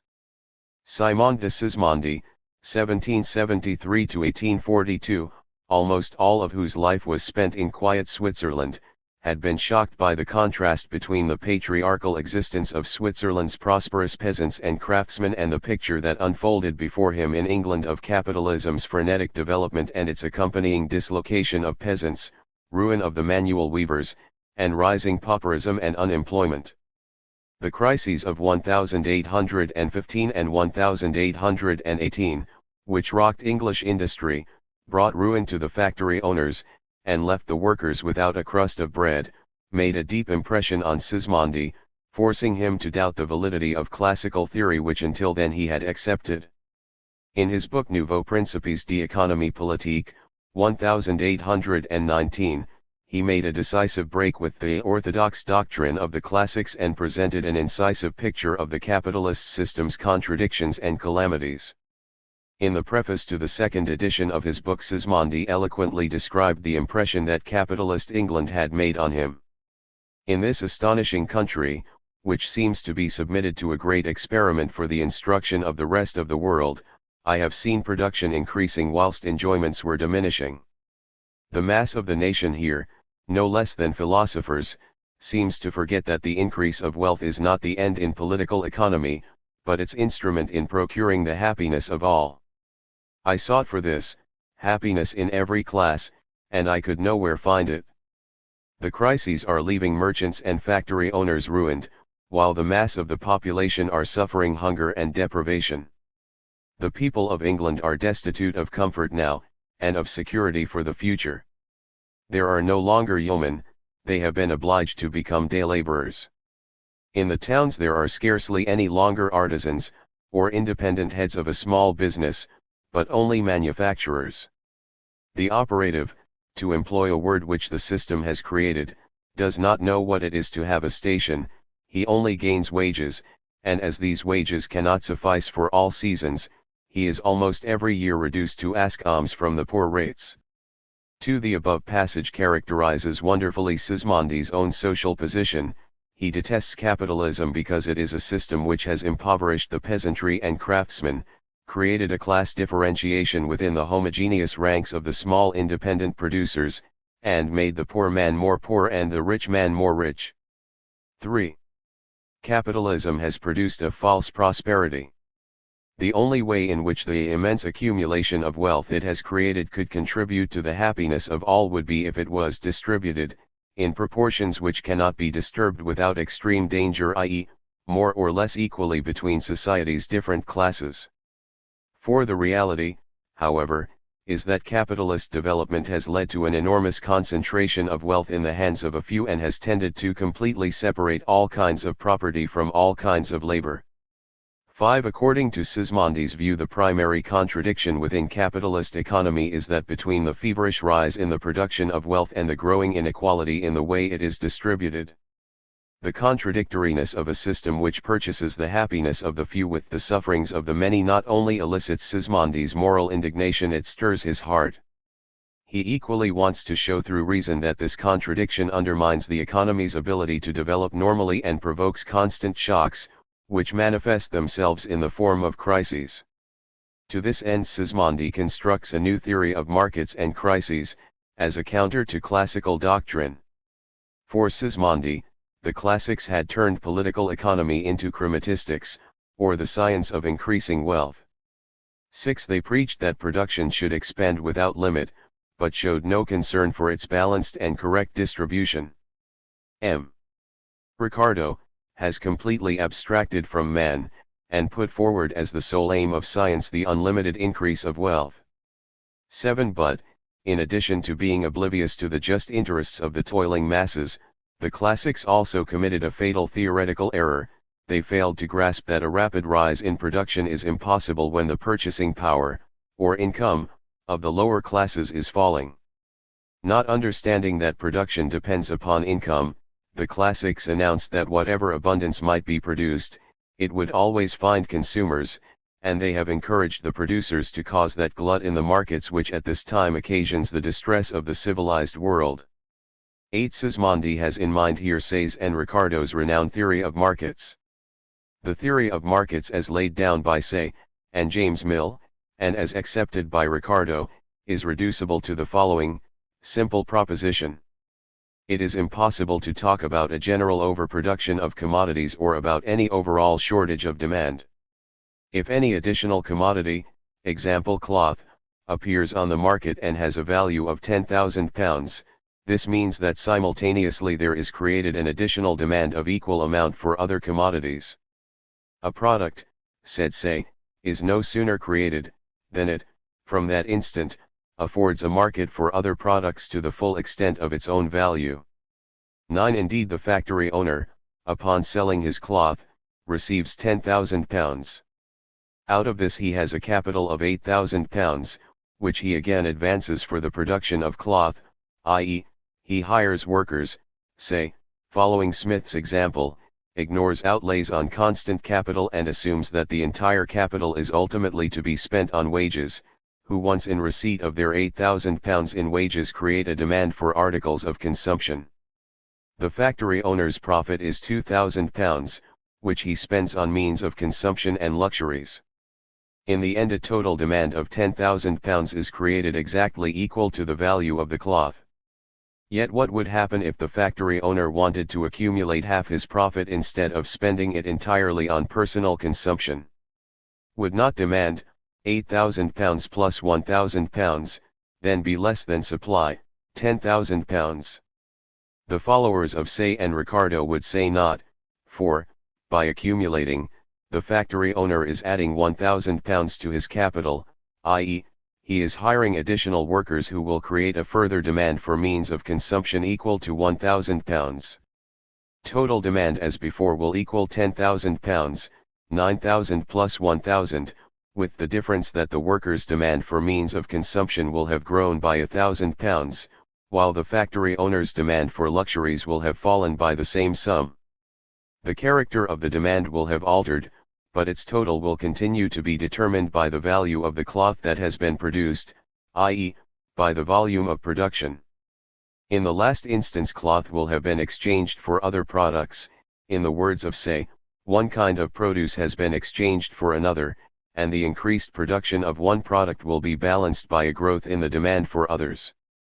The mere circumstance of the creation of one product immediately opens a vent for other products, says Say. 10. Demand is only limited by production, repeats Ricardo. 11. Production creates its own market or, in common parlance, supply creates its own demand. Ed. It is therefore foolish to say that the total volume of production can in any way exceed the general level of demand. But in that case, how are we to explain the outbreak of crises? According to Say's and Ricardo's theory, sales crises arise out of contingent circumstances, example wars, foreign markets being closed off, etc. Certainly there exists the possibility of partial overproduction of certain products, but this inevitably means that there is underproduction of others. If, for example, the owners of factories making luxury articles were to fail to make a proper assessment of the changes in the structure of demand that we described above and again produce £2,000 worth of luxuries, that branch would suffer from overproduction. But at the same time an underproduction of workers' articles of consumption would be felt. A transfer of capital from the first branch into the second would swiftly eliminate this temporary disproportion in production. Therefore the only crises that are possible are partial crises, which arise out of mistakes in the managing of production. Generalized crises, where all branches of production suffer from a shortage of demand simultaneously, are, however, impossible. Such was the theory of markets set out by Say and Ricardo. Unfortunately, the facts unambiguously refuted it. England periodically went through the shock of generalized crises characterized by inadequate demand and a fall in the prices of every important commodity. This theory was blind to the fundamental contradictions of capitalist economy, depicting it instead as a unified whole distinguished by a perfectly mutual adjustment and harmonious development of all its parts. Say forgot that cloth is not exchanged directly for other products, but must first be sold for money, and what is more, for a definite sum of money which will cover its costs of production plus profit. Say's portrait of the production process mistakenly ignored outlays on means of production.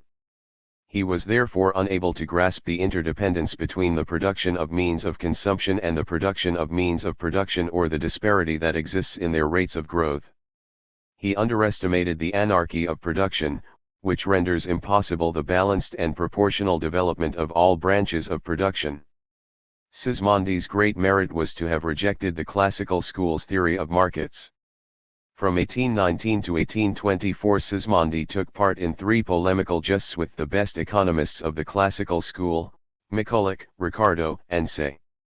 12 All 3 argued that an unlimited growth of production was possible and would not run up against any shortage of demand. Sismondi, like Malthus, argued that consumption is not the necessary consequence of production. 13 And that a rapid growth of production will inevitably provoke the outbreak of general crises. Sismondi's theory is that the volume of production is limited by the scale of consumption, while the scale of consumption is in its turn limited by the aggregate income of society's members. Just as an individual has to balance his consumption with his income, so society must obey the same rule. The national income must regulate total production. 14 Suppose that in the year just ended all of society's classes have received a definite aggregate income, say, £5 billion. It is clear that the total demand for products that these classes will create in the coming year can amount to no more than £5 billion. Consequently, the volume of production in the year ahead must not exceed the aggregate income that has accrued to all classes of society in the year gone by. Thus, national income and annual production are mutually in balance and appear as equal quantities. 15 The entire annual income is destined to exchange against the entire annual production. 16 Should production in the year ahead rise to £6 billion worth, £1 billion worth of commodities would clearly remain unsold. If the annual income did not purchase the whole of the year's production, a part of this production would remain unsold, piling up in the producers' shops and paralyzing their capitals, and production would come to a halt. 17. Sismondi bases his arguments on a monumental theoretical error. Like Smith and Say, Sismondi ignores outlays on constant capital. The value of the annual product in reality resolves itself not only into revenue, wages, profit, and rent, but also into a portion for the replacement of expended constant capital. In consequence, the total annual product must be greater than the total annual income. Were Sismondi's statement correct that last year's revenue must pay for this year's production, 18, it would mean that the workers and capitalists would consume the whole of the annual product. Sismondi ignores the need to restore used-up constant capital and is thus unable to explain how new capital is accumulated. Sismondi therefore proceeds from the mistaken idea that there can only be equilibrium in capitalist economy if the current year's production equals last year's income. Yet any equality between them is constantly being disturbed, because the volume of production, owing to the frenzied competition between capitalists, and technical progress, the introduction of machinery, tend to expand without limit, there is a relative fall in the aggregate income of the broad mass of the population. The peasantry become ruined, their purchasing power declines and their demand for industrial products is cut back. The income and purchasing power of the workers fall in exactly the same manner, since the introduction of machinery aggravates their unemployment and at the same time offers the capitalists the opportunity to drive down wages. Wages almost always fall from a growth of public wealth. 19. Improvements in machinery and economies in human labor lead to a direct reduction in the number of a nation's consumers, because every worker that is ruined was a consumer. 20. Profound, hopeless contradictions are thus to be found in the very nature of capitalism. It simultaneously expands production and reduces the income, and consumption, of the broad mass of the population. Hence the underconsumption of the mass of the population inevitably provokes constant crises of overproduction. In developing his theory of crises, Sismondi did not understand that a fall in workers' demand for articles of consumption goes hand in hand with a stupendous growth in the production of means of production. In ignoring what is laid out on constant capital, Sismondi mistakenly thought that the only means by which to compensate for a relative drop in the workers' demand for articles of consumption would be to raise the capitalists' demand for luxuries. Sismondi endeavored to prove that this type of compensation was impossible, but the theoretical flimsiness of the arguments he used was obvious. Sometimes he wrathfully condemned the excessive and frivolous enjoyment of luxuries, at others he argued that the capitalists are physically incapable of consuming all the luxury articles they produce, and on still other occasions he pointed out how difficult it was to shift production away from workers' means of consumption towards luxuries for the capitalists. Whatever the case, Sismondi was convinced that the crises rocking capitalist industry had their direct cause in the falling income and purchasing power of the mass of the population, which narrowed that industry's internal market. Capitalism could rapidly develop only if it could sell its commodities on foreign markets. As soon as the capitalist powers had seized all the colonies and foreign markets, crises would occur with ever greater frequency and severity. Sismondi's doctrine that capitalist development is impossible without foreign markets was to be accepted by the Russian Narodniks in the 1870s and 1880s. For all his theoretical mistakes, it is still Sismondi's great merit to have been the first to pose the problem of markets and crises in its full scope. He correctly recognized that crises are the inevitable companion of capitalist economy and, in attempting to find the reasons why they appear, sought them in capitalism's internal structure.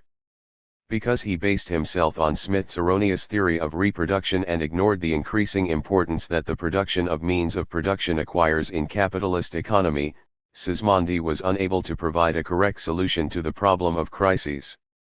But it is still his great merit to have posed this problem, to have tried to provide a unitary and reasoned answer to it, and to have thrown light on one aspect of the phenomenon, namely that the development of capitalism depends on the purchasing power of the broad mass of the population. Sismondi undermined the classical school's faith in the possibility of smooth, crisis-free capitalist development. He refuted their optimistic confidence that all classes stand to gain from the functioning of an economic system based on free competition. If Carey and Bastiat had reduced to absurdity Smith's idea of a harmony of interests between all members of society, Sismondi had come to the sad conclusion that where all interests are in conflict with one another, injustice will often triumph. 21. Sismondi, considering the capitalist system profoundly unjust, came to the conclusion that it could make no pretense to an eternal existence. He correctly explained that the classics' conviction that capitalism was the eternal and natural form of economy was a product of their limited horizons. Our eyes have become so accustomed to this new organization of society, to this universal competition which degenerates into hostility between the wealthy and laboring classes that we can no longer conceive of any other mode of existence, not even of those whose debris surround us on all sides. 22. As is clear from Sismondi's last phrase, his incisive critique of the capitalist system stems from the interests and ideals of the petty bourgeoisie. Sismondi sought for capitalism's salvation from calamity in the patriarchal peasant and handicraft economies that still flourished in his native Switzerland and whose scattered debris were extant even in England. Sismondi's call is not forward from capitalism, but backwards. He did not intend to counterpose to capitalism a new order, to be founded on collective property. Who could ever be capable of conceptualizing an organization that does not yet exist, of visualizing the future, when it is so difficult for us to see the present? 23 Thus Sismondi emphatically dissociated himself from the utopian socialists of his day, Owen, Fourier, Thompson. In contrast to their schemes for socialist communes, he counterposed his own picture of a desirable social system as follows: I would like factory, as well as agricultural industry, to be divided up into a large number of independent workshops, and not concentrated in the hands of a single entrepreneur superintending hundreds or thousands of workers. I would like industrial capitals to be split up amongst a large number of medium-sized capitalists, and not concentrated in the hands of one person who possesses millions. 24 This is Sismondi's economic ideal, a society comprised of well-to-do peasants, independent craftsmen, and small-scale merchants. Once Sismondi had turned his back on any fundamental alternative to capitalist society with its basis in the right to private property, he had no other option but to attempt to smooth over capitalism's disasters via social reforms. Sismondi did not accept the classical doctrine that state intervention into economic life is impermissible. He became one of the first and most ardent champions of social reform, and in this sense is one of the forerunners of the socio-ethical tendency that was to win a wide measure of popularity in the 1870s. We have seen that for Sismondi, capitalism's basic contradiction manifests itself, 1. In an overly rapid growth of production, together with a fall in the population's purchasing power, the latter being a consequence of 2. The destruction of the petty producers, especially the peasantry, and 3. The declining standard of living of the workers. Sismondi directed his schemes for social reform at these 3 targets. To improve the lot of the workers, he recommended, being in this regard one of the first and most ardent advocates of factory legislation, a series of legislative measures: the right of workers to form combinations, a prohibition on child labor, a mandatory rest day on Sundays, that entrepreneurs be obliged to provide upkeep for their workers during times of sickness and unemployment, etc. In addition, Sismondi wanted to sustain the small-scale peasant economy, and eloquently described the latter's advantages over the large-scale estates and latifundia. He did not forget to add that a numerous class of peasant proprietors provides a very strong guarantee for the maintenance of the established order. 25 Sismondi's projects for factory legislation showed the progressive side of his world outlook, but his enthusiastic sympathy for the laboring peasant population was not free from a tinge of conservatism. Finally, his aspirations to limit the volume of industrial production are reactionary through and through. It is true that Sismondi rejects the charge leveled at him by his opponents of hostility to industrial progress and technological advance. The evil today is not innovation, but the unjust distribution which man makes of its fruits. 26 replies Sismondi to his enemies. But when Sismondi says that there must be slower introduction of machinery so as to avoid displacing craftsmen and workers, distress, he writes, has reached such depths that one could begin to regret the progress of a civilization which has only multiplied poverty. 27 His advice becomes at one and the same time utopian and reactionary. Ricardo's doctrine that there must be maximum growth of the productive forces bore a more progressive character than Sismondi's lamentings over the excessive growth of production. At a certain point the limitations of the petty bourgeois critique of capitalism which found expression in Sismondi's works became abundantly obvious. 1. Chapter 38. The Utopian Socialists. While Sismondi criticized the classical school from the standpoint of the ruined petty bourgeoisie, the early utopian socialists expressed the demands and aspirations of the young working class. Their critique was, therefore, deeper and more principled than that of Sismondi. A detailed exposition of the development of socialist ideas is beyond the scope of our task. We will only dwell briefly on a few of the post-Ricardian English socialists who concerned themselves with questions of economic theory and drew socialist conclusions from the classical school's doctrine. Among these economists we can distinguish two groups. The first includes Percy Ravenstone and Thomas Hodgkin.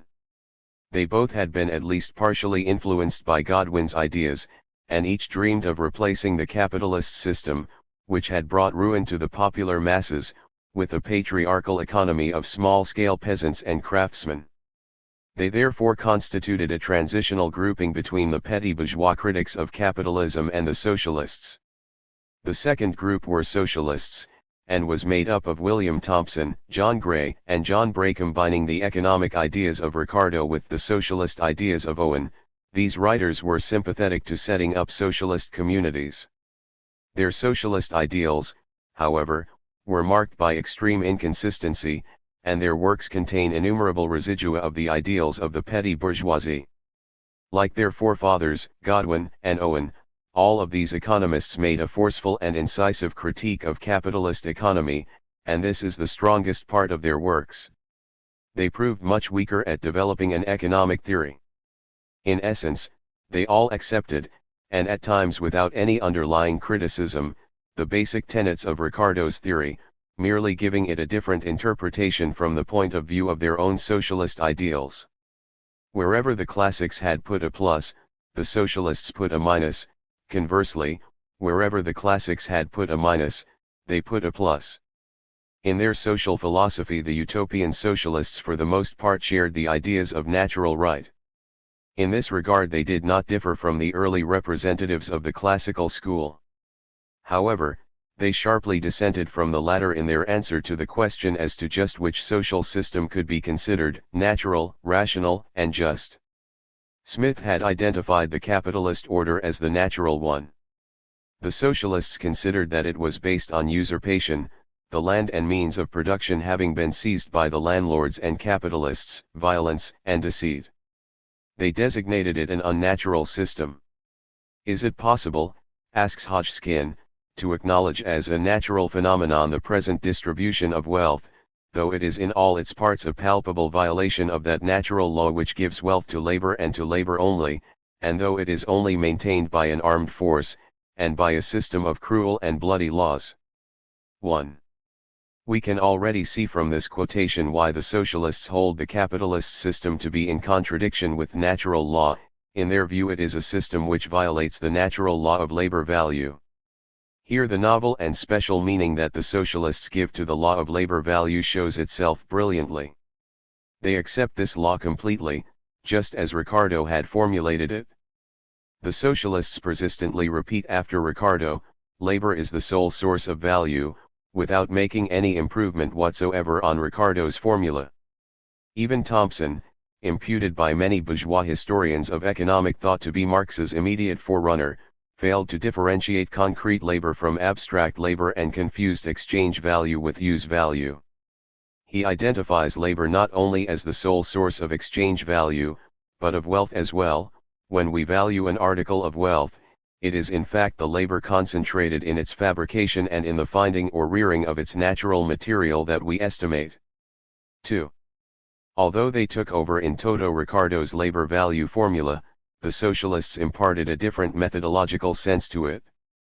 Ricardo had seen in this formula a law which actually functions, albeit with deviations, within capitalist economy. The socialists assumed that in capitalist economy this law is violated and does not assert itself. The socialists took what for Ricardo was a theoretical law of the real phenomena of capitalist economy and turned it into a moral postulate whose realization awaited the future socialist society. They substituted the doctrine of the worker's right to the full product of labor for the labor theory of value. Every man, wrote Bray, has an undoubted right to all that his honest labor can procure him. 3. Methodologically, this new formulation of the labor theory of value signaled a step backward when compared with Ricardo.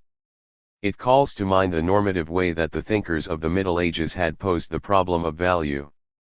Whereas for Marx, and to a lesser extent, for Ricardo as well, the labor theory of value served as a tool for comprehending and explaining the phenomena and categories of capitalist economy. The early socialists used the category of labor value as a means for rejecting the extraneity and falseness of other economic categories in the form they possess within capitalist economy, example money, capital, wage labor, etc. Indeed, if a commodity's value has to be expressed in labor, why then express it in money? The early socialists had no understanding that in a commodity economy a product's labor value cannot be expressed in anything other than money. To them it seemed possible to define the value of a commodity directly in labor units. The natural standard of value is, in principle, human labor, wrote Owen, and hence came to the conclusion that it has now become absolutely necessary to reduce this principle into immediate practice. For following Owen's example, the idea of labor money and exchange markets became extremely popular among socialists. Gray proposed that a national bank be set up where each producer could hand in his product and in exchange receive a certificate for a determined number of labor units. The owner of the certificate would have the right to obtain any product from the bank's stores valued at the same number of labor units. This type of non-monetary transaction would assure the producer of being able to sell his product at any moment for its full labor value. The category of money would be abolished in order to realize more fully the principle of labor value. Regrettably, the exchange markets and banks rapidly went bankrupt, and demonstrated for all to see that it is impossible to abolish money so long as the products of labor retain their character as commodities and values. Organized exchange in the midst of disorganized commodity production proved a utopian undertaking. Yet if the principle of labor value was to triumph completely, it was certainly not just money that would have to be abolished, but all categories inherent in capitalist economy.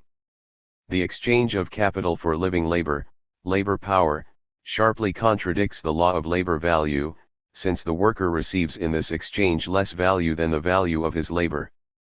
The merit of the early socialists was to have emphatically underscored this basic contradiction in which classical theory had got itself entangled.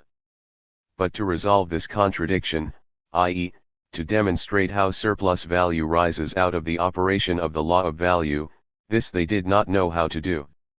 They maintained, and here they were in agreement with Malthus and other critics of the Ricardian theory of value, that the appearance of surplus value contradicts the law of labor value.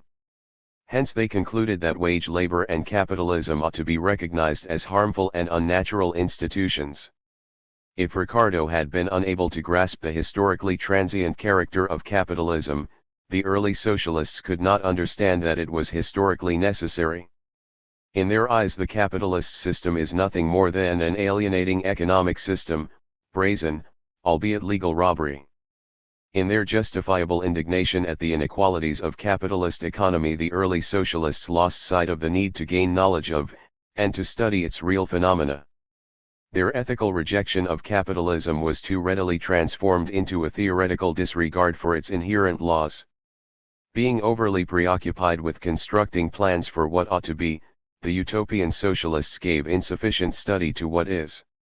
Although this methodological position relaxed their concern for the theoretical study of the phenomena of capitalist economy, when it came to understanding the problem of surplus value, the proletarian point of view of the early socialists allowed them to make a real advance over the classics. They understood the mechanism of capitalist exploitation far better and more incisively than did the classics. The idea that the landlords and capitalists receive their revenue out of the value of the workers' product, an idea that already existed in Smith, was placed emphatically to the fore by the early socialists. In this, which is at present the case, the laborers must share their produce with unproductive idlers, 5 wrote Hodgkin. Tremendous credit is owed to the author of one socialist pamphlet, published in 1821, for having brought all forms of unearned income together under one category, though it must be admitted that he still called it interest, and not surplus value. The interest paid by the capitalists, whether it acquires the form of rent, monetary interest, or entrepreneurial profit, is paid out of the labor of other people. 6. All species of unearned income are here united into surplus value, whose source is recognized as the surplus labor of the workers. We find virtually the same concept of surplus value in Thompson, there can be no other source of profit than the value added to the raw material by the labor, guided by skill, expended on it. The materials, the buildings, the machinery, the wages, can add nothing to their own value. The additional value proceeds from labor alone. 7. The most important theoretical service of the early socialists was to have understood the nature of surplus value. In this realm they paved the way for Marx. We have included this review of the economic theories of the early socialists in our section on the breakup of the classical school, not simply because these authors used the Ricardian theory of value as a basis for drawing practical, socialist conclusions which diverged sharply from the doctrine of the classical school. Even from a purely theoretical point of view, the way that we find the early socialists posing economic problems testifies to the collapse of classical theory. Ricardo was unable to reconcile the law of labor value with the real phenomena of capitalist economy, the exchange of capital for labor power, the equalizing of the rate of profit on capital. So long as no one prior to Marx was able to eliminate this basic contradiction, there remained only two ways out of the difficulty. Either one had to repudiate the labor theory of value so as to concentrate total attention on studying the superficial phenomena of capitalist economy, or one could retain the principle of labor value, but at the cost of abandoning any theoretical analysis of capitalism's real phenomena. The first tack was taken by Malthus, Torrens, and Ricardo's other critics, who declared the labor theory of value to be a deceptive fiction. Down the second path went the utopian socialists, who declared that the deception and the fiction was the capitalist system itself, based as it was on the unequal exchange of capital for labor. Both directions signaled the collapse of classical theory. Chapter 39. The Twilight of the Classical School. John Stuart Mill. The classical school is usually taken to have begun with the appearance of Adam Smith's Wealth of Nations, in 1776, and to have ended with the appearance, in 1848, of John Stuart Mill's Principles of Political Economy with some of their applications to social philosophy. Smith's book envisaged vast and optimistic prospects for economic progress. Ricardo's system, which marked the high point of the classical school's development, stood under the banner of the bourgeoisie's struggle against the landowning class and was already displaying presentiments, albeit weakly, of the impending struggle with the working class. After Ricardo, bourgeois economic thought was increasingly directed towards the defense of bourgeois and landed property from attack by socialists. The classical school went through a period of vulgarization and apologetics, at the same time encountering more and more forceful opposition from the early socialists. Finally, the classical school, in the person of John Stuart Mill, in effect gathered together its last and finest forces in order to show itself once again to be in step with the times and to provide an answer to the new problems confronting humanity. It was a belated attempt. All it proved was that the classical school's creative powers had been spent, that the ideas and theories to which it had given birth were already out of date and no longer capable of providing a foundation on which to build a new, all-embracing system of social philosophy. As the title of his book shows, Mill, 1806 to 1873, dedicated himself to erecting just such a universal system. Mill wanted to exhibit the economical phenomena of society in the relation in which they stand to the best social ideas of the present time, as he Adam Smith I.R. did, with such admirable success, in reference to the philosophy of his century. It might have seemed that Mill, with his philosophical turn of mind, his all-round, we might even say, superhuman education at the feet of his father, James Mill, and, finally, with his sensitivity towards the most progressive social currents of his own age, would have been better fitted than other economists for fulfilling this grandiose task. Nevertheless, Mill never succeeded in writing a work similar in its object and general conception to that of Adam Smith. Although his book earned him enormous fame and was considered the best course in political economy right up to the end of the 19th century, both its social philosophical and theoretical economic ideas were shot through with glaring and unresolvable contradictions. Adam Smith had expressed the point of view of the most progressive class of his age, the industrial bourgeoisie, from whose social practice he had been able to extract and fuse together his social philosophy and his economic theory. By the middle of the 19th century, the ideas of economic and political liberalism that Mill had been brought up on were already outdated. The contradictions of the capitalist economy, the destitution of the lower masses of the population, the class struggle of the proletariat, and the critique of the socialist thinkers had already undermined faith in the capitalist system as the bearer of general well-being, harmonizing the interests of all members of society. Mill did not remain blind to the signs of the times. He showed ardent compassion for the fate of the Irish peasants, followed sympathetically the successes of the workers' movement, and studied the ideas of the Saint-Simonists and Fourierists with interest. He turned his back on the ideas of bourgeois liberalism that had been so dear to him in his childhood, and in his old age became increasingly inclined towards the ideas of socialism. But Mill never succeeded in shifting completely over to the standpoint of the working class. Caught in hesitation and doubt, he stopped halfway between liberalism and socialism, and it is from this that the multitude of contradictions in his social philosophy stem. 3.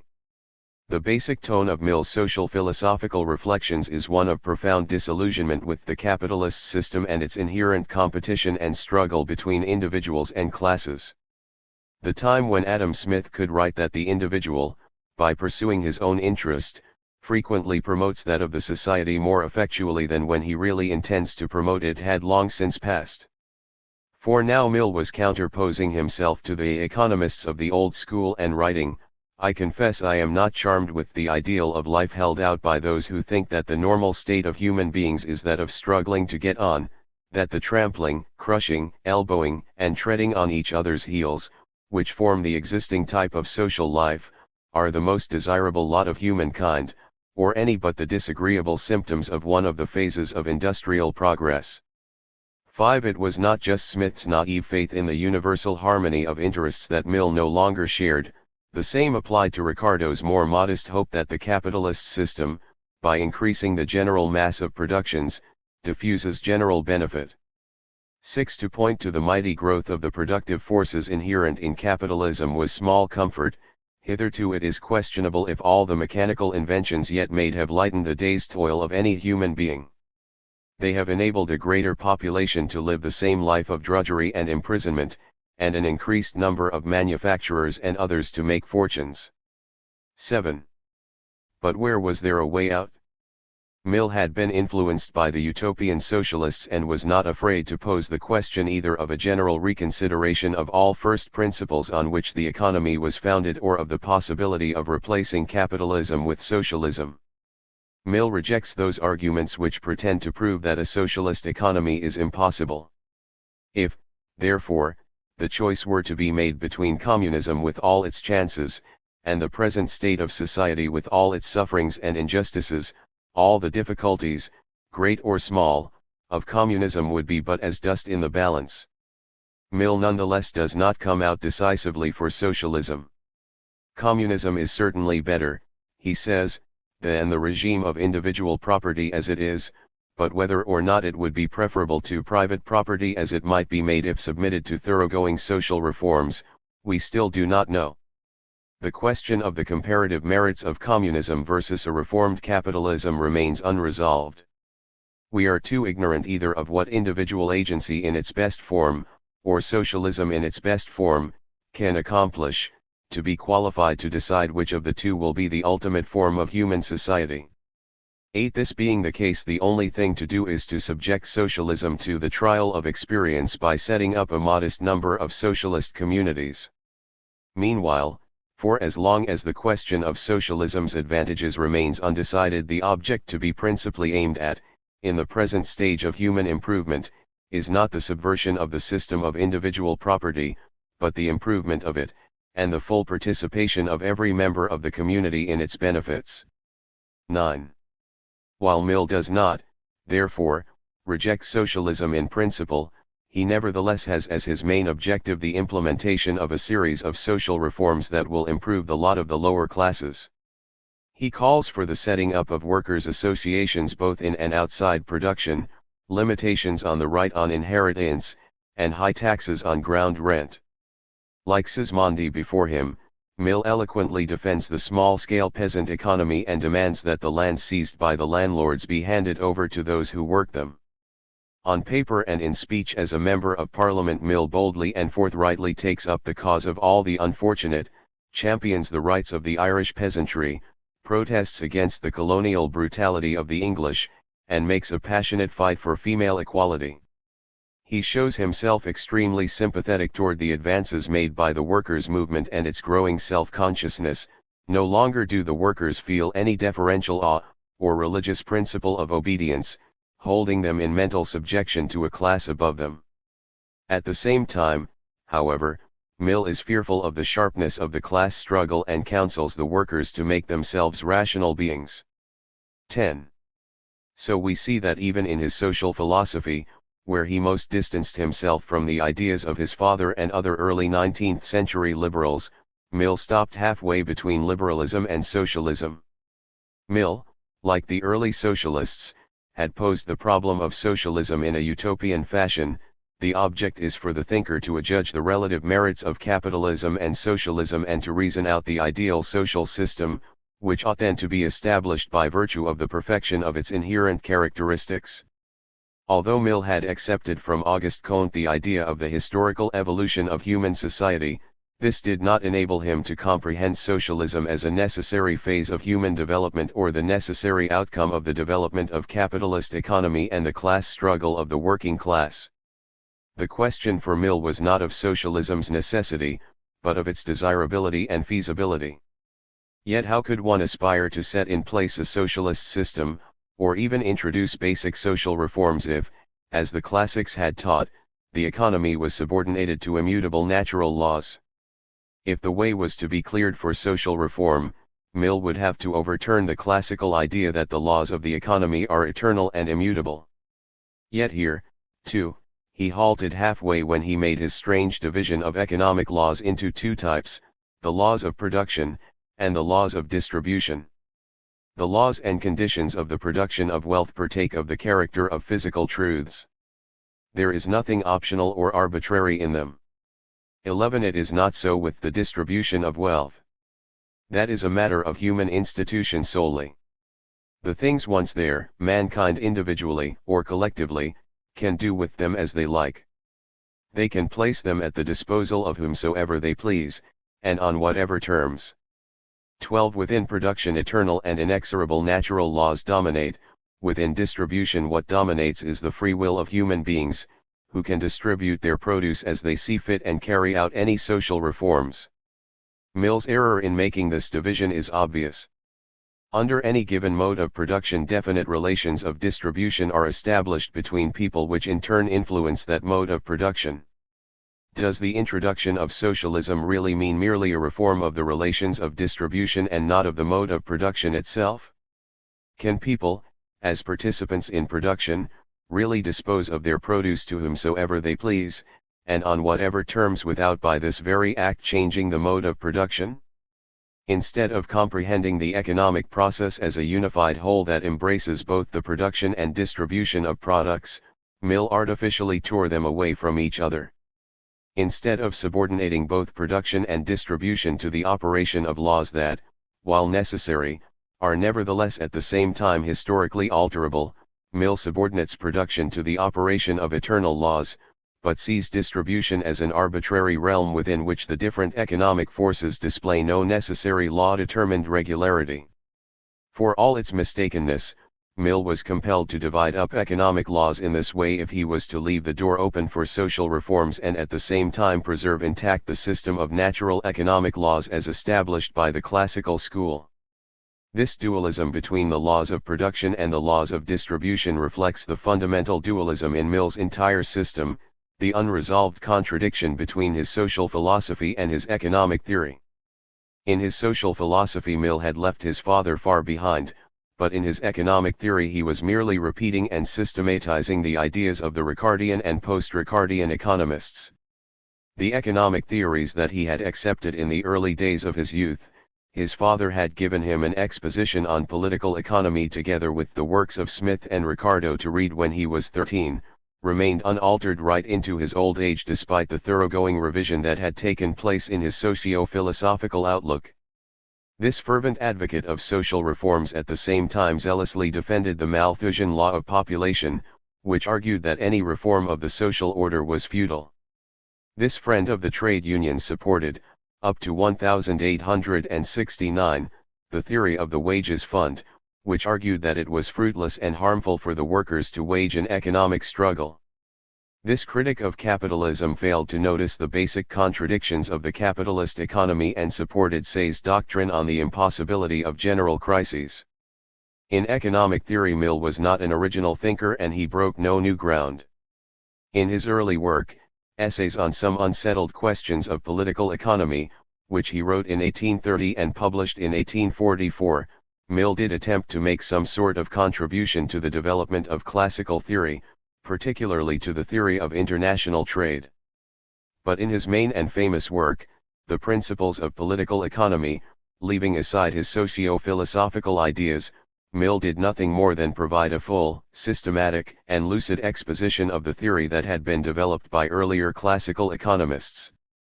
Although he based his book on Ricardo's system, it would be difficult to find a single major Ricardian or post-Ricardian economist whose theories Mill did not accept and work into his own system.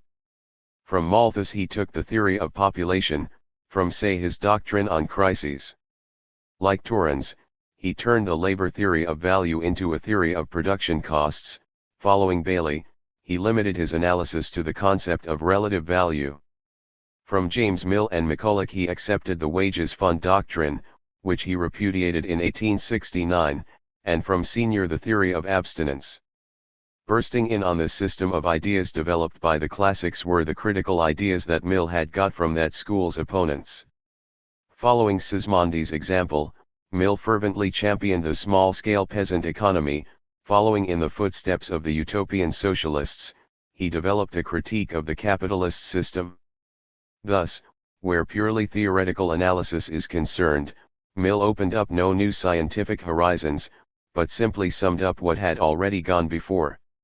Not only did he prove unable to move beyond the circumference of classical ideas, he accepted and set out the majority of them in their post-Ricardian version, i.e., when the classical school was in a state of decay and decline. Even though Mill was absolutely free of the apologetic aims pursued by the epigones of classical theory, the process of vulgarization that this theory had suffered at their hands nevertheless left its imprint on Mill's presentation. By way of example, let us turn to those central problems of economic theory, value and profit. Compared to Ricardo, Mill's development of these problems was a genuine step backward. Mill distinguishes three categories of commodities. 1. Commodities whose quantity is absolutely limited, example ancient statues. 2. Commodities subject to limitless increase in quantity without the production cost per unit going up, for example, manufactured goods. And 3. Commodities the quantity of which can be increased, but only with the rise in the production costs of a unit, for example, agricultural produce. For commodities in the first category, value, or more accurately, price, is established on the basis of the law of supply and demand, which in the formulation Mill gave it bears some valuable refinements when compared to his predecessors. They mistakenly talked about the proportion between supply and demand, whereas one really ought to talk about the equality between them. Demand and supply, the quantity demanded and the quantity supplied, will be made equal. 13. The price of a commodity always establishes itself at that level where the quantity of commodities demanded at a given price equals the quantity offered for sale at that same price. Mill was one of the first vigorously to stress that if the price of a commodity depends on the relationship between demand and supply, then, conversely, the levels of demand and supply will change in response to fluctuations in a commodity's price. 14. Regarding the second category of commodities, supply and demand determine only temporary deviations of prices from value. A stable equilibrium between supply and demand is possible only where a commodity's price coincides with its value. The magnitude of that value is in this case regulated by the law of production costs. What the production of a thing costs to its producer, or its series of producers, is the labor expended in producing it. From this it follows that the value of commodities, therefore, depends principally on the quantity of labor required for their production. It would seem at first glance that Mill is accepting the law of labor value as formulated by Ricardo. But then he goes on, if we consider as the producer the capitalist who makes the advances, the word labor may be replaced by the word wages. What the produce costs to him, is the wages which he has had to pay. 15. Thus labor has been imperceptibly slipped in for the value of labor or wages, a confusion that we find in Smith and which Ricardo had criticized and avoided. In place of the formula, value is determined by labor, we have the formula, value is determined by the amount spent on wages, or the size of production costs or advanced capital, since Mill continues Smith's mistake of ignoring outlays on constant capital and takes the entire capital to be ultimately laid out on wages. Of course, a commodity's value cannot be determined simply by the total amount spent on wages, for if it were, the capitalist would receive no profit. In our analysis of the requisites of production, we found that there is another necessary element in it besides labor. There is also capital, and this being the result of abstinence, the produce, or its value, must be sufficient to remunerate, not only all the labor required, but the abstinence of all the persons by whom the remuneration of the different classes of laborers was advanced. The return for abstinence is profit. 16. Consequently, the value of a commodity is determined by the amount of wages spent on its production plus the average profit on this sum. Commodities naturally and permanently exchange for each other according to the comparative amount of wages which must be paid for producing them, and the comparative amount of profits which must be obtained by the capitalists who pay those wages. 17. The vulgar theory of production costs had replaced the labor theory of value. Mill had to effect this replacement if he was to account for those exceptions to the law of labor value that Ricardo had pointed to and over whose explanation James Mill and McCulloch had vainly puzzled. Once the value of a commodity is determined by the sum of wages, or production costs, plus profit, it is no longer surprising that the value of wine which has lain for 10 years in a cellar should rise. A profit is being charged on the invested capital throughout the 10 years, and this enters as an independent element into the commodity's value. In a word, if capital is advanced for a longer period in one branch of production than in another, or the complexity of labor or other circumstances give that branch a higher wage rate or profit level, the value of a product produced in the former branch will be higher than the value of a product produced in the second, even though equal quantities of labor were expended on their production. From the point of view of the theory of production costs, there is no problem in explaining these exceptions. What, then, remains of the law of labor value? It asserts itself only in a single, seldom encountered circumstance. If two branches of production advance their capitals for equal periods of time and have identical levels of both wages and profits, then their products will exchange with one another when manufactured with equal expenditures of labor. This, of course, makes perfect sense, given the assumptions. An equality of expended labor means, since the wage levels are equal, that there is equality in total expenditures on wages, and consequently, that there is also equality in the total profit that is charged, since both profit levels and the circulation periods of capital are identical. In essence, what Mill is saying is that commodities will exchange with one another not because they have had equal quantities of labor expended on their production, but because they have equal costs of production, i.e., total wages, plus profit. Mill, as we see, paid a dear price for his explanation of the exceptions to the law of labor value, a complete, albeit concealed, rejection of this law, which forms the most valuable part of the Smithian and Ricardian legacy. For all the superficial likeness in Ricardo's and Mill's systems, there exists between them a fundamental and principled divergence. Ricardo considers the basic law to be the law of labor value. His mistake is to think that in capitalist economy this law must assert itself directly. Thus he identifies those cases where commodities sell at prices of production deviating from their labor value, cases which form the general rule in capitalist economy, as exceptions to the law of value. He cannot explain these exceptions from the point of view of his general law, hence follows the logical collapse of his system. Yet for all the contradictions in his exposition, Ricardo does not abandon his basic law of labor value, and because of this leaves the way clear for future scientific progress. Marx was later to show that the law of labor value regulates the phenomena of capitalist economy indirectly, rather than directly, and ultimately determines prices of production, which in Ricardo's system functioned as exceptions. He demonstrated that it is possible to understand the law of production costs only on the basis of the law of labor value. 18. Mill alters Ricardo's doctrine in the reverse direction. Like Ricardo, he sets himself the wrong objective. He wants to discover under what circumstances the law of labor value will directly regulate the exchange of commodities. Unlike Ricardo, he correctly sees that in capitalist economy this can only occur in rare cases. But then Mill takes the general rule to be the sale of commodities at their production costs plus average profit, a situation which for Ricardo had figured only as an exception. He acknowledges the law of production costs to be the basic law, and in this he is akin to Ricardo's opponents, Torrens, for instance.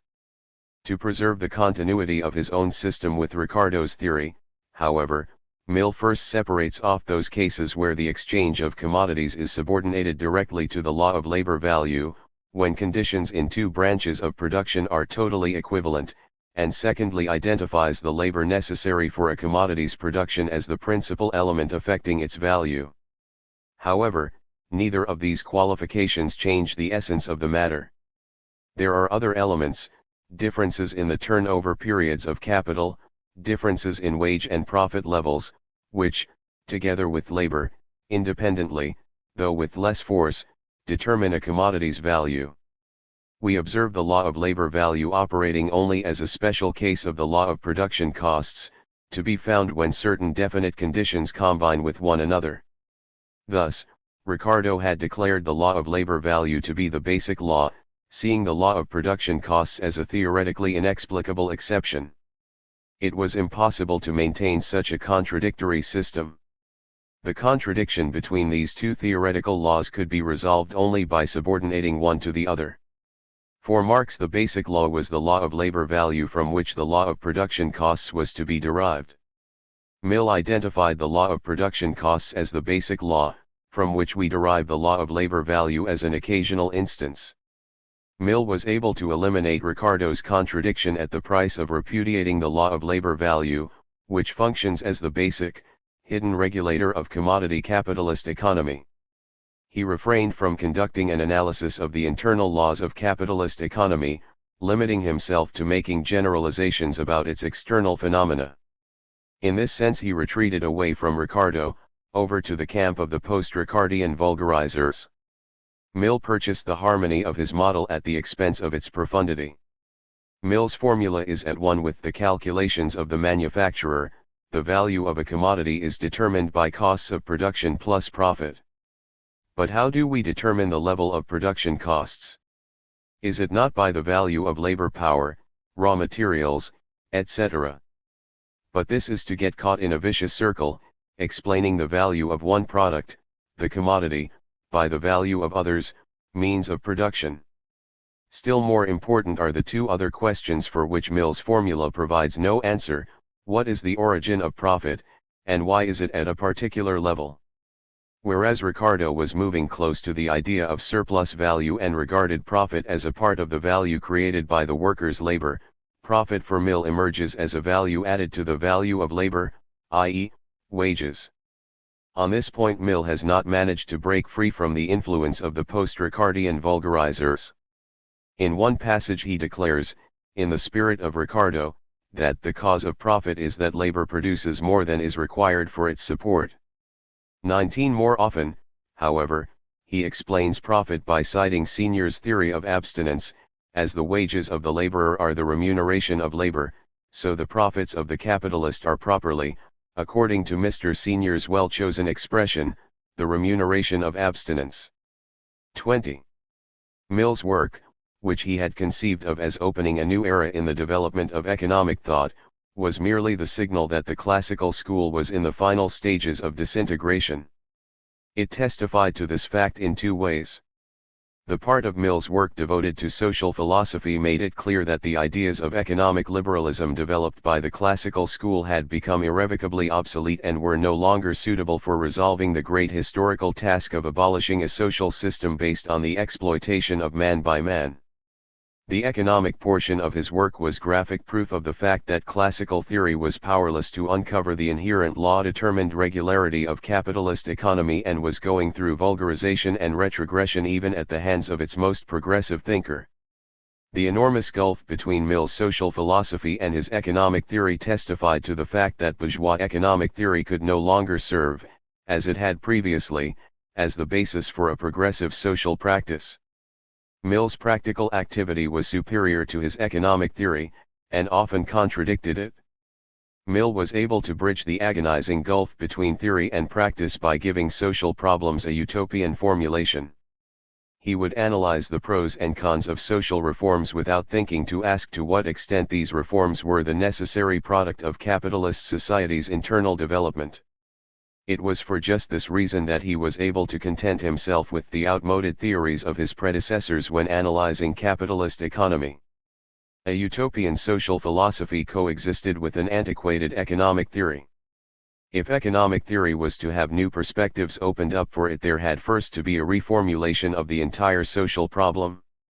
Once Karl Marx had made the transition from utopian to scientific socialism, he set himself the task of demonstrating that socialism is a necessary phase of human history which flows out of capitalist society's own internal development. For Marx to be able to place socialism on a scientific basis, he had to uncover the law-governed regularity behind the development of capitalist economy, which forms the basis of the whole of bourgeois society. Marx cleansed economic theory of the vulgar excrescence left by the classical school's decay. As the starting point of his analysis, he took the most vital of Smith's and Ricardo's ideas, thoroughly reworked them, and incorporated them into a unified and reasoned-out sociological system. In this way Marx developed the most valuable of the classical school's ideas and at the same time opened up a new era in the development of economic thought. He fulfilled the difficult task that had been beyond Mill's grasp. He presented the economical phenomena of society in the relation in which they stand to the best social ideas of the present time. He synthesized scientific socialism with economic theory. Part 6. Conclusion, a brief review of the course. Chapter 40. Conclusion. A brief review of the course. Modern political economy came into being and developed in parallel with the emergence and growth of capitalist economy, its object of study. In its evolution it reflected the evolution of capitalist economy and that economy's ruling class, the bourgeoisie. Mercantilist literature, for example, clearly expressed the concerns and requirements of merchant capital and the commercial bourgeoisie. From the middle of the 18th century, when strict state regulation and the monopolies of the trading companies had begun to put a brake on the growth of industrial capitalism, there was widespread opposition to mercantilist ideas. In agricultural France it was the physiocrats who took up the struggle against mercantilism, under the slogan of fostering productive agricultural capital. The efforts of the physiocrats ended in practical and, to a lesser extent, theoretical collapse. It fell to the English classical school, which expressed in the first instance the interests of the industrial bourgeoisie, to make the major practical and theoretical advances. In Smith's doctrine, the task of waging a struggle against the antiquated restrictions fettering the growth of the capitalist economy managed to conceal and push into the background the conflicting interests of the different classes that make up bourgeois society. Ricardo's doctrine provided the theoretical foundation for the bourgeoisie in its clash of interests with the landowning class, a clash that revealed itself with bitter intensity in England at the beginning of the 19th century. At the same time, Ricardo could not fail to acknowledge that the bourgeoisie and the working class also had divergent interests, an admission which already contained the seeds of the classical school's disintegration. With the successful conclusion, in the 1830s, of its struggle against the landlords, the bourgeoisie began to feel itself increasingly threatened by the rising working class. The classical school's decomposition proceeded at an accelerated pace. 1. Mercantilism. Mercantilist policy, which accelerated the breakup of the feudal economy and the guild crafts, corresponded to the interests of the commercial bourgeoisie and merchant capital. Its main objective was to foster a rapid growth of foreign trade, together with shipping and such exporting industries as wool and textiles, striving in particular to reinforce the influx of precious metals into the country, which in their turn accelerated the transition from a natural to a money economy. It is therefore understandable that mercantilist literature focused its attention primarily on two closely interrelated problems: 1. The question of foreign trade and the balance of trade, and 2. The question of regulating the circulation of money. We can distinguish three periods in the way the solution to these problems was approached: a. The early mercantilist period, b. The period of developed mercantilist doctrine, and c. The beginnings of the anti-mercantilist opposition. a. The early mercantilists devoted their attention mainly to the circulation of money, which went through a period of almost total disarray during the 16th and 17th centuries. In part this was due to the price revolution which was taking place at the time, and in part because sovereigns were debasing metal coins. The debasement of metal coins, the worsening of the currency's rate of exchange, and the outflow of coins of standard value to other countries were severely affecting the interests of the commercial bourgeoisie. The early mercantilists of the 16th and early 17th centuries were advocates of the money balance system, and believed that it would be possible to extirpate these evils through compulsory governmental regulation over the circulation of money. In particular, they demanded an absolute prohibition on the export of metal coins, hoping that by this means the country's monetary balance would improve. b. The later mercantilists of the 17th century had already come to understand that fluctuations within the sphere of monetary circulation, a deteriorating rate of exchange and the export of metal coins, result from a country's unfavorable balance of trade. They did not believe it possible to regulate the flow of money directly, and so advised those in power to concentrate their energies on regulating the country's balance of trade by stimulating its commodity exports to other countries. In particular, they recommended the development of export industries, so that more expensive industrial manufactures could be exported, rather than raw materials, and the transit trade, i.e., the purchase of colonial commodities in oceanic countries, such as India, to be sold in the European countries at higher prices. In England, the theory of the balance of trade was expressly developed in Munn's work, England's Treasure by Foreign Trade, written in the 1630s. c. With the end of the 17th century an opposition to mercantilism had already begun to appear. North was one of the first free traders. He called on the state to refrain from exercising compulsory regulation both over the flow of money to and from other countries, and over the circulation of commodities between them. North demanded full freedom of foreign trade and believed it beneficial for both monetary and commodity circulation to be self-regulating. The economists who debated the problems of the monetary balance and the balance of trade were primarily interested in those practical questions which touched the interests of the commercial bourgeoisie. Alongside this merchant current in mercantilist thought, there appeared, at the end of the 17th century, a philosophical tendency whose representatives, Petty, Locke, Hume, exhibited great interest in working out theoretical problems, first and foremost those of value and money. As soon as economists directed their thinking toward the theoretical analysis of economic phenomena, they found themselves confronted with the problem of value. In the Middle Ages, when prices were compulsorily fixed by the town and guild authorities, the problem of value had been posed normatively. The scholastic writers argued over the just price, justum praetium, that needed to be compulsorily established to assure the craftsman his customary standard of living. During the age of merchant capital, the formation of prices via regulation gradually ceded to the spontaneous formation of prices through the market. The economists of the 17th century now found themselves facing a new theoretical problem: what were the laws that governed this market formation of prices? Answers to this question were still superficial and undeveloped. John Locke, the well-known philosopher, answered that the movement of prices depended on alterations in demand and supply. Barbon, his contemporary, advanced the theory of subjective utility. In his words, the value of all wares arise from their use, and depends on the wants and wishes of those who consume them. A more profound attempt to find a law-determined regularity to what was at first glance the disorderly and haphazard movement of prices was made by James Steuart, one of the later mercantilists and an advocate of the theory of production costs. In his view, a commodity has a real value equal to its costs of production. The price of the commodity cannot be lower than this real value, but is customarily higher, the surplus comprising the industrialist's profit. Profit, therefore, is something added onto the commodity's value and accrues to the industrialist because he has managed to sell it under favorable circumstances, i.e., it is profit upon alienation. The idea that profit is created within the process of circulation is encountered in almost all mercantilist writing and reflects the conditions within the age of merchant capitalism, when there were colossal profits to be made from foreign trade, the colonial trade in particular. From a theoretical point of view, the doctrine of profit upon alienation signified a complete repudiation of any solution to the problem of profit and surplus value in general.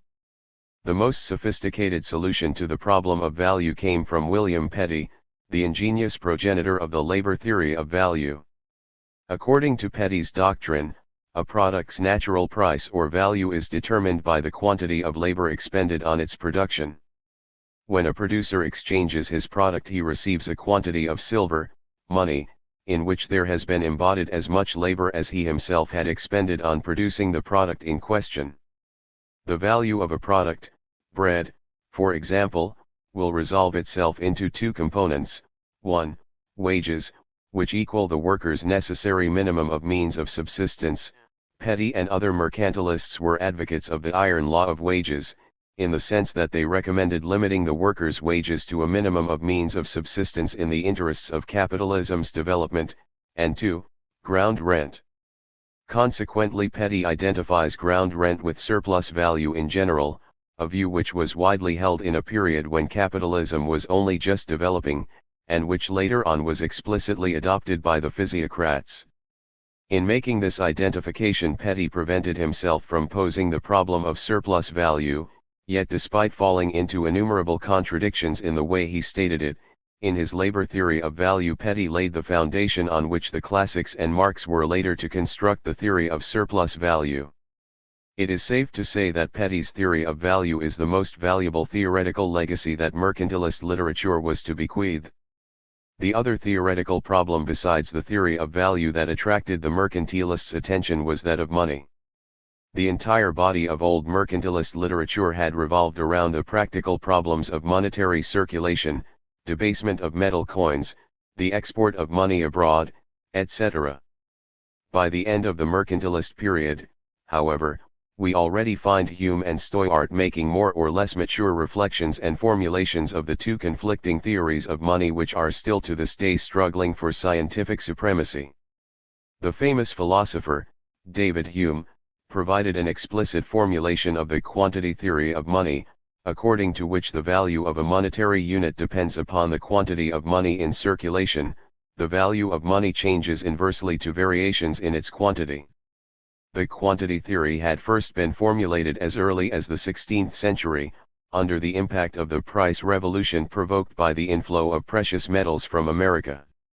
Hume, however, deepened and refined it. Hume's opponent on this question was the man already mentioned, James Steuart, who argued that the quantity of money in circulation depends on the needs of commodity circulation. Steuart's ideas were later taken over by Thomas Tooke in the first half of the 19th century and subsequently developed by Marx. To the physiocrats. The term physiocrats came to be applied to a group of economists who had come onto the scene in the 1760s, primarily in France. The head of the school was François Quesnay, who grouped around himself a number of disciples and partisans. After a brief period of brilliant success, physiocratic doctrine was supplanted by the theories of the new classical school that had emerged in England and was for a long time regarded with scorn and even mocked. Marx was one of the first to note the physiocrats' scientific merits, and they were later to gain increasingly widespread scientific recognition. While mercantilist doctrine reflected English economic conditions during the age of merchant capital, Physiocratic theory corresponded more to the economic and social conditions of mid-18th century France. This was a time when France was involved in a global struggle with England for naval, commercial, and colonial supremacy and, after protracted wars, had been forced to cede first place to its rival. The mercantilist policy pursued with a special determination under Colbert's ministry of encouraging industry, shipping, and trade at state expense had failed to attain its objectives and had devoured enormous resources. The combined effect of mercantilist policy and feudal survivals had resulted in the devastation of agriculture. A myriad of factors was operating to hold back agricultural growth: a backward agricultural technology, accompanied by poor harvests, the mercantilist policy of forbidding corn exports, which depressed corn prices, and a tax system the entire weight of which fell on the peasantry and spared the gentry. In their program of economic reforms, the physiocrats strove to eliminate each of these factors. They fervently championed the type of rational agriculture that had met with remarkable success in England. They recommended that land be leased to large-scale farmers with abundant capital. They demanded the repeal of prohibitions on the export of corn, arguing the benefit of high corn prices and low prices on industrial goods. Finally, in order to insulate the farmer from heavy taxes, they called for all taxes to be shifted onto the rent received by the landlords. The physiocrats' economic program, especially their scheme for tax reform, corresponded to the interests of the rural bourgeoisie and was directed against the feudal gentry.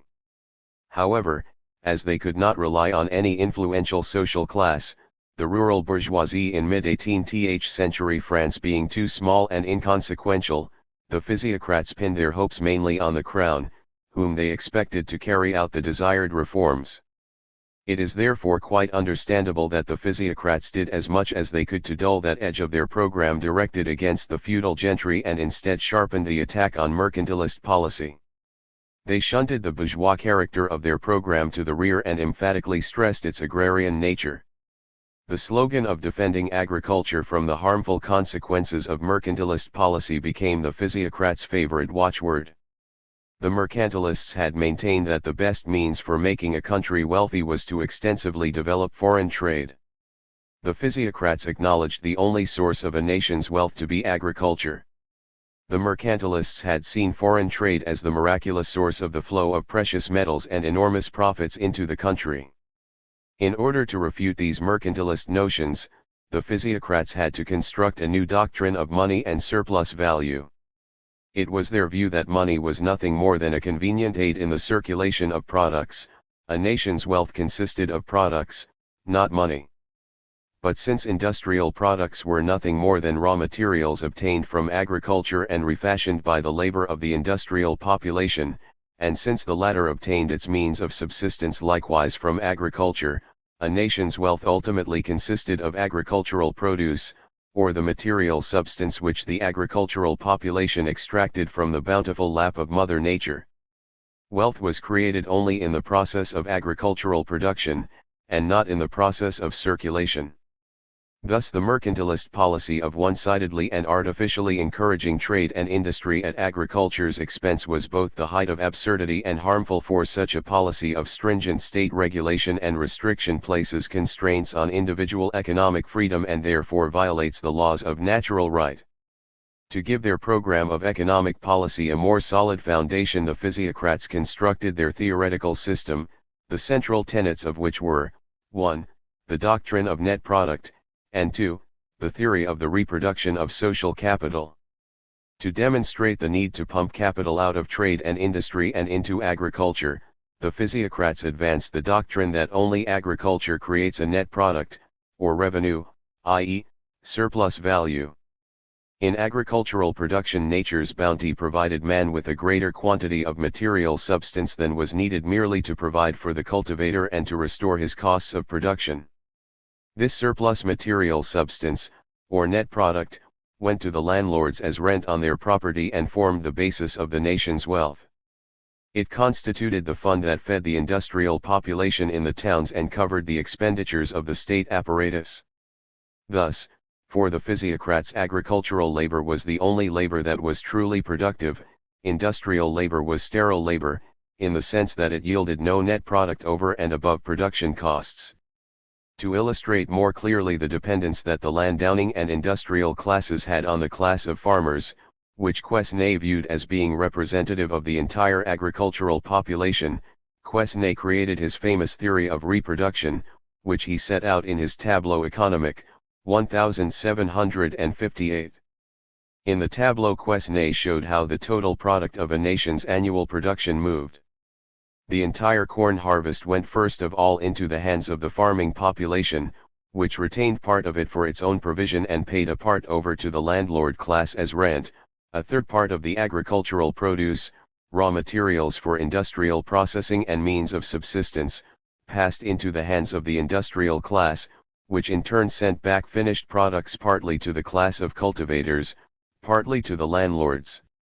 Parallel with the movement of products between the individual social classes, but in the reverse direction, ran the movement of money, which functioned merely in a servicing capacity, to mediate the circulation of commodities. As depicted by Quesnay, the entire process of distributing the social product between the separate social classes was such that in the end all classes in society had their consumption needs met and a new cycle of reproduction was all set to begin. The Tableau économique represented Quesnay's most important theoretical legacy. It was the first, ingenious attempt to capture the entire process of social reproduction, embracing the production, circulation, distribution, and consumption of the social product within a single scheme. Whilst the mercantilists had occupied themselves with debating isolated, and usually practical problems, Quesnay made a bold attempt to uncover the mechanism of capitalist reproduction as a whole, an attempt which earns him the right to be called the father of contemporary political economy. In his theory of reproduction, Quesnay was far ahead of his time. Even the classical economists proved unable to grasp this theoretical achievement, only Marx was to develop it further. There is also a valuable theoretical idea in the physiocratic doctrine of net product, although it is hidden beneath a fantastic argument. For the mercantilists, the source of profit was trade, while profit was the surplus that remained after covering production costs. The physiocrats taught that the surplus, or net income, is formed strictly within the process of agricultural production. Consequently, they shifted the source of the formation of surplus value out of the circulation process and into the process of production. This was a new formulation of the problem of surplus value and constitutes one of the physiocrats' great merits. They were unable to solve it, however, because of their naive naturalism, which put the physical productivity of the soil in place of the economic productivity of labor, and the production of material substance in place of the production of value.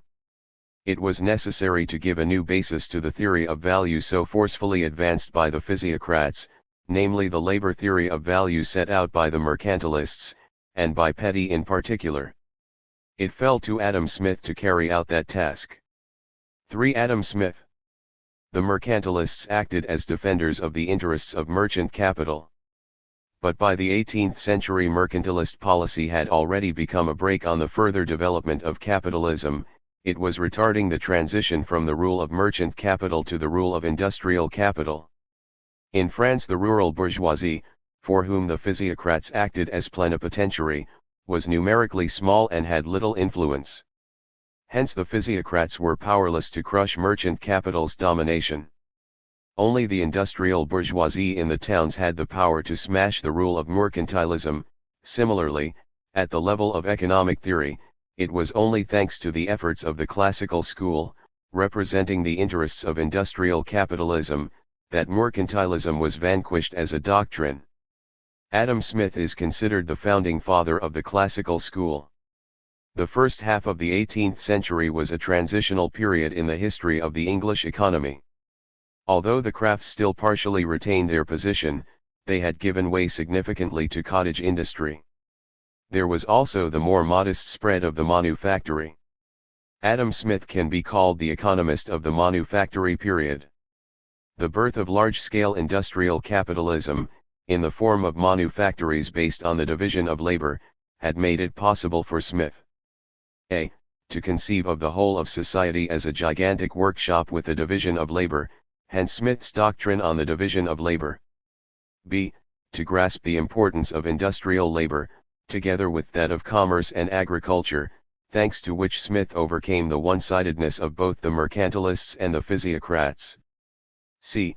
To conceive of the exchange between different branches of production as an exchange of equivalent products based on equal expenditures of labor, hence the central place that the theory of value occupies in Smith's system. d. To classify correctly the different forms of revenue, wages, profit, and rent, that go to each of the different social classes.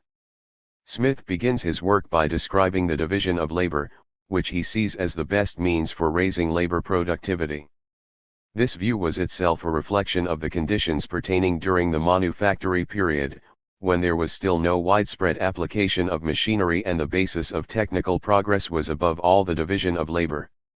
Since Smith is mainly concerned with the material technical advantages of the division of labor and not its social form, it is perfectly understandable that he should confuse the social division of labor between individual enterprises with the technical division of labor within the single enterprise. Despite this error, Smith's doctrine on the division of labor is of enormous value. Proceeding from this, Smith conceives of the whole of society as a vast laboring society of people who work for one another and mutually exchange the products of their labor. The conception of society as at one and the same time a laboring and an exchange society of individuals allowed Smith to grasp the importance of industry and to accord central place to the labor theory of value. Smith regarded society as a laboring society of individuals depending on one another by virtue of their productive activity. Unlike the mercantilists, he understood that the exchange of a commodity for money ultimately comes down to an exchange of the products of different producers' labor. On the other hand, he overcame the one-sidedness of the physiocrats, who regarded the movement of commodities as a movement of matter, or the material substance of nature, from the class of cultivators to the other classes of society, i.e., to the landowning and industrial classes. Beneath the exchange of products of labor, Smith perceived an exchange of the laboring activities of different producers. If all producers depend on one another, this obviously does away with the privileged position that the mercantilists had accorded to foreign trade and the physiocrats to agriculture.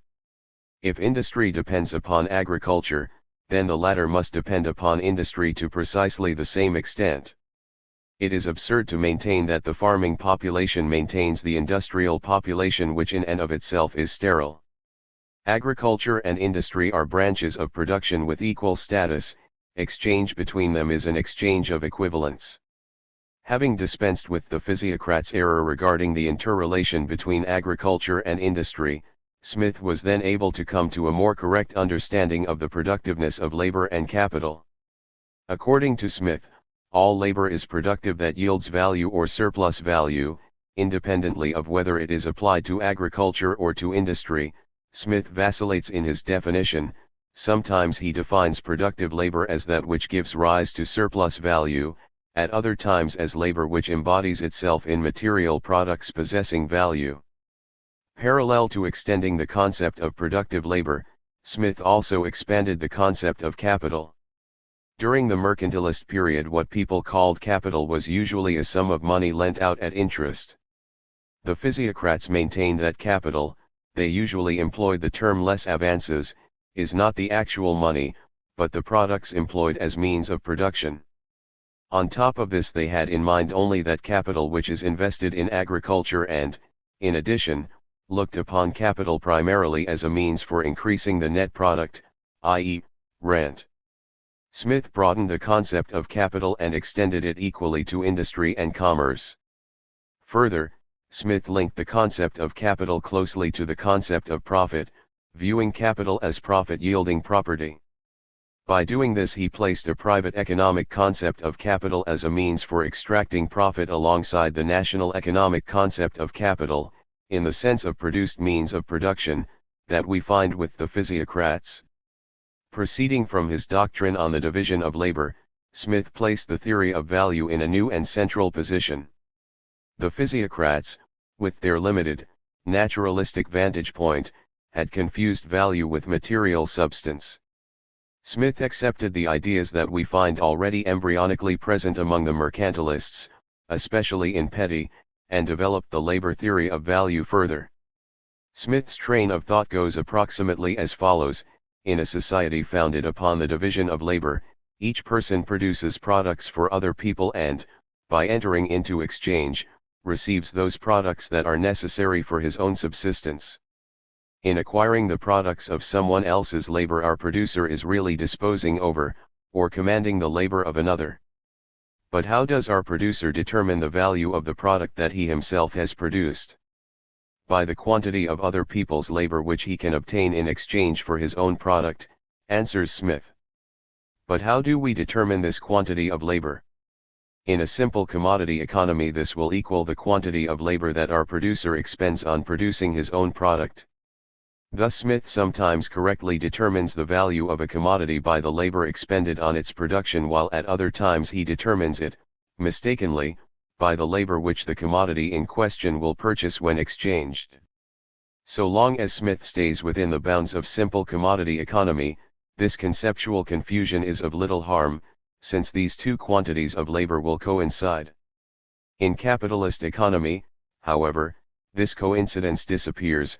The capitalist purchases the living labor of the worker, i.e., labor power, for example, 8 hours of his labor, in exchange for a product containing a smaller quantity of labor. Being unable to explain the laws of this exchange of capital for labor power, Smith mistakenly concludes that in capitalist economy the value of the product is greater than the quantity of labor expended on its production, and is equal to the sum that the capitalist has laid out to hire workers plus the average profit, in certain circumstances plus rent as well. Consequently, when it comes to capitalist economy, Smith denies that the law of labor value operates. Here he grounds himself on the vulgar theory of production costs. Because of his vacillations on the theory of value, Smith was to become the forebearer of the two currents within economic thought at the beginning of the 19th century, the classical tendency, which achieved its highest expression in Ricardo, and the vulgar current, represented by Say. The inconsistency of Smith's theory of value impeded him from providing a fully worked-out theory of distribution. It is true that he did make a major advance when compared to the physiocrats. He replaced the physiocrats' false schema of social classes, landowning class, productive class, and sterile class, with the correct schema of landlords, industrial capitalists, and wage laborers. He correctly enumerated the three forms of revenue that each of these classes receives: wages, profit, and rent. Smith especially deserves credit for having clearly distinguished the category of industrial profit, which the physiocrats had ignored. For all the advances that Smith made in the theory of distribution, on the whole his treatment of the latter remained highly incomplete, partially because he did not hold to the standpoint of the labor theory of value, but abandoned it in favor of the theory of production costs. Had Smith held fast to the doctrine that the value of a product is created by human labor and is divided up between the separate social classes, the interdependence of the revenues of the various classes would have leapt to his eye and demanded elucidation through a theory of distribution. But so long as Smith grounded himself on the theory of production costs, according to which the product's value is the result of the sum of the various costs of production, or the revenue of those participating in production, wages, profit, and rent, these revenues stood out as something prior to value and independent from one another. Instead of regarding the product's value as primary and revenue secondary, Smith looked upon value as a secondary magnitude, deriving it from revenue. But if this were the case, the question would immediately arise: how is the size of these revenues, i.e., wages and profit, determined? Smith found no better answer to this question than to make a covert appeal to the theory of supply and demand. In his view, the level of profits depends on the abundance of capital, or, to be more precise, upon its rate of accumulation. When capital is growing rapidly, the rate of profit falls; when a country's total capital declines, the rate of profit goes up. But a rise in capital indicates a simultaneous growth in the demand for labor power, and is thus accompanied by a rise in wages. The reverse occurs when a country's total capital is diminishing. Finally, when that capital is in a stationary state, both wages and profits establish themselves at a low level. Thus, the movement of the revenues of both capitalists and workers depends upon whether a nation's economy is in a progressive, stationary, or declining state. With such a position, Smith could hardly be said to have resolved the problem of distribution. He merely gave a factual description, accompanied by a superficial explanation of these facts in the spirit of supply and demand theory. It was left to the other great economist of the classical school, David Ricardo, to make a decisive step forward in the theory of distribution. For David Ricardo's life more or less coincides with the age of the English Industrial Revolution, which, by extensively introducing new machinery and rapidly developing factory production, successfully displaced the previous forms of industry, the crafts, cottage industry, and manufactories. If Smith can be called the economist of the manufactory period, then Ricardo is the economist of the age of the Industrial Revolution, the basic characteristics of which were to find their reflection in his theory. In his labor theory of value, Ricardo generalized from the multifarious facts associated with the drastic and rapid cheapening of industrial manufactures which resulted from the introduction of new machinery and the rising technical productivity of labor. In his theory of distribution, and most notably in his doctrine on rent, he reflected the condition of sharpening class struggle between bourgeoisie and landlords that went side by side with the first successes of factory industry. Ricardo's primary merit is to have freed the labor theory of value of the internal contradictions from which it had suffered in Smith's formulation of it, and to have attempted to use this theory to explain the phenomena of distribution. Smith had failed to make a sufficiently clear distinction between the quantity of labor expended on the production of a product, and the quantity of labor which that product will be able to purchase when exchanged. In keeping with this dualistic standpoint, Smith acknowledged that a product's value can change both as a result of changes in the productivity of the labor employed in producing it, and in consequence of alterations in the value of labor, i.e., in the amount of wages or costs of production. Ricardo took up arms against this error on the part of Smith.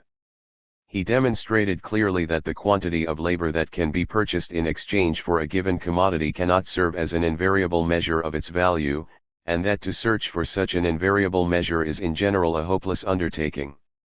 Ricardo identifies a change in the quantity of labor expended on producing commodities as the sole source, with the exception of the cases noted below, of changes in their value. He therefore makes the magnitude of a commodity's value depend directly on the development of the technical productivity of labor. By adhering consistently to this position, Ricardo made a great contribution towards resolving the quantitative problem of value, although with his horizons limited, as were Smith's, to capitalist economy. He ignored the qualitative, or social nature of value as the external expression of a determinate type of production relations between people. Smith had denied that the law of labor value operates within capitalist economy, where the product's value does not go completely to its producer, but is broken down into wages and profit. To radically disprove this false view of Smith's, it would have been necessary to explain the laws by which capital exchanges for labor power. It would only have been possible to explain these laws by analyzing those social relations of production which bind the worker to the capitalist. But the method of analyzing production relations as being relations between people was as unknown to Ricardo as it was to Smith. Ricardo, therefore, had no other recourse but to leave aside the question that Smith had posed. This he did, restricting his investigation on this point to the question of the relative value of commodities. Insofar as it is a question of the relative value of two commodities A and B, it is obvious that any change in workers' wages, a rise, for example, which exerts a uniform influence on the overall production costs of the two commodities, will not in the least affect their relative value. The result of a rise in wages is not to increase the product's value, as Smith had thought, but merely to lower the level of profits. No matter how the product's value is distributed between wages and profit, this will not affect the magnitude of the product's value, which in capitalist economy is determined by the quantity of labor necessary to produce it. By taking the position that wages and profit change reciprocally one to the other, Ricardo made a decisive stand for the view that profit is a portion of the product's value which the workers have created with their labor and which the capitalist appropriates for himself. Ricardo in this way rectified Smith's mistake, which consisted in denying that the law of labor value operates in capitalist economy. But he did not manage to show how the law of labor value, which does not manifest itself directly in the workings of capitalist economy, nevertheless regulates it indirectly through the medium of prices of production. Ricardo was not successful in explaining the apparent contradiction between the law of labor value and the observable phenomena of capitalist economy. In fact, Ricardo was able to eliminate the influence of wage fluctuations, and the corresponding fluctuations in the rate of profit, on the relative values of the two commodities, A and B, only insofar as wages have approximately the same weight in the costs of production of the two commodities, that is, to the extent that the two branches of production each employ capitals with identical organic compositions. If the capitals that produce commodities A and B have unequal organic compositions, or unequal turnover periods, any rise in wages, or fall in the rate of profit, will more perceptibly affect the commodity produced with the capital of lower organic composition, say, commodity A. In order to preserve the same level of profit in the two branches of production, the relative value of commodity A will have to rise in comparison with commodity B. Thus Ricardo arrives at his famous exception to the law of labor value. The relative values of commodities A and B will change not only with fluctuations in the relative quantities of labor needed for their production, but also with a change in the rate of profit, or with a corresponding change in wages. Profit on capital is in effect an independent factor regulating the value of products together with labor. By allowing for these exceptions to the law of labor value, Ricardo opened the way for the vulgar economists, Malthus, James Mill, McCulloch, etc., to completely abandon the labor theory of value. Ricardo himself, however, considered these exceptions to be of secondary importance compared with the basic principle of labor value, his point of departure for constructing his whole theory of distribution. Ricardo's theory of distribution had two main objects to pursue. Firstly, it had to flow from his theory of value and, secondly, it had to account for the real-life phenomena of distribution that Ricardo was observing in England at the beginning of the 19th century. The Smithian theory of distribution had led to a vulgar theory of production costs.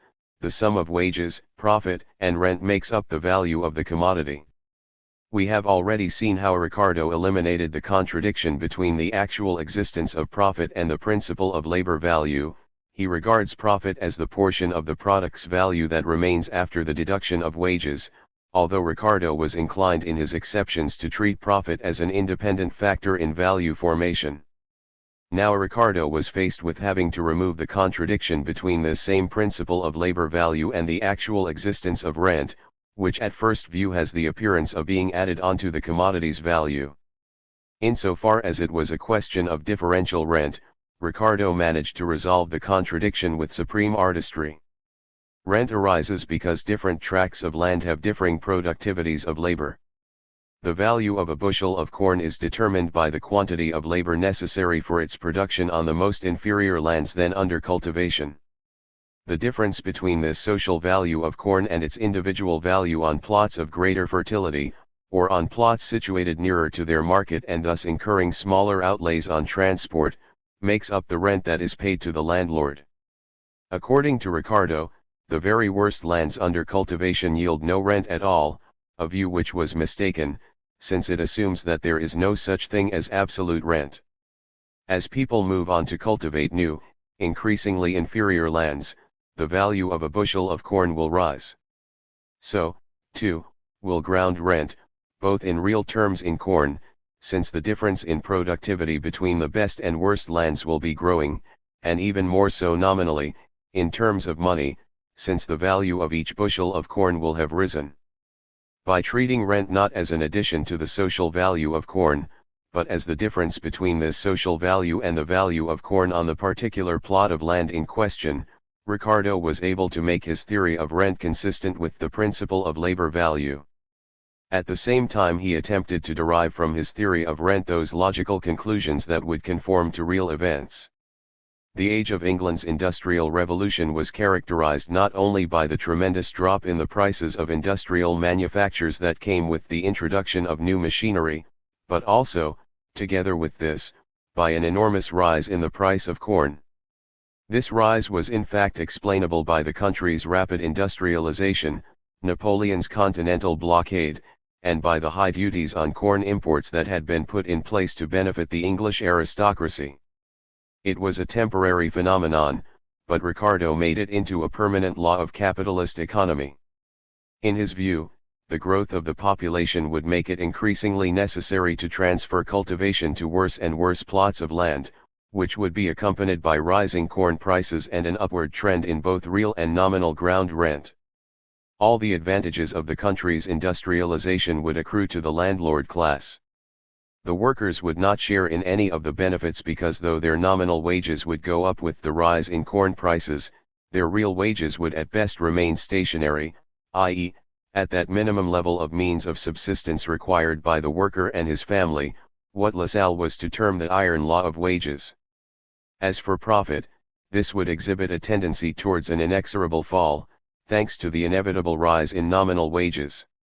The fall in profits would dampen the capitalists' drive to accumulate capital, and the nation's economic progress would inevitably slow down, coming nearer and nearer to a total halt. Ricardo's entire portrait of revenue movements among the different social classes flows from his assumption that corn prices would be necessarily rising. Ricardo underestimated the possibilities for a powerful growth in the productivity of agricultural labor. His doctrine of a necessary and inexorable rise in the price of corn was not borne out by events, and neither were the conclusions drawn from it. In spite of this, his theory of distribution represented an enormous scientific advance. It portrayed the vast sweep of the movements in income of all the social classes, and their close interconnection. It depicted this dynamic as a necessary consequence of the law of labor value, and it clearly revealed the conflicts that exist between the interests of the individual classes. 5. The disintegration of the classical school. Ricardo had been courageous enough to acknowledge openly and directly the conflict of interests between capitalists and workers. As the struggle between these two classes flared up and pushed the struggle between capitalists and aristocracy into the background, bourgeois economists increasingly began to switch from a forthright description and explanation of capitalist economy to presenting a justification of it. Bourgeois political economy became increasingly apologetic, that is, it set itself the aim of justifying capitalism, and vulgar, i.e., it restricted its investigation to superficially studying phenomena as they might appear to the capitalist, instead of probing into the internal connection between them. Around about the 1830s there began the period of the classical school's disintegration. Bourgeois economists of that period repudiated the labor theory of value developed by Smith and Ricardo. In order to show that profit is not a part of the value created by the worker's labor, they concocted new theories as to its origin. Say's doctrine was that profit is created because of the productiveness of the means of production belonging to the capitalist. The theory of the productiveness of capital, Senior saw profit as the reward for the abstinence of the capitalist who accumulates capital by refraining from directly satisfying his own personal needs, the theory of abstinence. As bourgeois political economy became apologetic and vulgar, there also began to be opposition to it. Opposing it were the representatives of the landowning class, pushed into the background by the bourgeoisie, Malthus, who taught that only the existence of a wealthy class of landowners could create a market for industrial manufactures, the defenders of the petty bourgeoisie, peasantry, and handicrafts, Sismondi, who argued that capitalism, by bringing ruin to the peasantry and handicrafts, reduces the purchasing power of the population and thereby creates the conditions for constant crises. And, finally, the first defenders of the working class, the utopian socialists. 1. Nicholas Barbon, A Discourse of Trade, London, 1690, pages 13 to 15. The value of all wares arise from their use, things of no use, have no value. The use of things, are to supply the wants and necessities of man. There are two general wants that mankind is born with, the wants of the body, and the wants of the mind. To supply these two necessities, all things under the sun become useful and therefore have a value. The wants of the mind are infinite, man naturally aspires, and as his mind is elevated, his senses grow more refined, and more capable of delight, his desires are enlarged, and his wants increase with his wishes. Afterward. By Catherine Colliot Thellini. Afterward. Those acquainted with II. Rubin's essays on Marx's theory of value are in a position to appreciate the author's remarkable knowledge of Marx's thought. The History of Economic Thought is the first English translation of a work which is an important complement to the essays. It is devoted to the study of economic doctrines prior to the writing of Capital, doctrines which were therefore known to Marx and discussed by him. It is not, however, just a convenient textbook, taking up perhaps with greater systematicity the elements of analysis scattered throughout a contribution to the critique of political economy, capital, and theories of surplus value. On the contrary, it contains original contributions such as the first 8 chapters on mercantilism, a doctrine which Marx frequently invokes, which he knew very well, but which never constitutes the object of an ordered study in his texts. Further, and this distinguishes the present work from traditional histories of economic thought, Rubin has applied himself to placing the theories he deals with in their respective contexts.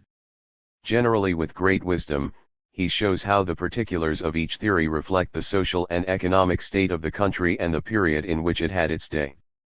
Of course, this historical perspective is not absent from Marx's texts. Witness the remarkable example of the study of the physiocratic current. TSV pages 44-68.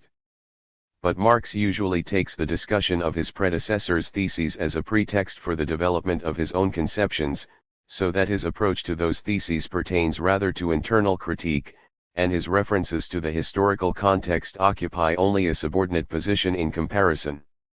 Rubin's history is an original work, then, but it owes much to Marx's analyses and borrows its reading grid from them. Rubin's exceptional knowledge of Marx must not be understood as superior scholarship. For reasons which are perfectly clear to everyone, the work of Marx, like that of no economist before or since and very few philosophers, has attracted a considerable number of honest and hard-working exegetists who have been discouraged neither by the breadth of his writings nor by the frequent technicality of his objects. But the difficulties peculiar to his thought, such as the ambiguity or the awkwardness of some of his formulas, and the weight of the traditional questions of academic political economy, to which it was supposed his theories were meant to be an answer, combine to form an obstacle to the effective appropriation of the very questioning that gives sense and coherence to the project of capital. Rubin has mastered precisely this questioning.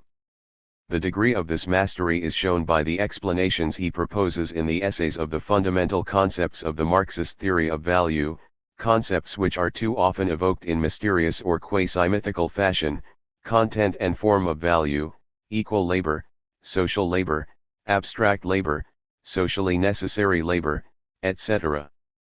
It is very clear that we find this same mastery in Rubin's perspective on the economic doctrines prior to Marx.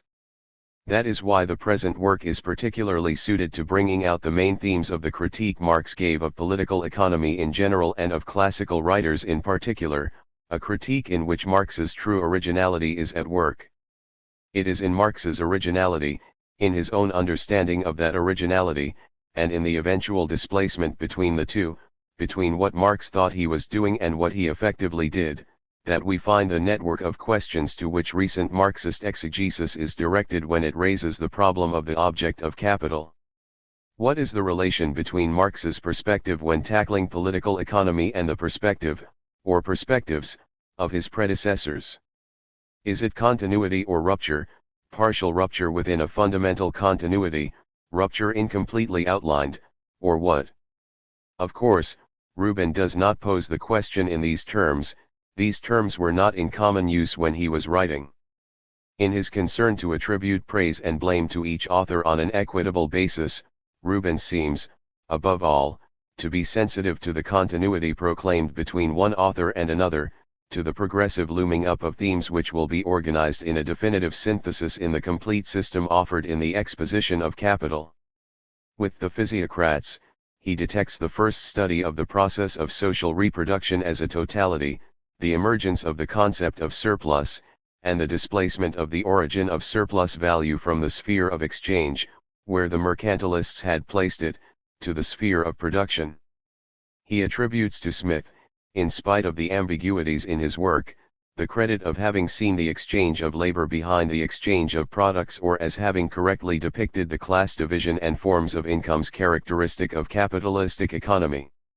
And it hardly needs to be said that the merits he found in Ricardo were without number, constructing his entire inquiry on the concept of labor expended in the production of commodities, making free competition the determining feature of the economic relations he studied, soundly articulating his theory of distribution and the labor theory of value, etc.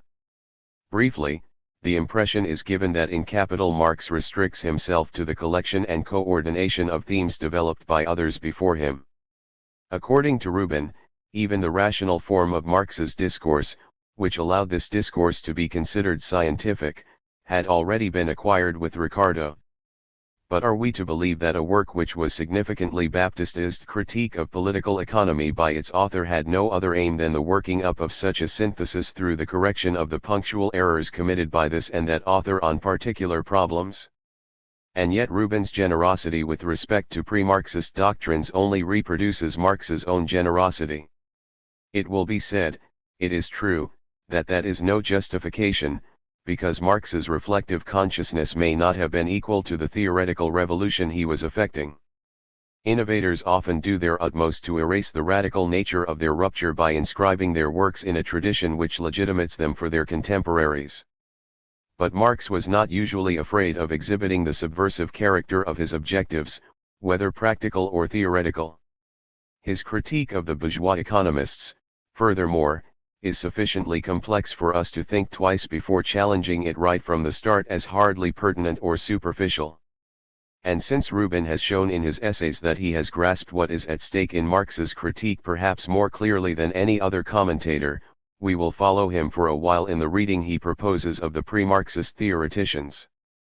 But we must not put aside the hypothesis that Rubin's ambiguities are directly inherited from Marx, and that Marx himself, do we dare formulate this blasphemy, had effectively shared with his predecessors a fundamental presupposition which at the very least assured the existence of a common theoretical space within which it was possible to maintain a dialogue between his theory and the economic theories coming before and, indeed, after his own. 1. The normative conception and the practical conception of the object of political economy, the search for an invariable measure of value.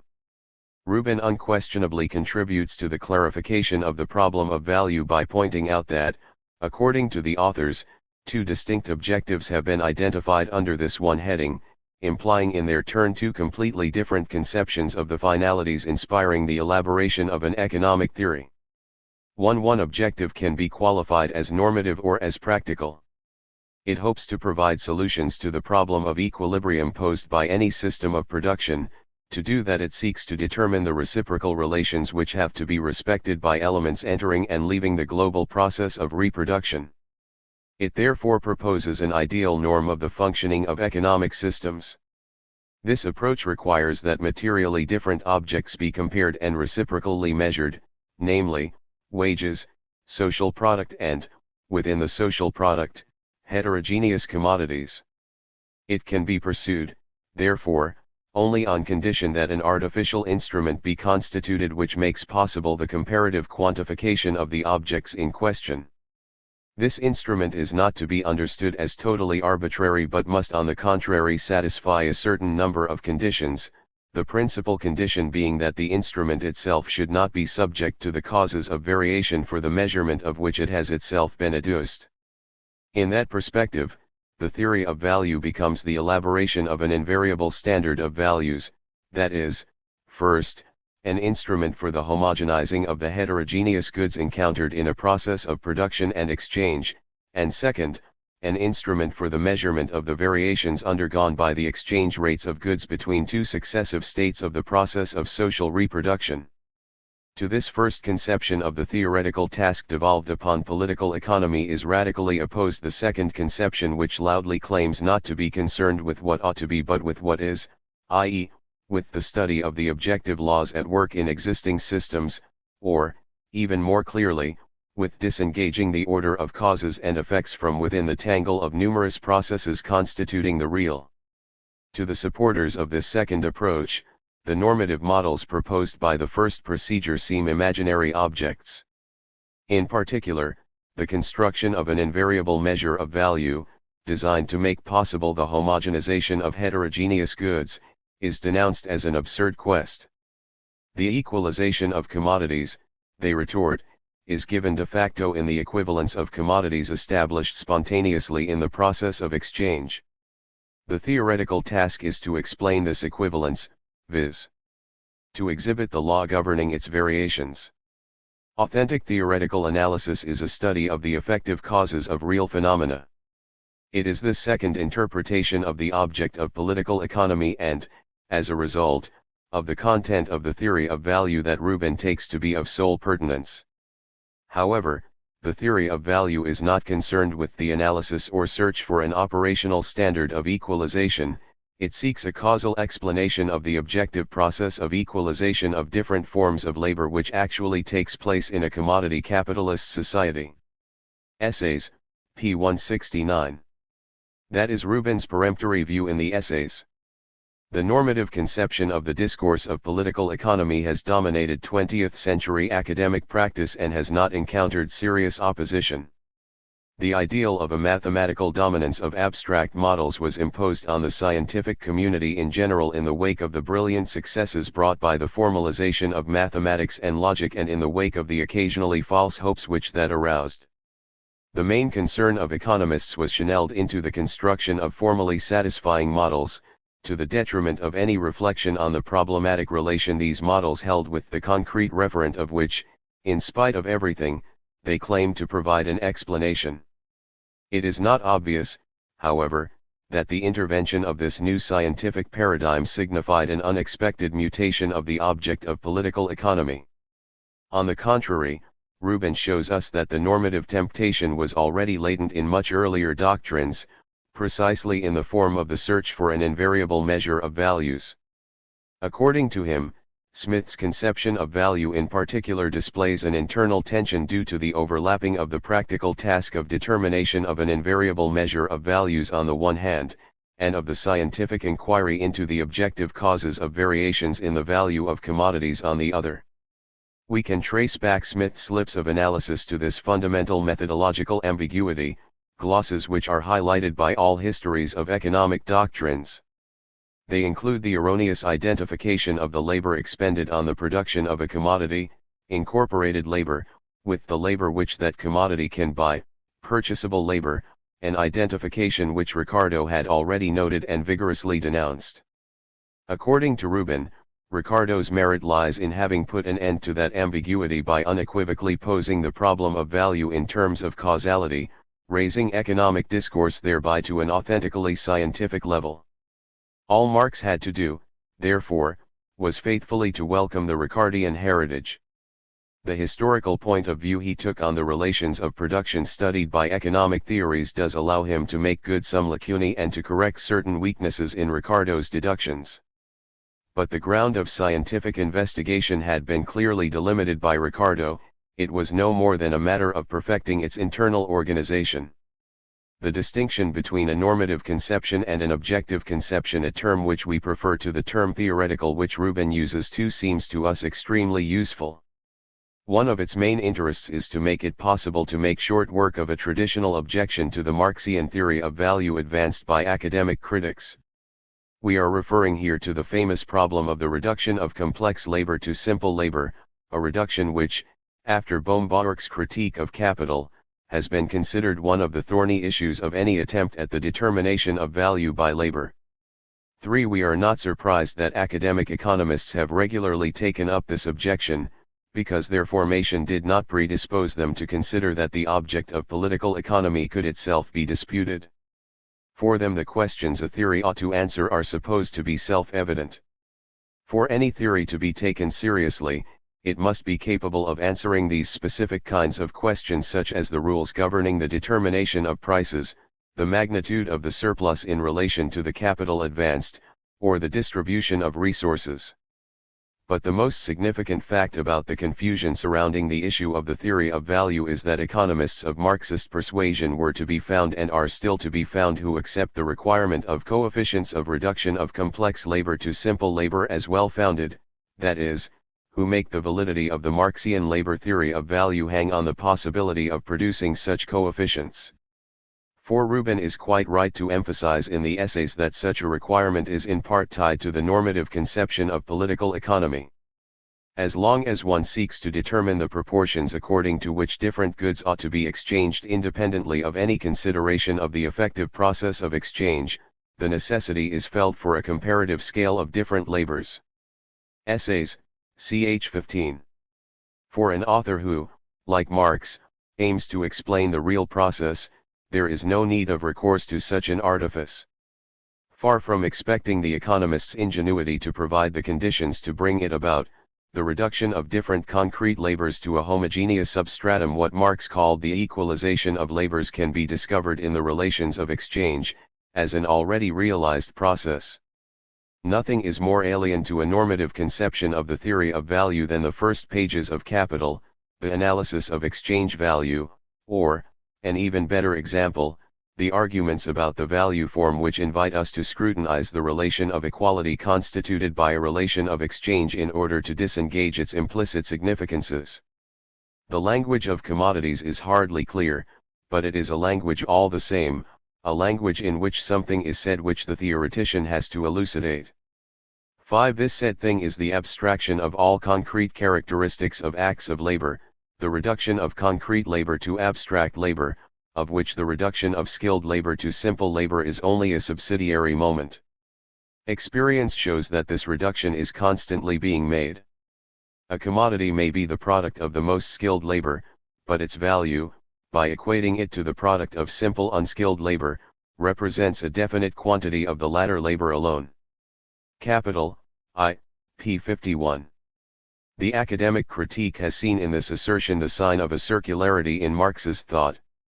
That would indeed be the case if Marx were aiming to provide an instrument or a criterion permitting the anticipation of the relations of exchange of commodities.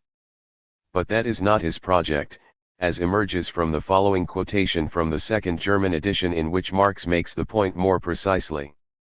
Hence, when we bring the products of our labor into relation with each other as values, it is not because we see in these articles the material receptacles of homogeneous human labor. Quite the contrary, whenever, by an exchange, we equate as values our different products, by that very act, we also equate, as human labor, the different kinds of labor expended upon them. Capital, p. 78. The result is that it is impossible to determine a priori, that is, before the exchange is effected, the amount of social labor represented by a determinate mass of whatever products. It is the relations of exchange of commodities, established on the market by the mechanisms of competition, that is, in a process over which no conscious agent has control, that constitute the index of the proportions in which the different concrete labors are equalized. But our attention should be drawn by something else which explains in part the persistent equivocation on this question to be found both amongst bourgeois critics and amongst Marxist economists themselves. Before arriving at a formulation of the theory of value which absorbs the problem of the reduction of complex labor to simple labor into the more general problem of the process of abstraction of different concrete acts of labor, Marx sought to resolve it by invoking the different value possessed by various kinds of labor according to their degree of skill, that is, the differences in wages in so far as they sanction real differences of formation and not simply subjective evaluations. That temptation is manifest in a contribution to the critique of political economy, CCPE, where, side by side with the argument according to which the homogenization of labors of different complexities is a given within daily practice, we find the allusion to the laws governing this reduction from more complicated labor to simple labor. CCPE p. 31. The study of these laws is postponed until later. The allusion disappears in the text of Capital, where Marx even takes the trouble to emphasize in a note that we are not speaking here of the wages or value that the laborer gets for a given labor time, but of the value of the commodity in which that labor time is materialized. Capital, I. p. 51 and 2. Plainly, the problem of the different exchange values possessed by differently skilled labor powers, which the scale of wages is to ratify, is distinct from the problem of the different values produced by those labor powers. This restatement is just as much an indication of a clarification finally achieved in Marx's thought as it is a critique of other authors or a precaution against possible misinterpretations. To be completely rigorous, Marx ought to have eliminated all mention of this problem from his analysis of value, for it is not a matter of a problem which would receive an original solution in his work, but rather a question which, allowing for the new content he gives to the theory of value, has no sense. In virtue of what are these detailed discussions on the exegesis of Marx's texts of interest to our general objective, that is, the relation between Marx and earlier economic doctrines? As we have said, and on this point we are only repeating Rubin's convincing demonstration, to make the reduction of complex labor to simple labor the condition of the validity of the Marxist labor theory of value is to reveal an incomprehension of the terms in which the problem is posed in Marx. Does the same hold for the Ricardian labor theory of value? It seems that the answer must be negative here. For Marx has inherited both the very question and the temptation to answer it by invoking differences in wages from Ricardo himself. It was Ricardo who, following Smith, had introduced the scale of wages automatically established, of course, by competition as a corrective which had to be taken account of in order to support the principle according to which reciprocal values are proportional to the relative quantities required to produce them, on the principles of political economy and taxation, pages 20-1.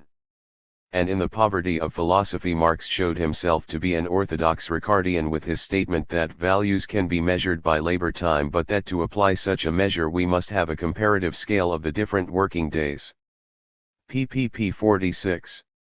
But the properly Marxian theory of value elaborated in Grundrisse, then in CCPE, and acquiring its definitive form in Capital, is the result of putting the Ricardian conception back on the stocks, in order to curb the egalitarian utopias which certain socialist currents, Proudhon, Derriman, etc., thought they could build on that conception.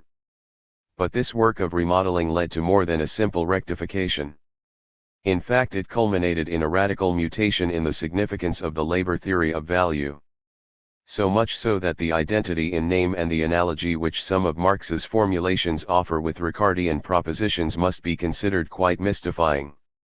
The belated abandonment of the reference to the scale of wages in Capital breaks one of the final links which still bound Marx's theory of value to the Ricardian problematic.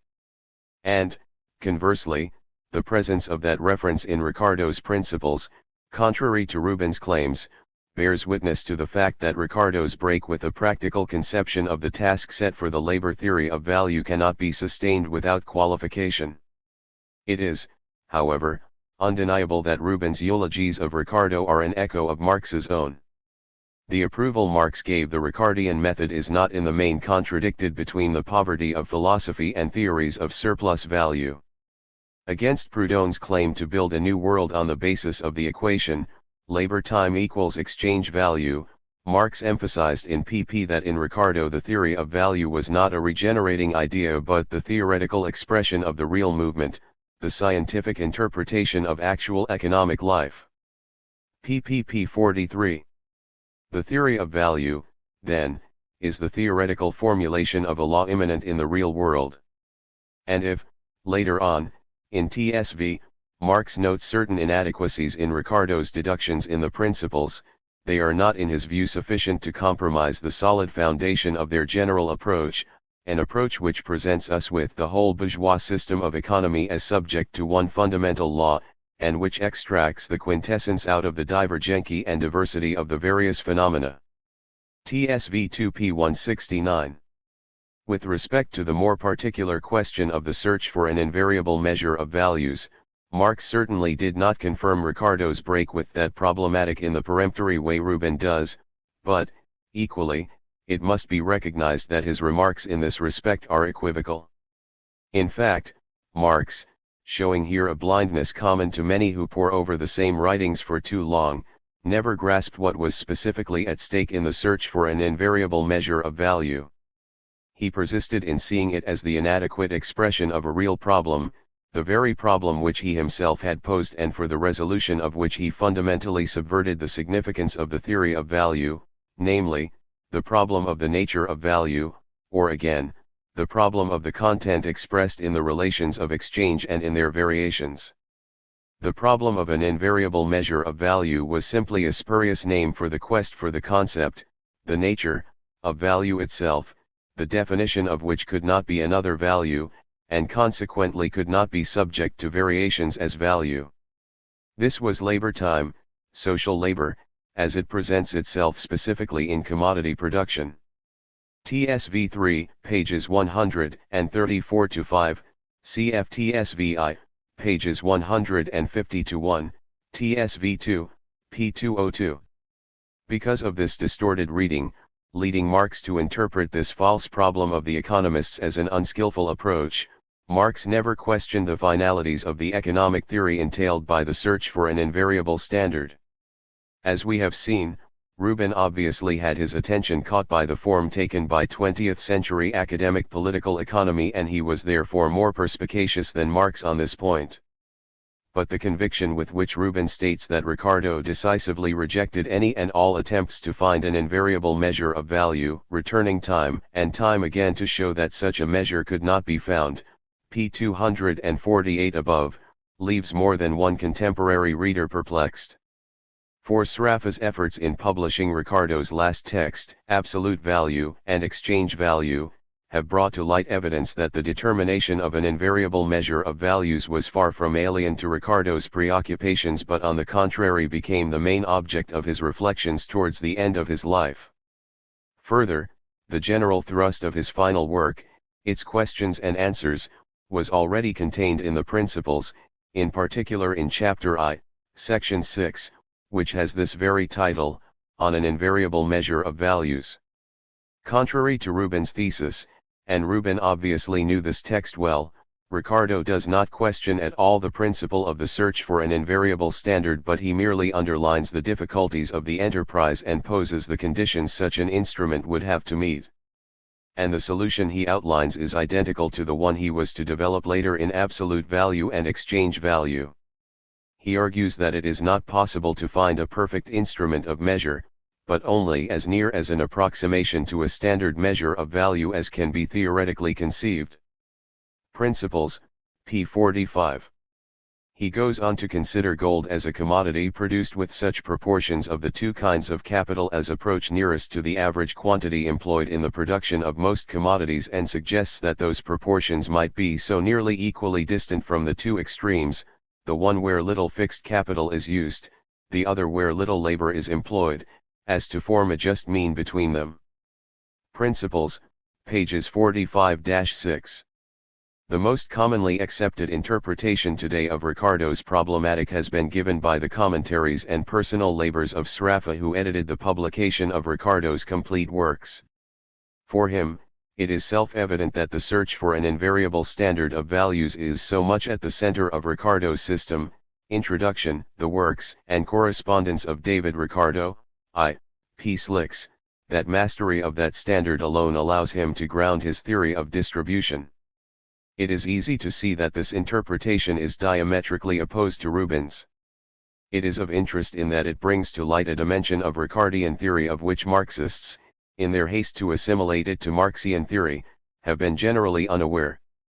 But it seems to us to do serious damage to Ricardo's thought. Sraffa believes he can solve the questions Ricardo does not answer by elaborating a commodity standard which no longer involves any reference to labor time, but which meets the conditions which derive from the instrumental function assigned to this measure. Now Ricardo was equally concerned to establish a relation of cause and effect between the variations in productivity in the different branches of production and variations in prices.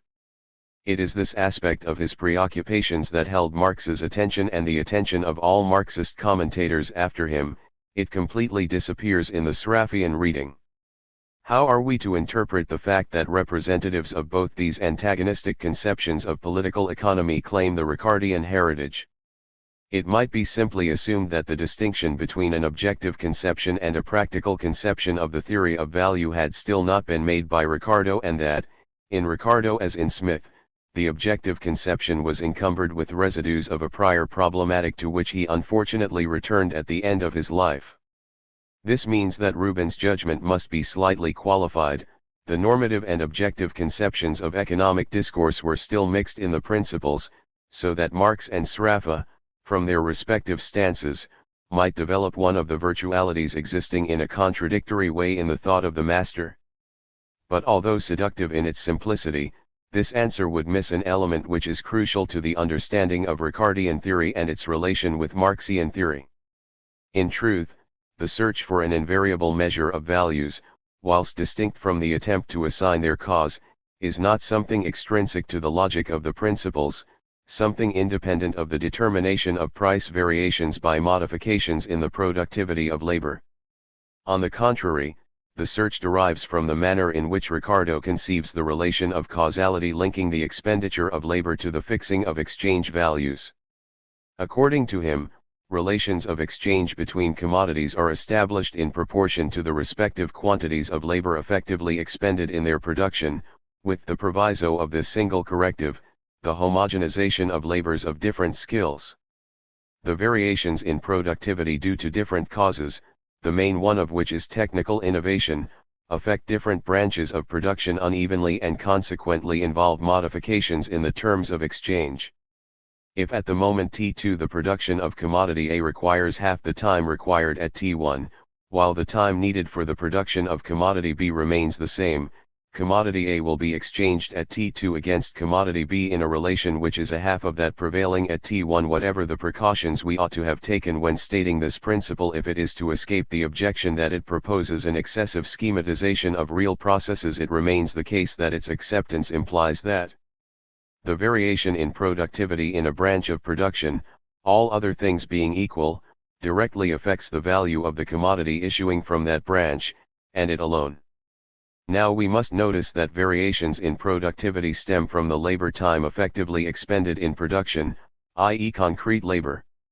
For Ricardo, it is the respective durations of concrete labor time that govern the relations of exchange of commodities.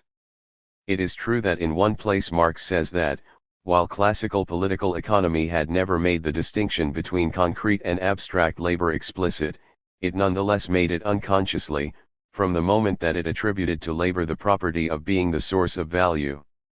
Capital, I, pages 84-5. This statement does not endanger our thesis, provided the terminology used is made more precise. It is accurate to say that for Ricardo, when, for example, the product of a day's labor by a jeweler exchanges against the product of a day's labor by a grand couturier, the equivalence of these products is a function of the labor time alone, on the single condition of an identity of skill of the labors concerned. The particular forms these labors assume do not intervene in the determination of the relations of exchange, but it is the equality of the real durations of labor or the durations of real labor time that is the basis of the relation of equivalence of the products. Now this version of the principle of the determination of values by labor time expended on the production of commodities gives it a particular epistemological status. In theory it is open to empirical verification. We mean here that in the Ricardian perspective it ought to be possible to show with examples that a commodity A, whose average price is established at double the average price of a commodity B, requires double the time in order to be produced. Similarly, it ought to be possible to show that a modification in the labor time necessary for the production of a given commodity is expressed by a proportional modification in its exchange value. And yet this verification, which nothing rules out in principle, meets a certain number of technical difficulties when one considers its practical implementation. Indeed, when we try to estimate the price variations which follow from changes in the productivity of labor, we meet with a host of obstacles which thwart the possibility of an empirical verification, the different proportions according to which fixed capitals and circulating capitals are distributed according to the branches, as well as the time differences in the turnover of capitals, combined with the identity of the rates of profit which Ricardo accepts as a given within the functioning of the system. And it is in this respect precisely that there arises the need for an instrument capable of isolating the effects of variations in the productivity of labor from the circumstances hiding their manifestations, circumstances which for our author are secondary ones. For Ricardo, consequently, the theory of value corresponds to two distinct yet related questions. The first is to determine the causes of the value proportions between the commodities and their variations. The second question is to provide ourselves with an instrument of measure which, given a certain alteration in the terms of a relation of exchange, would enable us to identify which commodity is responsible for it, and, in the event that each commodity being considered has undergone a change in its conditions of production, to assess what amount of the variation in the exchange relation is to be attributed to one commodity and how much to the other. These two questions are distinct. The second is a technical problem included in the conditions of verification of the first. That is why the impossibility of successfully constructing a standard likely to fulfill the role designed for it in a satisfactory way compromises the labor theory of value no more than the difficulties in realizing an experimental device affect the truth value of a physical theory. Supposing that these difficulties receive a solution, we would obviously be in a position to submit the theory to a test which could just as well refute it as corroborate it. But until then it is open to us to develop the implications of the theory containing the proposition which is in principle testable. The distinction between the theoretical question and the practical question is clear from Ricardo's last text, in which his debatable reworking of the definition of an invariable measure of values in no way implies the abandonment of the labor theory of value insofar as it establishes the cause of value. Ricardo states that in political economy we want something more. We desire to know whether it be owing to some new facility in manufacturing cloth that its diminished power in commanding money is owing, or whether it be owing to some new difficulty in producing money. AVEVP 375, supplied. For Ricardo, the cause of a modification in the relation of exchange is indeed to be found in transformations of the productivity of labor in the branches concerned and in the ensuing modifications of the labor time required for the production of commodities. What we do not find is the criterion permitting us to distinguish indisputably which commodity it is, clothing or money, whose value has been modified, a criterion which is indistinguishable from the test of empirical verification of the theoretical proposition. The two questions are nonetheless linked. If the technical task of elaborating an invariable standard of values is not identical with the formulation of the law governing the relations of exchange, this task nonetheless flows from a particular feature of the form of that law. It is insofar as that law can be, at least in principle, subject to an empirical control, that the requirement of a practical instrument of measure which meets precise conditions is significant.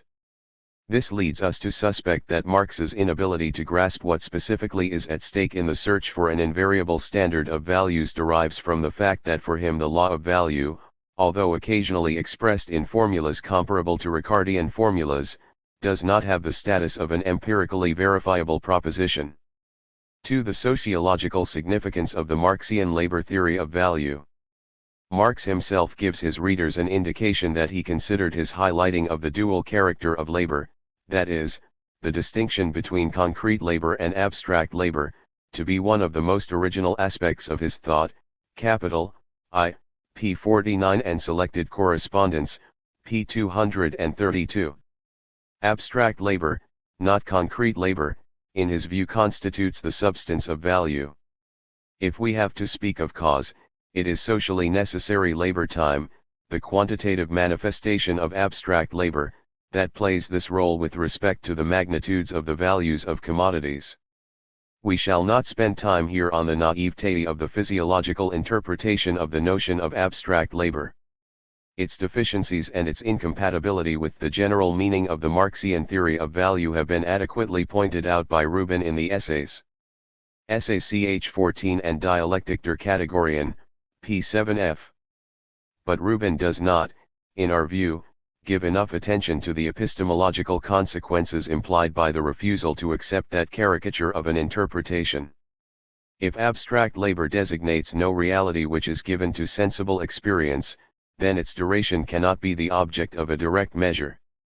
That is the reason why the Marxian version of the labor theory of value, the proposition according to which abstract labor is the substance of value, or, and this is the determination of the same phenomenon from a quantitative perspective, commodities exchange proportionately to the socially necessary labor time of their production is not empirically testable. To be convinced of this, we must return to what constitutes the keystone of the Marxian labor theory of value, that is, the problematic of fetishism. Here again, Rubin's essays, and in particular the first chapter of that work, provide the irreplaceable clue. His interpretation doubtless runs counter to the philosophical interpretation fashionable today. That interpretation seeks to exclude the theory of fetishism from the authentic scientific content of Capital, arguing that that theory is concerned with a pre-Marxist theme centered around a humanist critique of the alienation of the individual in the world of things.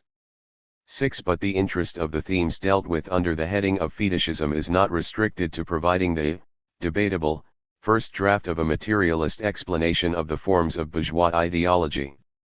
In fact, the comparison of commodity production and non-commodity forms of production, Robinson Crusoe on his island, the personal relations of a feudal society, a rural patriarchal society, and a union of free men working with communal means of production in which we can recognize the socialist theory of the future drawn in broad outline.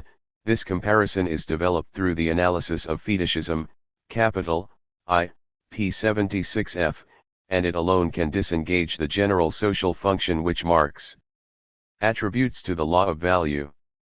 Had Marx not made that comparison explicitly, his readers would nonetheless have had to acknowledge its tacit presence at the onset of his interrogation and reinterpretation of the law of value.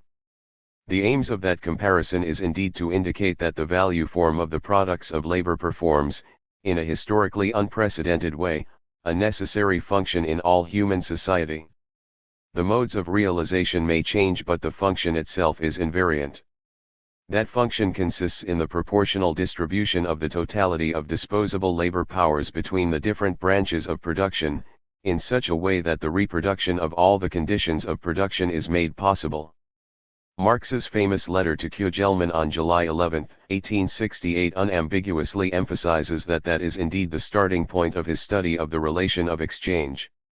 Every child knows that a nation which ceased to work, I will not say for a year, but even for a few weeks, would perish. Every child knows, too, that the masses of products corresponding to the different needs require different and quantitatively determined masses of the total labor of society. That this necessity of the distribution of social labor in definite proportions cannot possibly be done away with by a particular form of social production but can only change the mode of appearance, is self-evident. And the form in which this proportional distribution of labor asserts itself, in a state of society where the interconnection of social labor is manifested in the private exchange of the individual products of labor, is precisely the exchange value of these products. Selected correspondence, pages 251-2.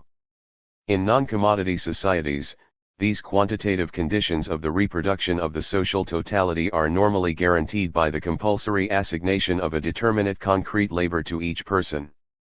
The weight of custom or the authoritarian intervention of institutionalized powers here determines the allocation of producers between branches distinguished by a definite historical state of the social division of labor.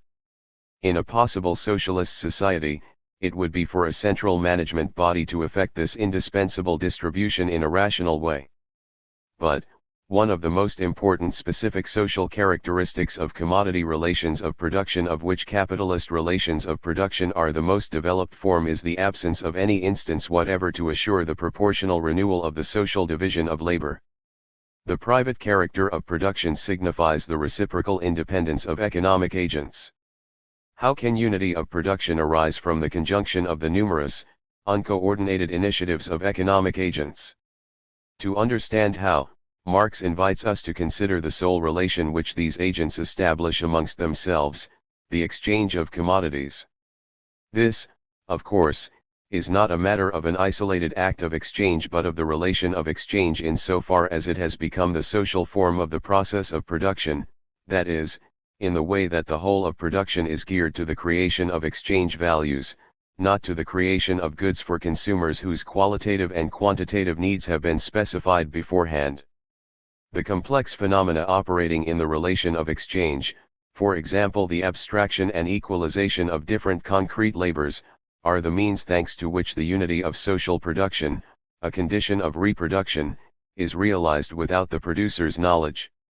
Through the confrontation of commodities in the act of exchange, therefore, a process takes place which, according to a particular modality, is common to all societies, namely the distribution of social labor between the different branches comprising the totality of production.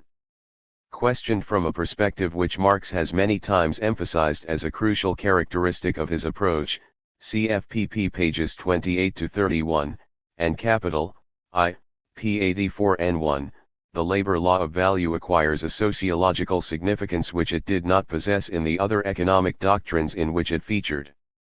It is a particular means for realizing a universal social function, affecting social cohesion in a society which no customary or juridico-political instance unifies. And this is not to say that such an instance does not exist, but that the specific mode of intervention which it does have consists in not intervening, or in suspending all regulation which might appear to present an obstacle to the freedom of agents producers to produce or trade. Thus, Marx seizes on the labor theory of value only because he sees in it the possibility of indicating the presence, behind the structure of the proportions of exchange of commodities, of a second structure on which the first is based, viz. the distribution of socially available labor power between the various branches of production. In his own vocabulary, the exchange of commodities converts private labor into social labor. But this interpretation of the labor law of value really constitutes a total subversion of the meaning and aim of the law in comparison with what it was in the bourgeois doctrines, up to and including what it was in Ricardian theory. And it implies that between labor and value there exist far more complex structural relations than the mechanical unilateral relations which we have in mind more or less consciously when we talk about a relation of cause and effect. For the relations of commodity exchange are not simply the result of the proportional distribution of global social labor time, they are also one of the essential moments of the realization of that distribution. By offering his commodity for sale, the producer anticipates in the price he advances, that is, in the equalization of his commodity with the general equivalent, money, the conversion of his effective labor time into a determinate quantity of abstract labor, socially necessary labor time. Failure to sell at the price he counted on 7 will prove him wrong, and as a result will make him either modify his production techniques or change the nature of his production, that is, move into another branch of production.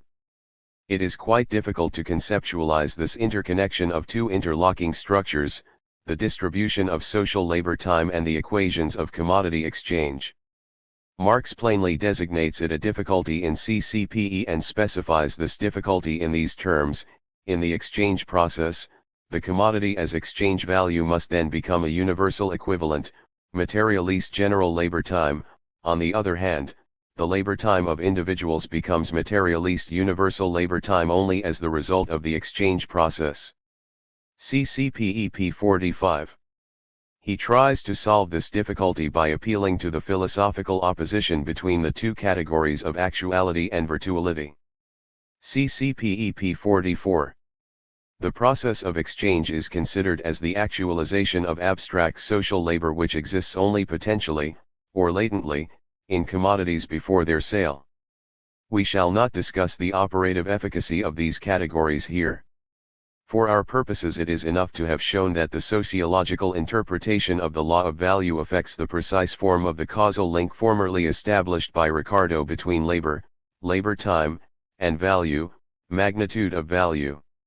Two important consequences follow. First, the equalization of different concrete labors is effected through the equalization of the products of these labors, and the conversion of concrete labor into abstract labor therefore has no empirical content other than the exchange of commodities against the general equivalent. That is why the conversion cannot be the object of a quantitative evaluation distinct from the one which is spontaneously established in the process of commodity exchange. Secondly, any alteration in the productivity of one branch of production is expressed by a change in the value of the commodity issuing from that branch only if it induces a modification in the distribution of the totality of labor power in a given society. But, in that respect, it works on the whole range of values and not just on the value of the single commodity under consideration. The sociological functionalist interpretation of the law of value removes any pertinence to questions bearing on the relation between two isolated elements belonging respectively to the structure of average prices, equals values, on the one hand and to the structure of production on the other. These two consequences combine, each would be enough by itself, to deprive of any meaning any attempt to test the Marxian labor theory of value empirically. To what should we attribute the fact that Rubin totally neglects the difference in epistemological status between the Ricardian version and the Marxian version of the determination of value by labor time? First of all, there is a methodological ground for it. The opposition he establishes between a practical determination and a theoretical determination of the goals of political economy, an opposition which has indisputable interest as a preliminary delimitation of objectives, is not enough to exhaust the various implications of the different understandings of the theory of value. In a word, Rubin's epistemological conceptions seem to us to be characterized by an excessive schematism in that he obviously imagines that the concept of theory possesses an unequivocal significance. He endows every approach which aims at the discovery of the causalities at work in reality with the quality of theory or science, both these terms being synonymous for him. He never doubts that the notion of causality could itself be problematic and have different acceptations according to the nature of the objects between which the existence of a causal relation is being posited.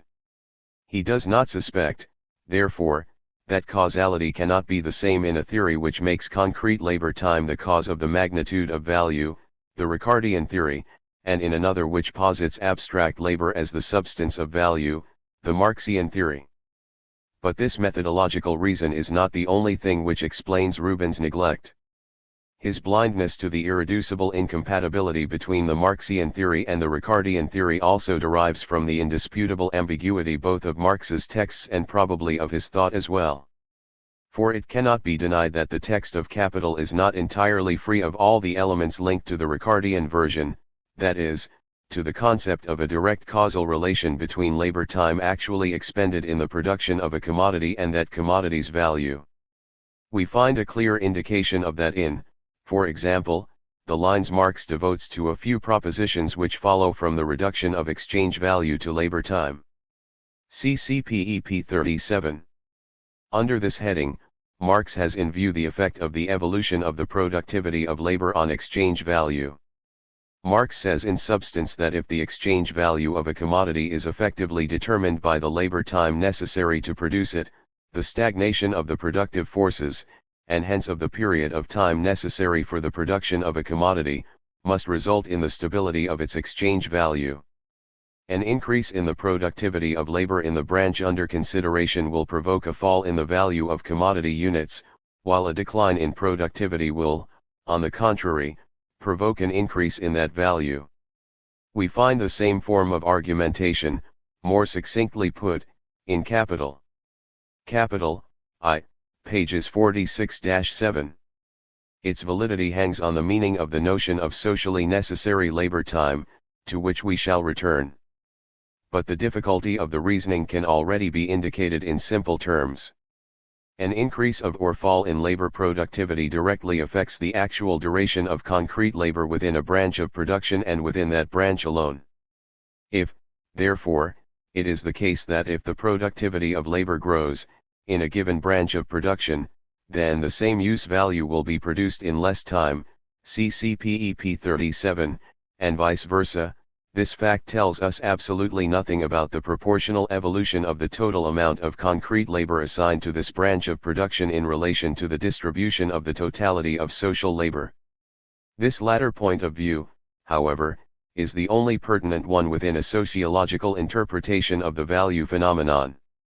The statement that the amount of labor time contained in a commodity is consequently a variable quantity, rising or falling in inverse proportion to the rise or fall of the productivity of labor, see CPEP 37, results from an improper identification of abstract, socially necessary, labor time determining value, on the one hand, and concrete labor, the only labor immediately affected by a change in the productivity of labor, on the other.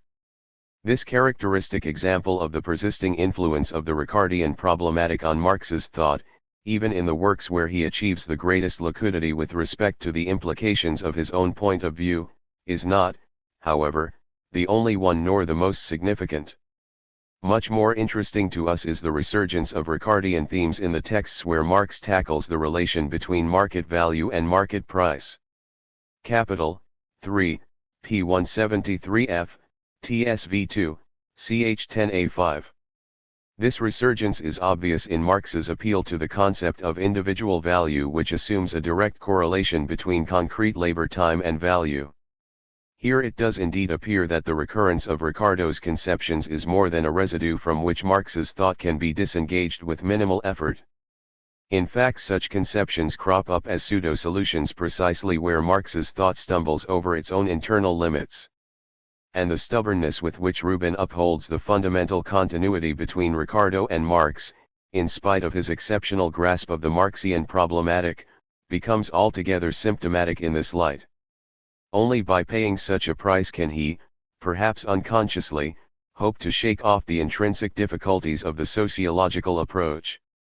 3. The internal difficulties of Marx's conception. This afterword cannot provide the framework for an exhaustive analysis of all the dimensions of a problem which has been inadequately identified by Marx's critics. 8. We shall therefore evoke only in broad outline the dead ends characteristic of the Marxian approach concerning the processes of social reproduction.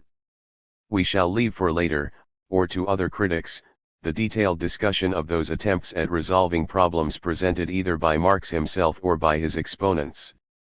The intrinsic difficulties of the Marxian approach are concentrated in the definition of the concept which is supposed to explain the mutual relations of exchange of commodities and their variations.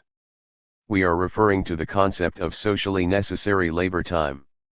We have noted that the functionalist sociological interpretation of the labor theory of value saw the structure of commodity exchange relations as both the effect and the means of realization of a hidden structure, namely, the social division of labor, or, to be more precise, the distribution of the totality of social labor between the different branches of production.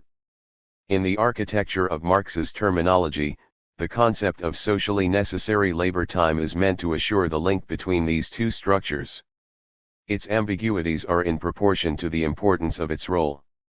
If they have escaped the majority of commentators, it is because those commentators ordinarily keep to the simplifying formulas employed at the beginning of Capital.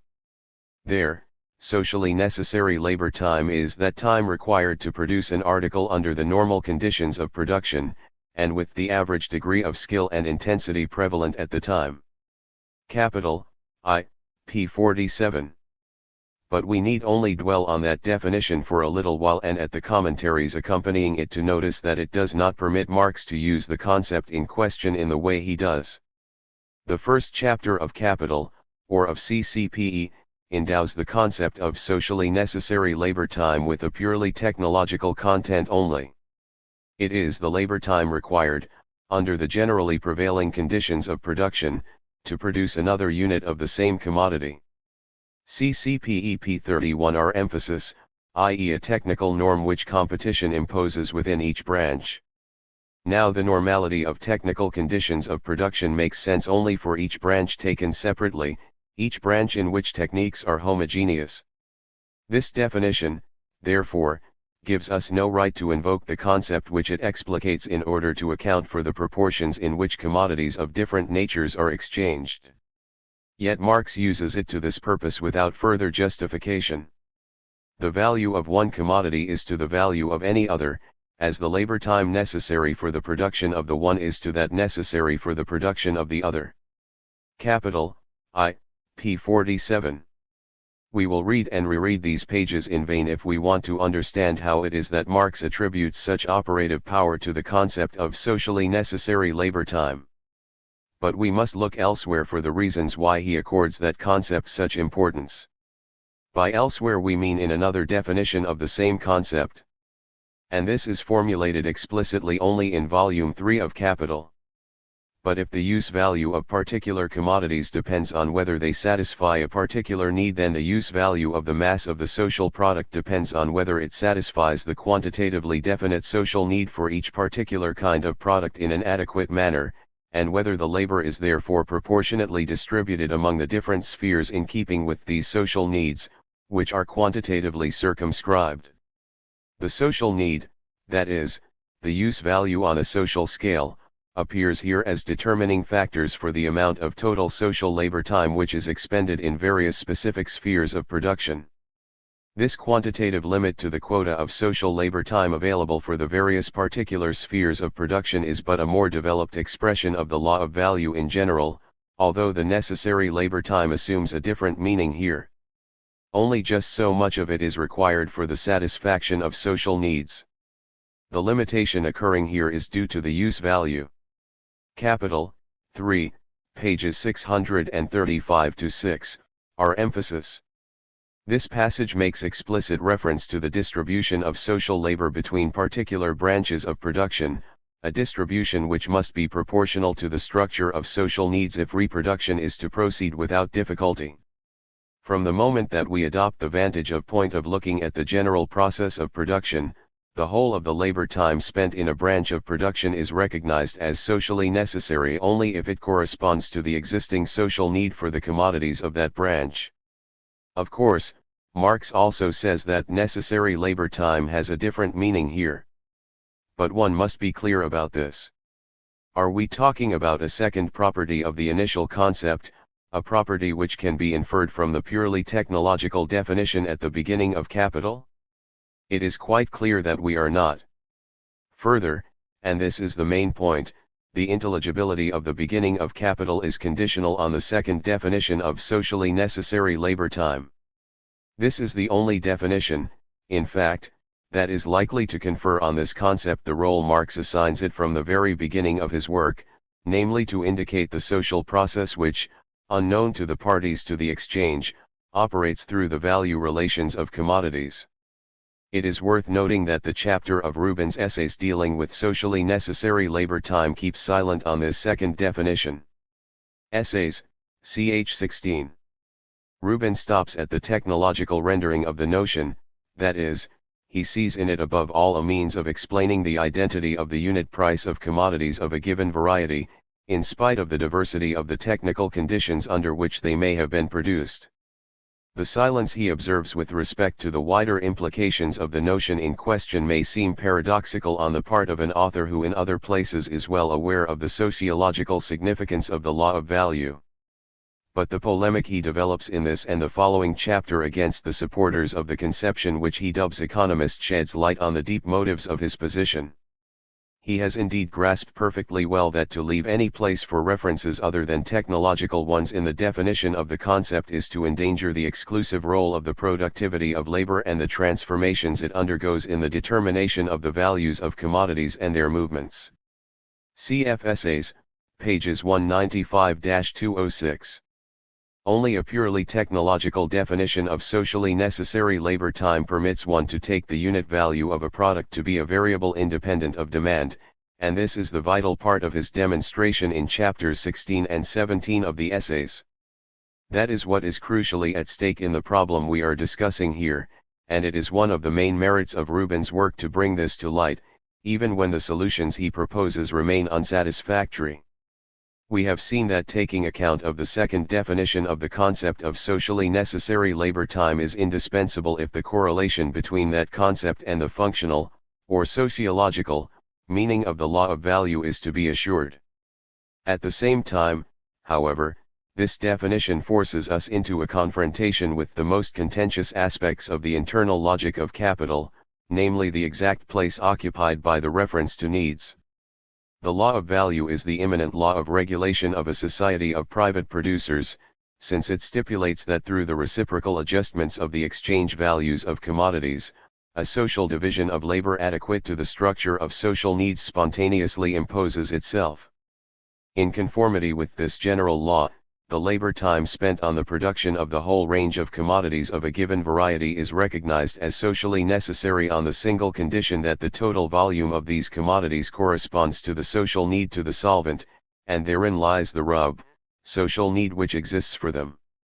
It follows from this that the definition of the fundamental concepts of the Marxian theory of value cannot be made without a preliminary reference to a given structure of social needs or of the demand for commodities. Now this implicit hypothesis can be considered as compromising Marxist theory from two different points of view.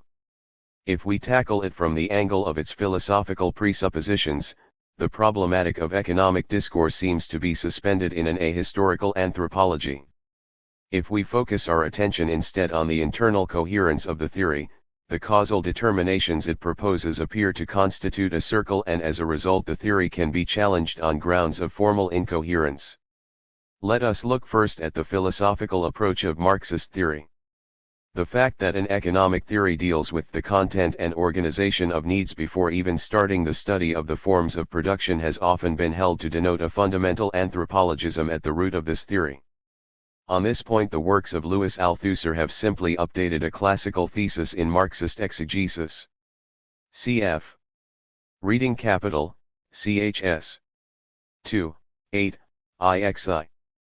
This anthropology is suspected of concealing, right from the start, the historical character of economic phenomena, since the needs thus mentioned at the start of the theory seem necessarily to have to receive determinations independent of the conditions of production, i.e., to be defined according to a hypothetical human nature untouched by all historical specification. And it is undeniable that Marx criticized this ideology of homo economicus, emphasizing on more than one occasion that the content of men's needs varies according to historical periods, and even that they are determined by the forms of production, as much because these forms of production influence the forms of satisfaction of even natural needs, and create new desires, as because the only economically significant needs, in a commodity-producing society, are ones the satisfaction of which can be paid for. Is the entire system of needs founded on estimation or on the whole organization of production? Marx was already asking in pp. More often than not, needs arise directly from production or from a state of affairs based on production. Pp. 37. In particular they depend on the distribution and level of incomes, distribution and level that are themselves a function of production.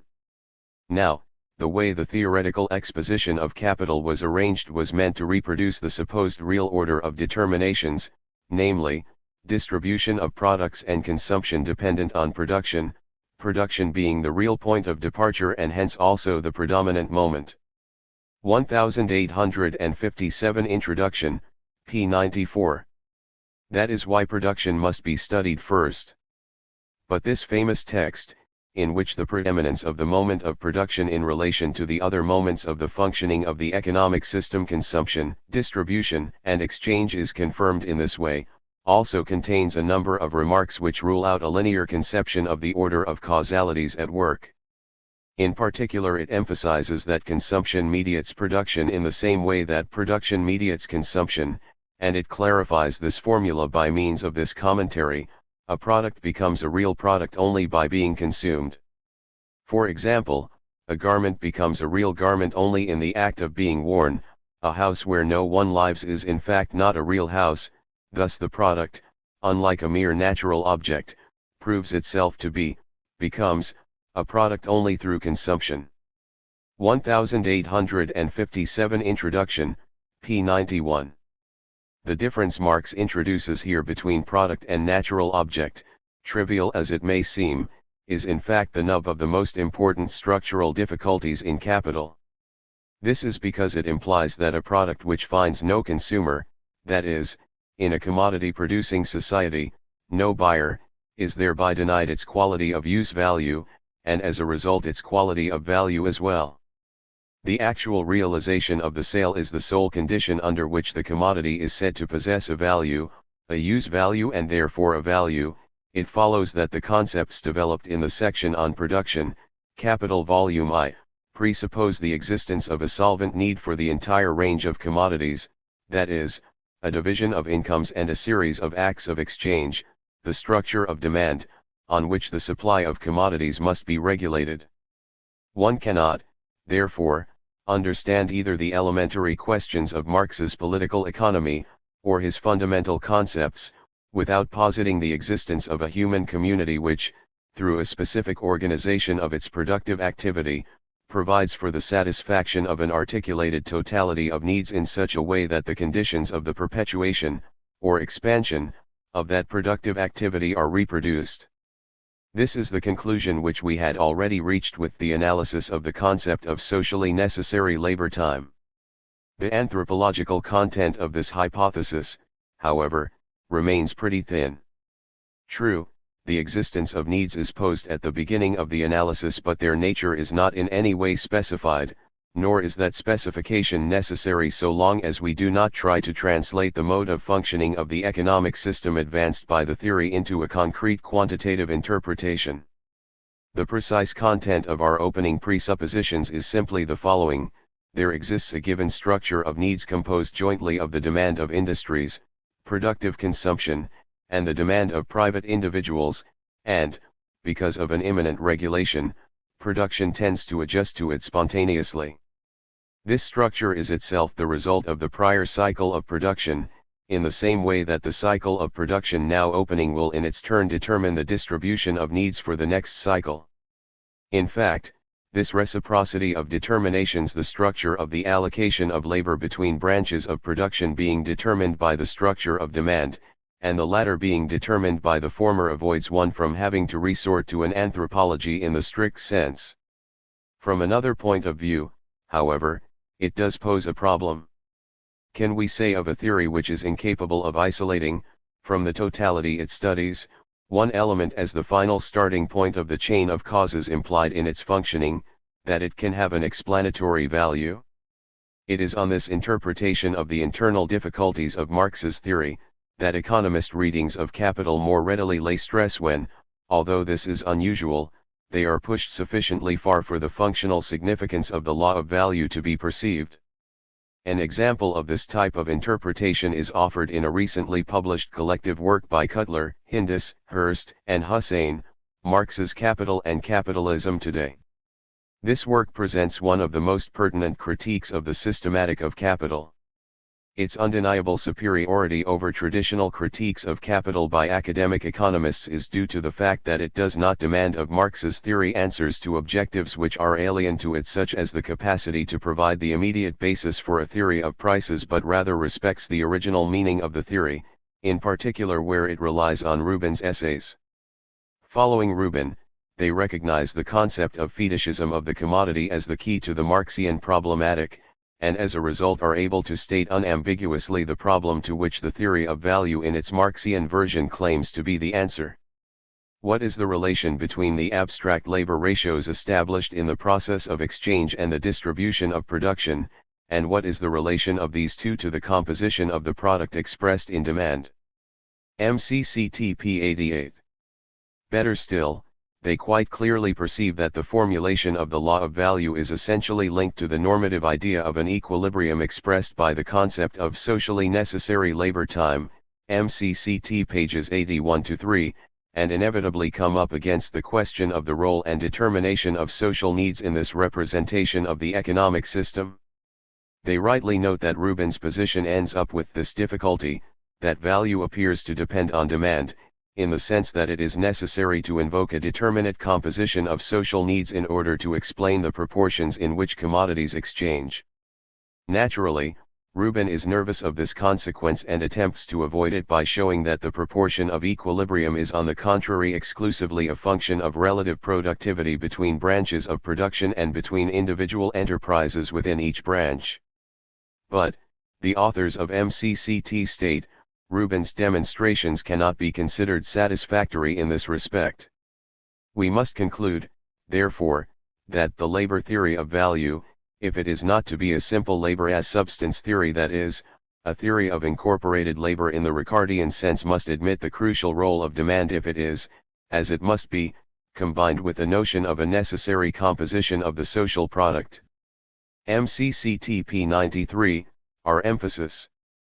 But to accord the composition of demand a role in the determination of values totally independent of the productivity of labor endangers the internal coherence of the theory of capital. Now, Whatever the difference of objects between capital and bourgeois economic theories may be, internal coherence constitutes an elementary requirement which all theory ought to meet, if it is not to become plain nonsense. It seems to us therefore that it is on this central point, the definition of the state of equilibrium to which the sale of the commodity at its value corresponds, that we have identified the fundamental flaw which definitively compromises the validity of the theory of capital. It must be said immediately that, like the authors of MCCT, we are convinced both that Rubin's interpretation faithfully expresses Marx's thought and that his laborious work is unsuccessful in making demand depend on labor productivity. But we want to tighten up a few points concerning Marx's own awareness of the internal difficulties of his work. One of the weaknesses of its construction lies, as we have indicated above, in the definition of use value. The authors of MCCT claim that Marx makes use of this concept as if it had a non-comparative and non-qualitative sense, and that it is in Rubin's interpretation of Marxist theory that we are to see that use value also possesses quantitative determinations in Marxist theory. MCCT p. 91. It is correct that in the first chapters of Capital Marx makes no mention of any quantity condition in order to attribute a use value to a product. But it is not true any more in Volume 3. The texts in which the sociological dimension of socially necessary labor time appears all make it clear that we must admit a quantitative determination of use values. 9. Now as it happens, Marx did see that perhaps that was the weak link in his exposition. We have in mind here a very strange extract in Grundriss where, for a page at any rate, he seems to doubt the appropriateness of the order in which he introduces, or envisages introducing, the different concepts of his theory. He has just tackled the study of the circulation of capital, and he shows that the contradiction between use value and exchange value appears there in a quite original form compared to simple circulation. In fact, the need which exists on a given market for a determinate product here in the circulation of capital appears as measure for it as use value and hence also as exchange value. What is posited now is that the measure of its availability sens vorhandens seins is given in its natural composition seiner nader lichen Beschaffenheit itself. In order to be transposed into the general form money, the use value has to be present in a limited and specific quantity, a quantity whose measure does not lie in the amount of labor objectified in it, but arises from its nature as use value for others. Grundriss, p. 406. And a few lines later he adds, the indifference of value as such towards use value is thereby brought into just as false a position as are, on the other side, the substance of value and its measure as objectified in labor in general. Grundriss, p. 407. But, one might ask, why should it matter if Marx did or did not have an intimation of the incoherence which was the inevitable stumbling block of his theory of value? In the end, he took no account of it, and throughout the years he did his utmost to construct a theory on foundations whose fragility he had already tested. It is the final product we must judge and not the fast-forgotten hesitations of its author. We shall have no difficulty agreeing with that, but it seems to us that it is important to spend a few moments on the reasons why the possible reciprocity of social reproduction, occasionally perceived by Marx, did not lead him to a general questioning of his theses. For such reciprocity is not intrinsically contradictory. It is not self-evident that these lasting changes in the system, modifications in the relations of exchange of products, in the distribution of labor power between branches of production, and in the structure of demand, can in the final analysis always be imputed to a single and unique cause. Earlier we noted certain passages in the 1857 introduction which deal with this same concept of use value, in which Marx envisaged that a system including a phase of production, a phase of distribution, a phase of exchange and a phase of consumption could set in motion a plurality of reciprocal causalities. Moreover, at the end of the second part of that work, Marx foresees that this reciprocity of determinations perhaps springs from the implicit scientific paradigm which inspired his reinterpretation of the law of value. This paradigm consists in likening the sphere of socio-economic relations with an organism, the vital process of which is entirely ordered by imperatives of survival. Admittedly, however, in its one-sided form, production is itself determined by the other moments. For example, if the market, i.e. the sphere of exchange, expands, then production grows in quantity and the divisions between its different branches become deeper. A change in distribution changes production. Finally, the needs of consumption determine production. Mutual interaction takes place between the different moments. This is the case with every organic whole. 1857 Introduction, pages 99 to 100. The second emphasis is ours. This is not the place to go into the extent to which the organicist paradigm influences Marx's elaboration nor into the question of how it was able to model his thought. We shall simply note that the influence of the biological concept of organization was widespread in the most diverse areas of research at the end of the 18th century and the beginning of the 19th, and that the grasp Marx had of Hegel's work would be more than enough to explain the hidden operativeness of this concept in the Marxian approach to the social whole. We well know that biological organicism haunts the metaphors in which Hegel described the process of historical reason or the process of the concept. These questions of theoretical filiation could provide ample material for a particular study, but we must put them on one side and confine ourselves here to noting two facts which relate directly to our argument. Firstly, the latent presence of the organic paradigm explains why the Marxian conception of the economic totality can give the impression of being teleological. The authors of MCCT return to this characterization of the system on two occasions. MCCT pages 81, 87. But it is not in the least a question of a particular goal being imposed on the process of social reproduction from outside. The expression teleological functionalist, MCCT 81, is in fact redundant. The functioning of an organism cannot be conceived without an end, and that end is none other than the reproduction of its internal conditions of existence, which is to say, life. One must shed maximum light on this point before putting into question Marx's general principle of interrogation. If we object to this principle in the name of the impasses it seems to lead us into, it is not this or that finality, arbitrarily assigned to the process of social reproduction, that we are disputing but the operative fruitfulness of the biological paradigm in the domain of the social sciences. This question is of importance for disciplines which to this day are far from having developed their own methodology and are hence far from able to dispense with the methodological crutches borrowed from sciences foreign to them. Secondly, it seems that to view society as an organism is precisely what presents an obstacle to the construction of a theory in which the order of causalities is linear. The deficiency of Marxist theory, and the reason for its circularity, lies not so much in the reciprocity of the determinations necessarily implied by its methodological model as in the fact that Marx persists in maintaining a causal monism incompatible with that model. By causal monism we mean the desire to attribute to the productivity of labor exclusive responsibility for the equilibrium in the proportions between production and exchange in a capitalist commodity-producing society. For this thesis to which Rubin attaches such great importance unquestionably belongs to the thought of Marx himself. Convincing proof of this can be found by reading, among others, the chapters in Capital in which Marx deals with the average rate of profit. Capital, 3, chs 9-12, 50. This is why a critique of Capital which merely points to the circularity of its approach, however pertinent it may be, does not reach the ground at which Marx's general problematic is engendered nor that point at which the difficulties which finally entangle him are first knotted together.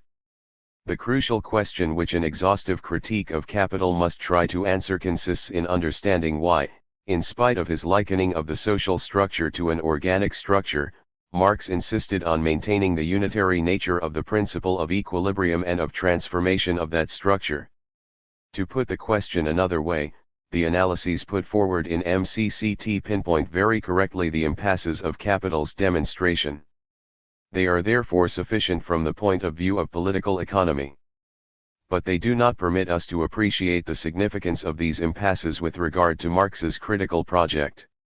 As a theory of equilibrium of the system of production resting on the exchange of commodities, we are told, Marxist theory has deficiencies of internal coherence at least equal to those of the utility theories of value. Agreed, but if we stop at this conclusion, the field remains open to possible attempts at reconstruction on the basis of an amended labor theory of value, or on some other basis. Now we know that these attempts are just what academic research adores. But they are evidence that all the lessons of the failure of capital have not been learned.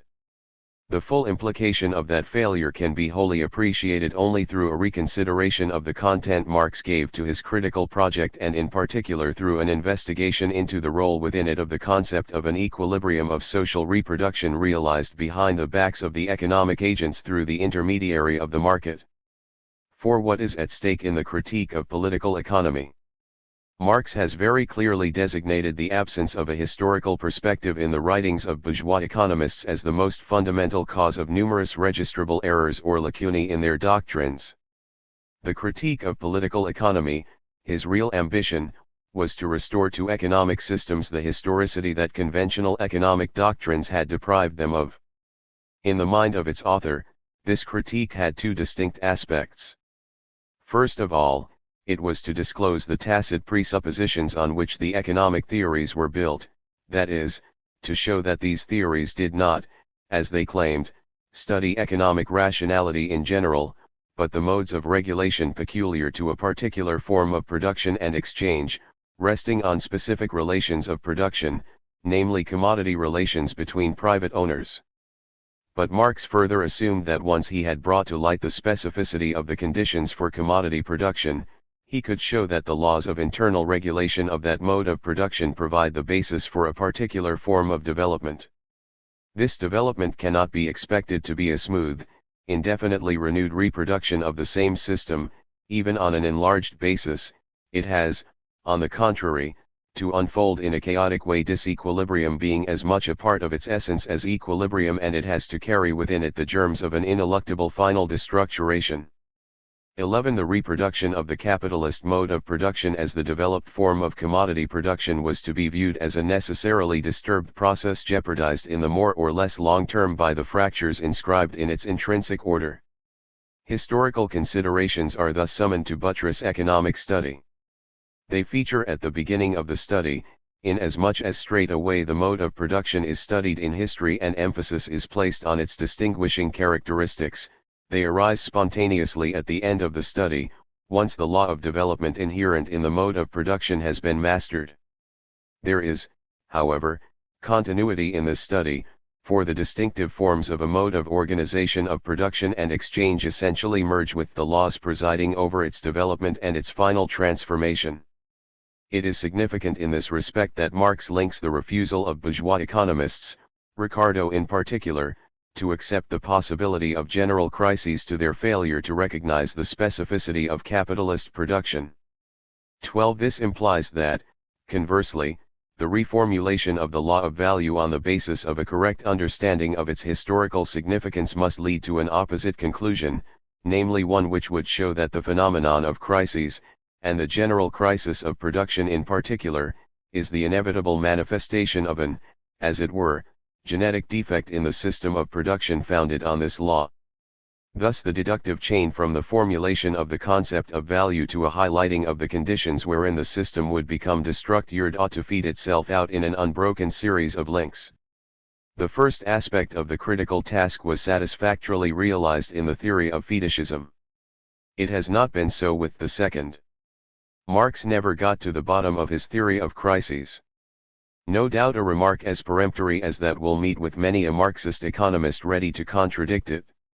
The majority are agreed that the theory of crises is incomplete in capital, but many nonetheless hold it to be a solid basis for further elaboration. We, however, think that the constitutive hypotheses of capital are an obstacle to that. It is out of the question to entertain the idea that within the limited framework of this afterword we could tackle the various theses held on this matter and anticipate all the possible objections to our own position. We shall restrict ourselves to indicating the decisive problem that is, in our view, the inevitable stumbling block for all attempts to provide a sequel to capital which would seek to bridge the gulf between the abstract plan within which its analyses are deployed and the study of concrete conjunctures. It is true that, in Grundriss 13 just as much as in Capital or TSV, we find the scattered elements of a study of crises. Part 2 of TSV even provides us with a synthesis which is sufficiently complete for us to be able to rely on it entirely. Among others, 2 successive stages in this study are distinguished, as was already the case in Capital I, p. 145. The first consists in disclosing, step by step with the increase in understanding of the regularities peculiar to the capitalist system of production, the forms in which the possibility of dysfunctionings is already inscribed. This amounts to showing how the potentiality of crises is given in the very formulation of the conditions of regulation of the system. This first stage is in its turn separated into different moments ordered according to a principle of increasing concretization. Thus, the following are noted as so many abstract though to different degrees forms of possibility of crisis: 1. The separation of sale and purchase, 2.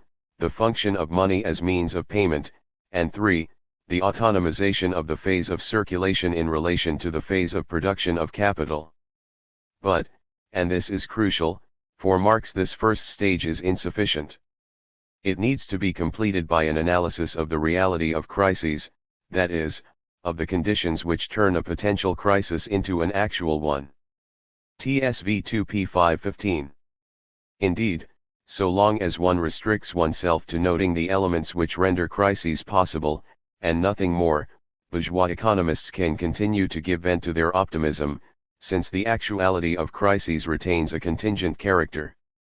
Recognition of the fact that crisis is possible, insofar as reflection stops there, can be rightly considered a fallback line for bourgeois economists, already convinced that it would be naive to deny any longer the existence of economic crises. This shows how insipid the economists are who, when they are no longer able to explain away the phenomenon of overproduction and crises, are content to say that these forms contain the possibility of crises, that it is therefore accidental whether or not crises occur and consequently their occurrence is itself merely a matter of chance. TSV 2 p. 512.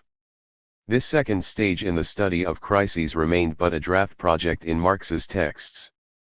We shall be told, no doubt, that this can be attributed to the unfinished nature of the work. And we can envisage filling this gap by combining the study of the forms of possibility of crises and the problem of the realization of surplus value, or the law of the tendency of the rate of profit to decline. To estimate such a project's chances of success, it is instructive to remember at what moment in the plan of his work Marx had postponed taking up the reality of crises. It is in the section on competition and credit, in which the real movement of capitalist production is finally to be tackled, that the elements needed for this study were to be pieced together. The real crisis can only be adduced from the real movement of capitalist production, competition, and credit. TSV 2 p. 512. And, insofar as crises arise from changes in prices and revolutions in prices which do not coincide with changes in the values of commodities, they naturally cannot be investigated during the examination of capital in general, in which the prices of commodities are assumed to be identical with the values of commodities. TSV 2 p. 515. We know that the plan of the work has undergone a number of modifications in the course of its writing, which was long and laborious. What has become of the section on competition in the final draft of this plan? Rostalski has a detailed discussion of this question in his exegetical work devoted to Grundriss. He reaches a conclusion which in our view is a convincing one, namely that at the time Marx was writing Capital, in particular Volume 3, he had abandoned the main distinction he established in the 1857 introduction between the analysis of capital in general and that of competition. Rostalski 1968 I, p. 36 and p. 36 and 35. A large part of the themes formerly ranged under this second heading had been absorbed into the analysis of capital in general. Only a few specific problems, among them the real movement of market prices, were postponed in this way to a possible future study of competition. But Marx did not consider the necessity of that study crucial to his work. The actual movement of competition belongs beyond our scope, and we need present only the inner organization of the capitalist mode of production, in its ideal average, as it were. Capital, 3, p. 831. It is possible, nonetheless, to concede that Marx confined his initial ambitions and circumscribed his work to the study of capital in general alone, appending to it some themes which did not originally belong to that study. It is also possible to maintain at the same time that there is nothing to stop us affecting the study of the real movement of market prices, which on Marx's own recognition is indispensable to a complete understanding of the phenomena of crises. But that is exactly where the difficulty lies. Is it possible, on the basis of the Marxian theory of value or of costs of production, to construct a new stage which includes a theory of prices? Or, to formulate it differently, can the process of concretization alluded to in particular at the beginning of Volume 3 of Capital, a process which is brought close to us step by step under the form which it assumes on the surface of society, in the action of different capitals upon one another, in competition, and in the ordinary consciousness of the agents of production themselves, Capital, 3, p. 25, can this process be pursued without any break, by adding new parameters and come to explain the causes of price movements? We must look at what those authors who put forward the methodological particularities of the Marxian approach, we mean here the method of rising from the abstract to the concrete, 1857 Introduction, p. 101, have in mind when they invoke the new parameters to be taken into consideration for dealing with the problem of market prices at an opportune time. Quite simply, competition, and particularly its effects, constant fluctuations in the relation of supply to demand. They take it as given that the study of capital in general presupposes that fluctuations in supply and demand are bracketed off, as it were a legitimate theoretical abstraction as a first step, but one that must necessarily be abandoned later. On this point, they have plenty of quotations from Marx to draw on to guarantee the orthodoxy of their interpretation. Thus, in Chapter X of Capital Volume 3, which is fundamental for the study of this question, Marx reasserts his long-held conviction that it is impossible to explain the laws of capitalist production by means of the interaction of supply and demand. He then states the thesis which is ordinarily taken to be the key to his methodology: these laws cannot be observed in their pure state until supply and demand cease to act, i.e., are equated. In reality, supply and demand never coincide. But political economy assumes that supply and demand coincide with one another. Why?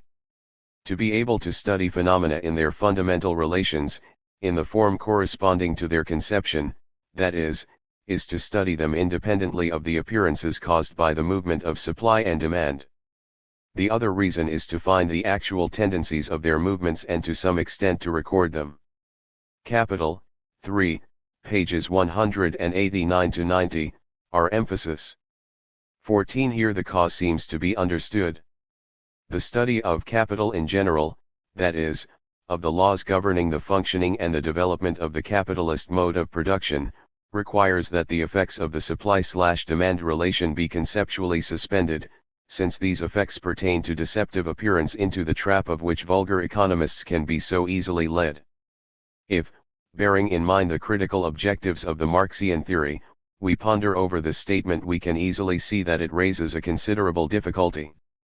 The analysis of capital in general, in its ideal average, assumes an identity between the values and prices of commodities, the sale of commodities at their value, or, in a more complex schema, at their costs of production, and this constitutes a sufficient condition for assuring the equilibrium of the system of production.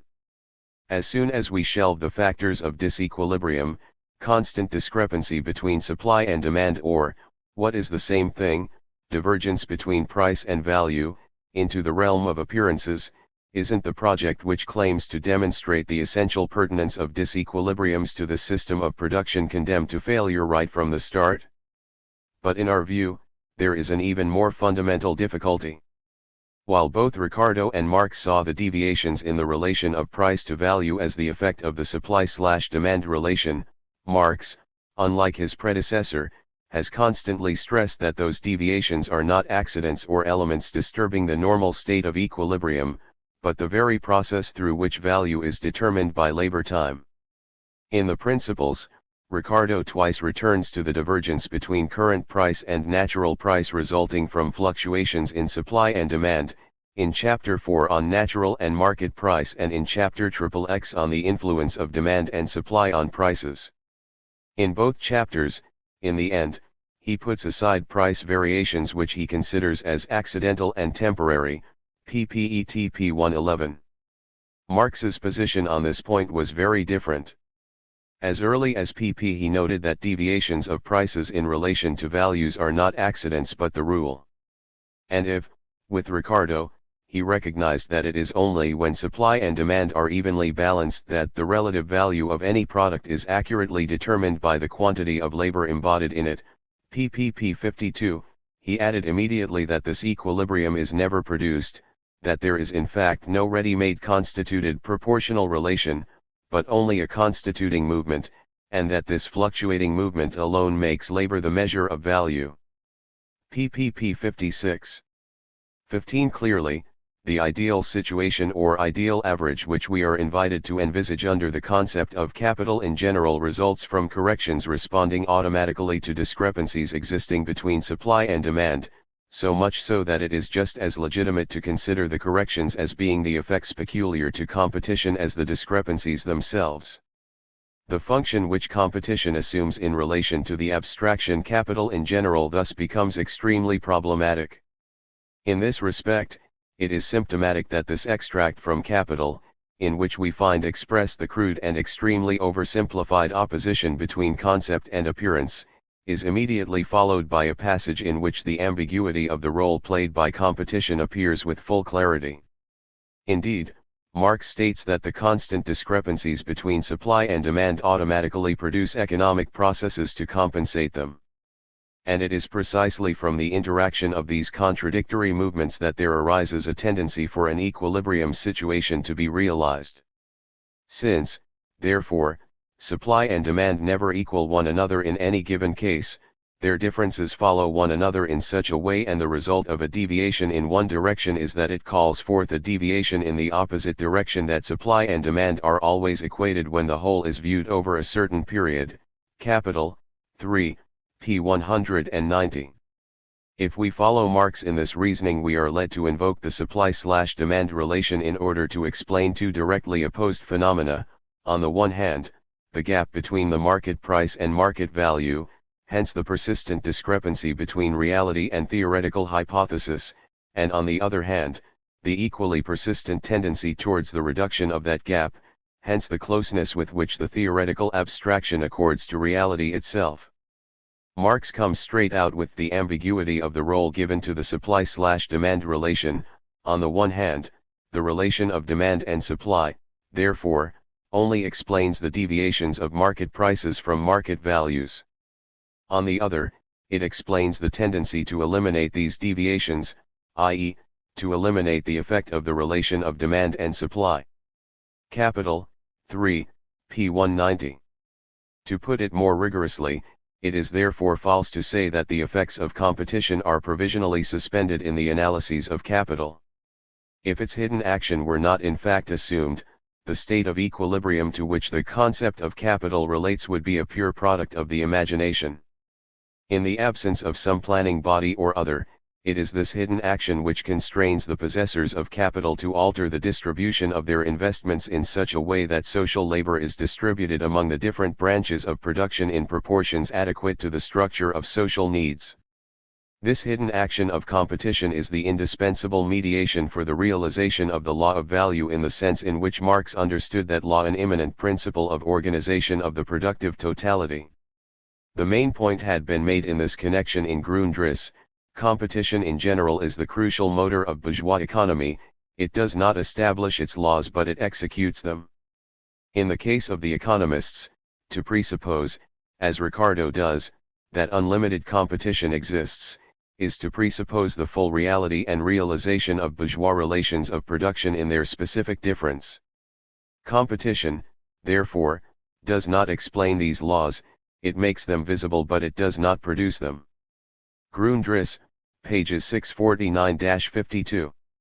The means through which the laws peculiar to bourgeois relations of production impose themselves are to be found in the free and individual choices made by the multiple protagonists on the economic chessboard, all these choices being governed by an immanent rationality which ensure their interconnection without the subjects knowing. Marx attributes to competition, and to fluctuations in supply and demand concrete manifestations of the specificity of the capitalist mode of production, a role which is roughly comparable to that played by human passions in the Hegelian conception of history. They are means in the service of a finality unknown to themselves, but far from impeding it they help in its design. 16. We were wondering earlier whether we could envisage bringing Marx's critical work to completion by demonstrating, as he wanted to, that the conversion of the possibility of crises into reality was inevitable because of the laws governing the capitalist system of production. It seems that the answer must be negative.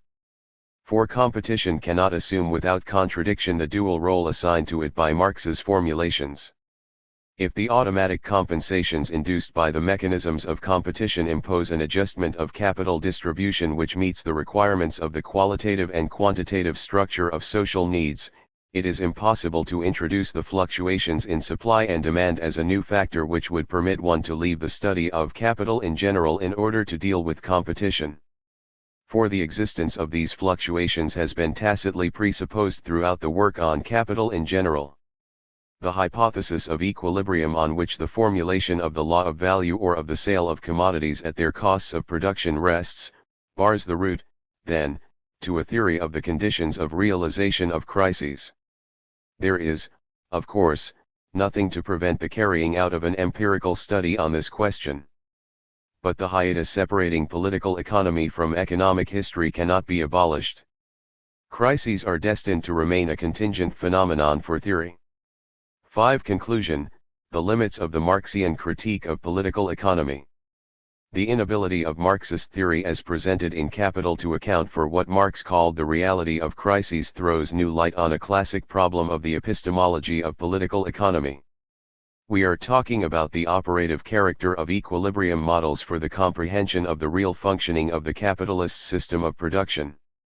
Controllable mathematical models, which for the greater part of academic political economy of the 20th century represent the ideal norm to which, insofar as it is scientific, economic theory should tend, have often been the object of critiques, whether emphasis is placed on the illusory character of the understanding they propose or whether, even more radically, the ideological function they perform is stigmatized. 17. By offering the satisfying picture of an economic production all the parameters of which have been mastered, they deny the disorder constitutive of capitalist commodity production. Well before formalist scientific ideology had brought caution to this conception of economic discourse, the nature of the problems posed by bourgeois economic doctrines had prepared the ground which mathematical models have subsequently occupied. Marx had denounced the principle when he criticized as a characteristic sign of the apologetic approach the fact that from the outset it assimilated commodity production to social production, so that society, as if according to a plan, distributes its means of production and productive forces in the degree and measure which is required for the fulfillment of the various social needs, so that each sphere of production receives the quota of social capital required to satisfy the corresponding need. TSV 2p 529. Insofar as he intended his approach to be a critical one, Marx himself hoped to pose the initial question of political economy in a different way.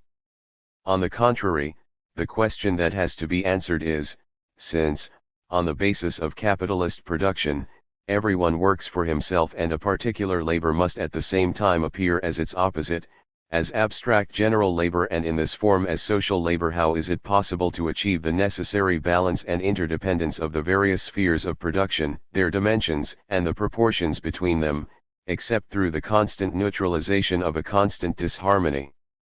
TSV 2p 529. We have seen, however, that representations of the system of production elaborated on the hypothesis of the sale of commodities at their value or at their costs of production are far from fulfilling the program announced by this question.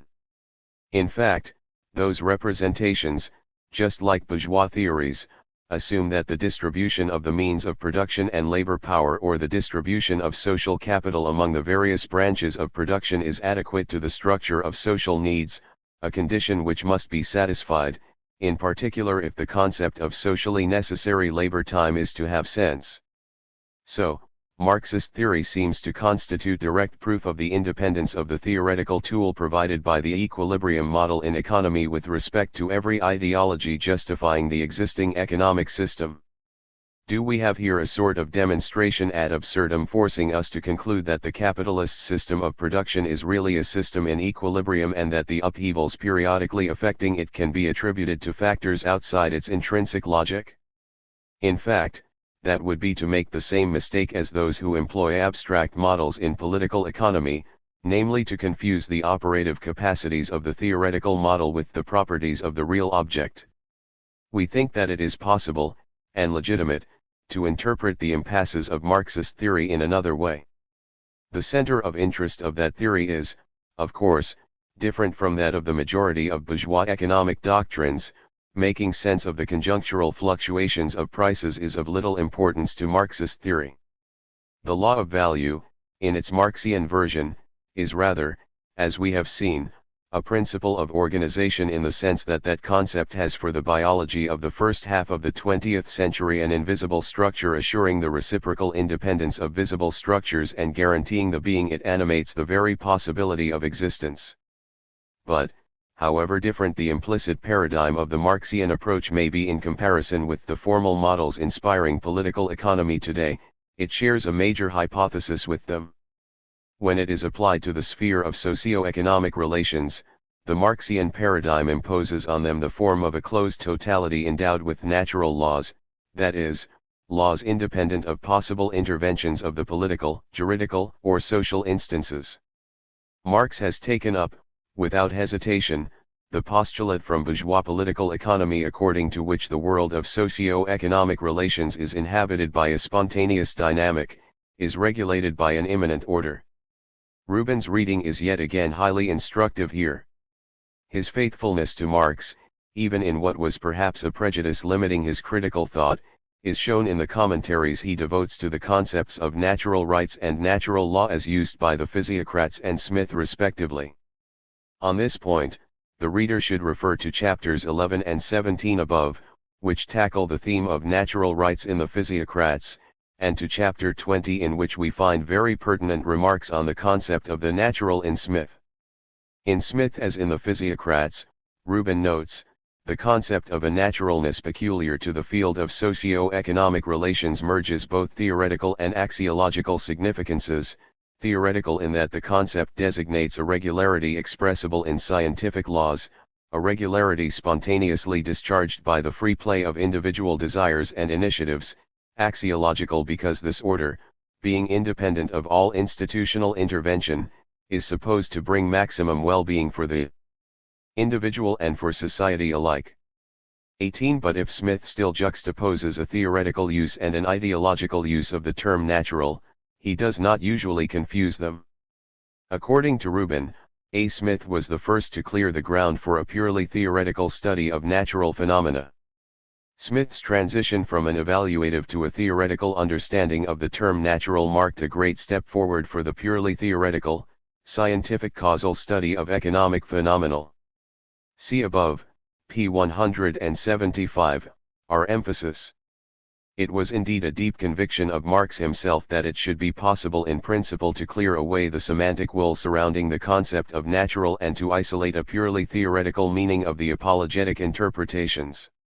For him the great merit of classical political economy was to have recognized the Naturwuchsigkeit of the processes of commodity-producing economy, its main defect was to have ignored its historical character.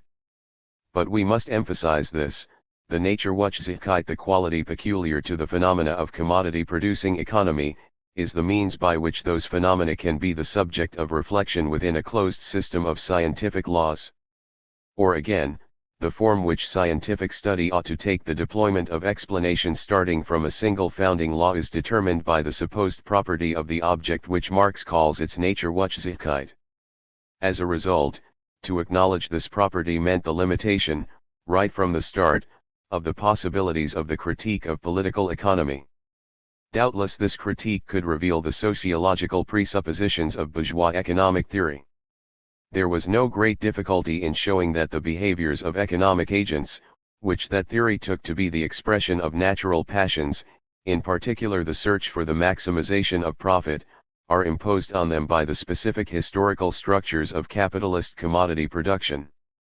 But it was not possible to go beyond the stage of putting into historical perspective the capitalist system of production and the internal arrangements of the economic theory it permitted. In particular, after having posited that the system of capitalist commodity relations was endowed with a law of internal regulation, it was quite out of the question to demonstrate that its destructuring was inevitable. One wonders whether the supposed autonomy of the field of the economic, that is, the attribution to the sphere of economic relations of an intrinsic legality which isolates it in an abstract way from the other modalities of social relations, in particular, the juridical and political modalities, is not an excessively narrow interpretation of the theses of historical materialism as they are presented in the first part of the German ideology or in the classic formulation in the preface to a contribution to the critique of political economy. In the social production of their life, men enter into definite relations that are indispensable and independent of their will, relations of production which correspond to a definite stage of development of their material productive forces. The sum total of these relations of production constitutes the economic structure of society, the real foundation, on which rises a legal and political superstructure and to which correspond definite forms of social consciousness. Preface, p. 181. Now these relations of production are defined as entailing juridico-political, even ideological, conditions as well as economic ones. The free subjects who meet in the act of exchange of commodities or in the labor contract, a particular form of exchange, are free only through the agency of a legislation and a power which appear in this light to be just as much conditioning as conditioned. Marx in fact is on occasion ready to recognize that certain types of relations of production can have extra economic constraints as their condition of existence, for example in the more or less primitive communal production in India, or when the state itself owns the land, as in Asia, an example he invokes briefly in the chapter of Capital devoted to the genesis of capitalist ground rent. Capital, 3, pages 782-813. Comparable examples can be found in the long passage of Grundriss which is concerned with forms which precede capitalist production, Grundriss, p. 471. No doubt some people will argue that Marx's attitude to non-commodity relations of production does not contradict his approach to commodity relations of production in Capital. Indeed, for him, the autonomy of economic laws was not a general rule, valid for all historical forms of social production, but, on the contrary, a property characteristic of commodity relations of production alone. It is just this property that in his view explained and justified the birth and development of economic theory, a development which follows step for step the appearance of the various elements which became integrated into the fully fledged capitalist mode of production: commerce, wage labor, manufacturing cooperation, mechanization, etc. These are the conditions of commodity production, and these alone, which assert themselves without entering the consciousness of the participants and can themselves be abstracted from daily practice only through laborious theoretical investigation, which act, therefore, like natural laws, as Marx proved to follow necessarily from the nature of commodity production. Engels, Supplement to Capital 3, p. 899, the concept of commodity fetishism, once again, had the task of accounting for the refeeing mystification undergone by the relations of production in the commodity-producing economy. Yet how are we to understand this mystification?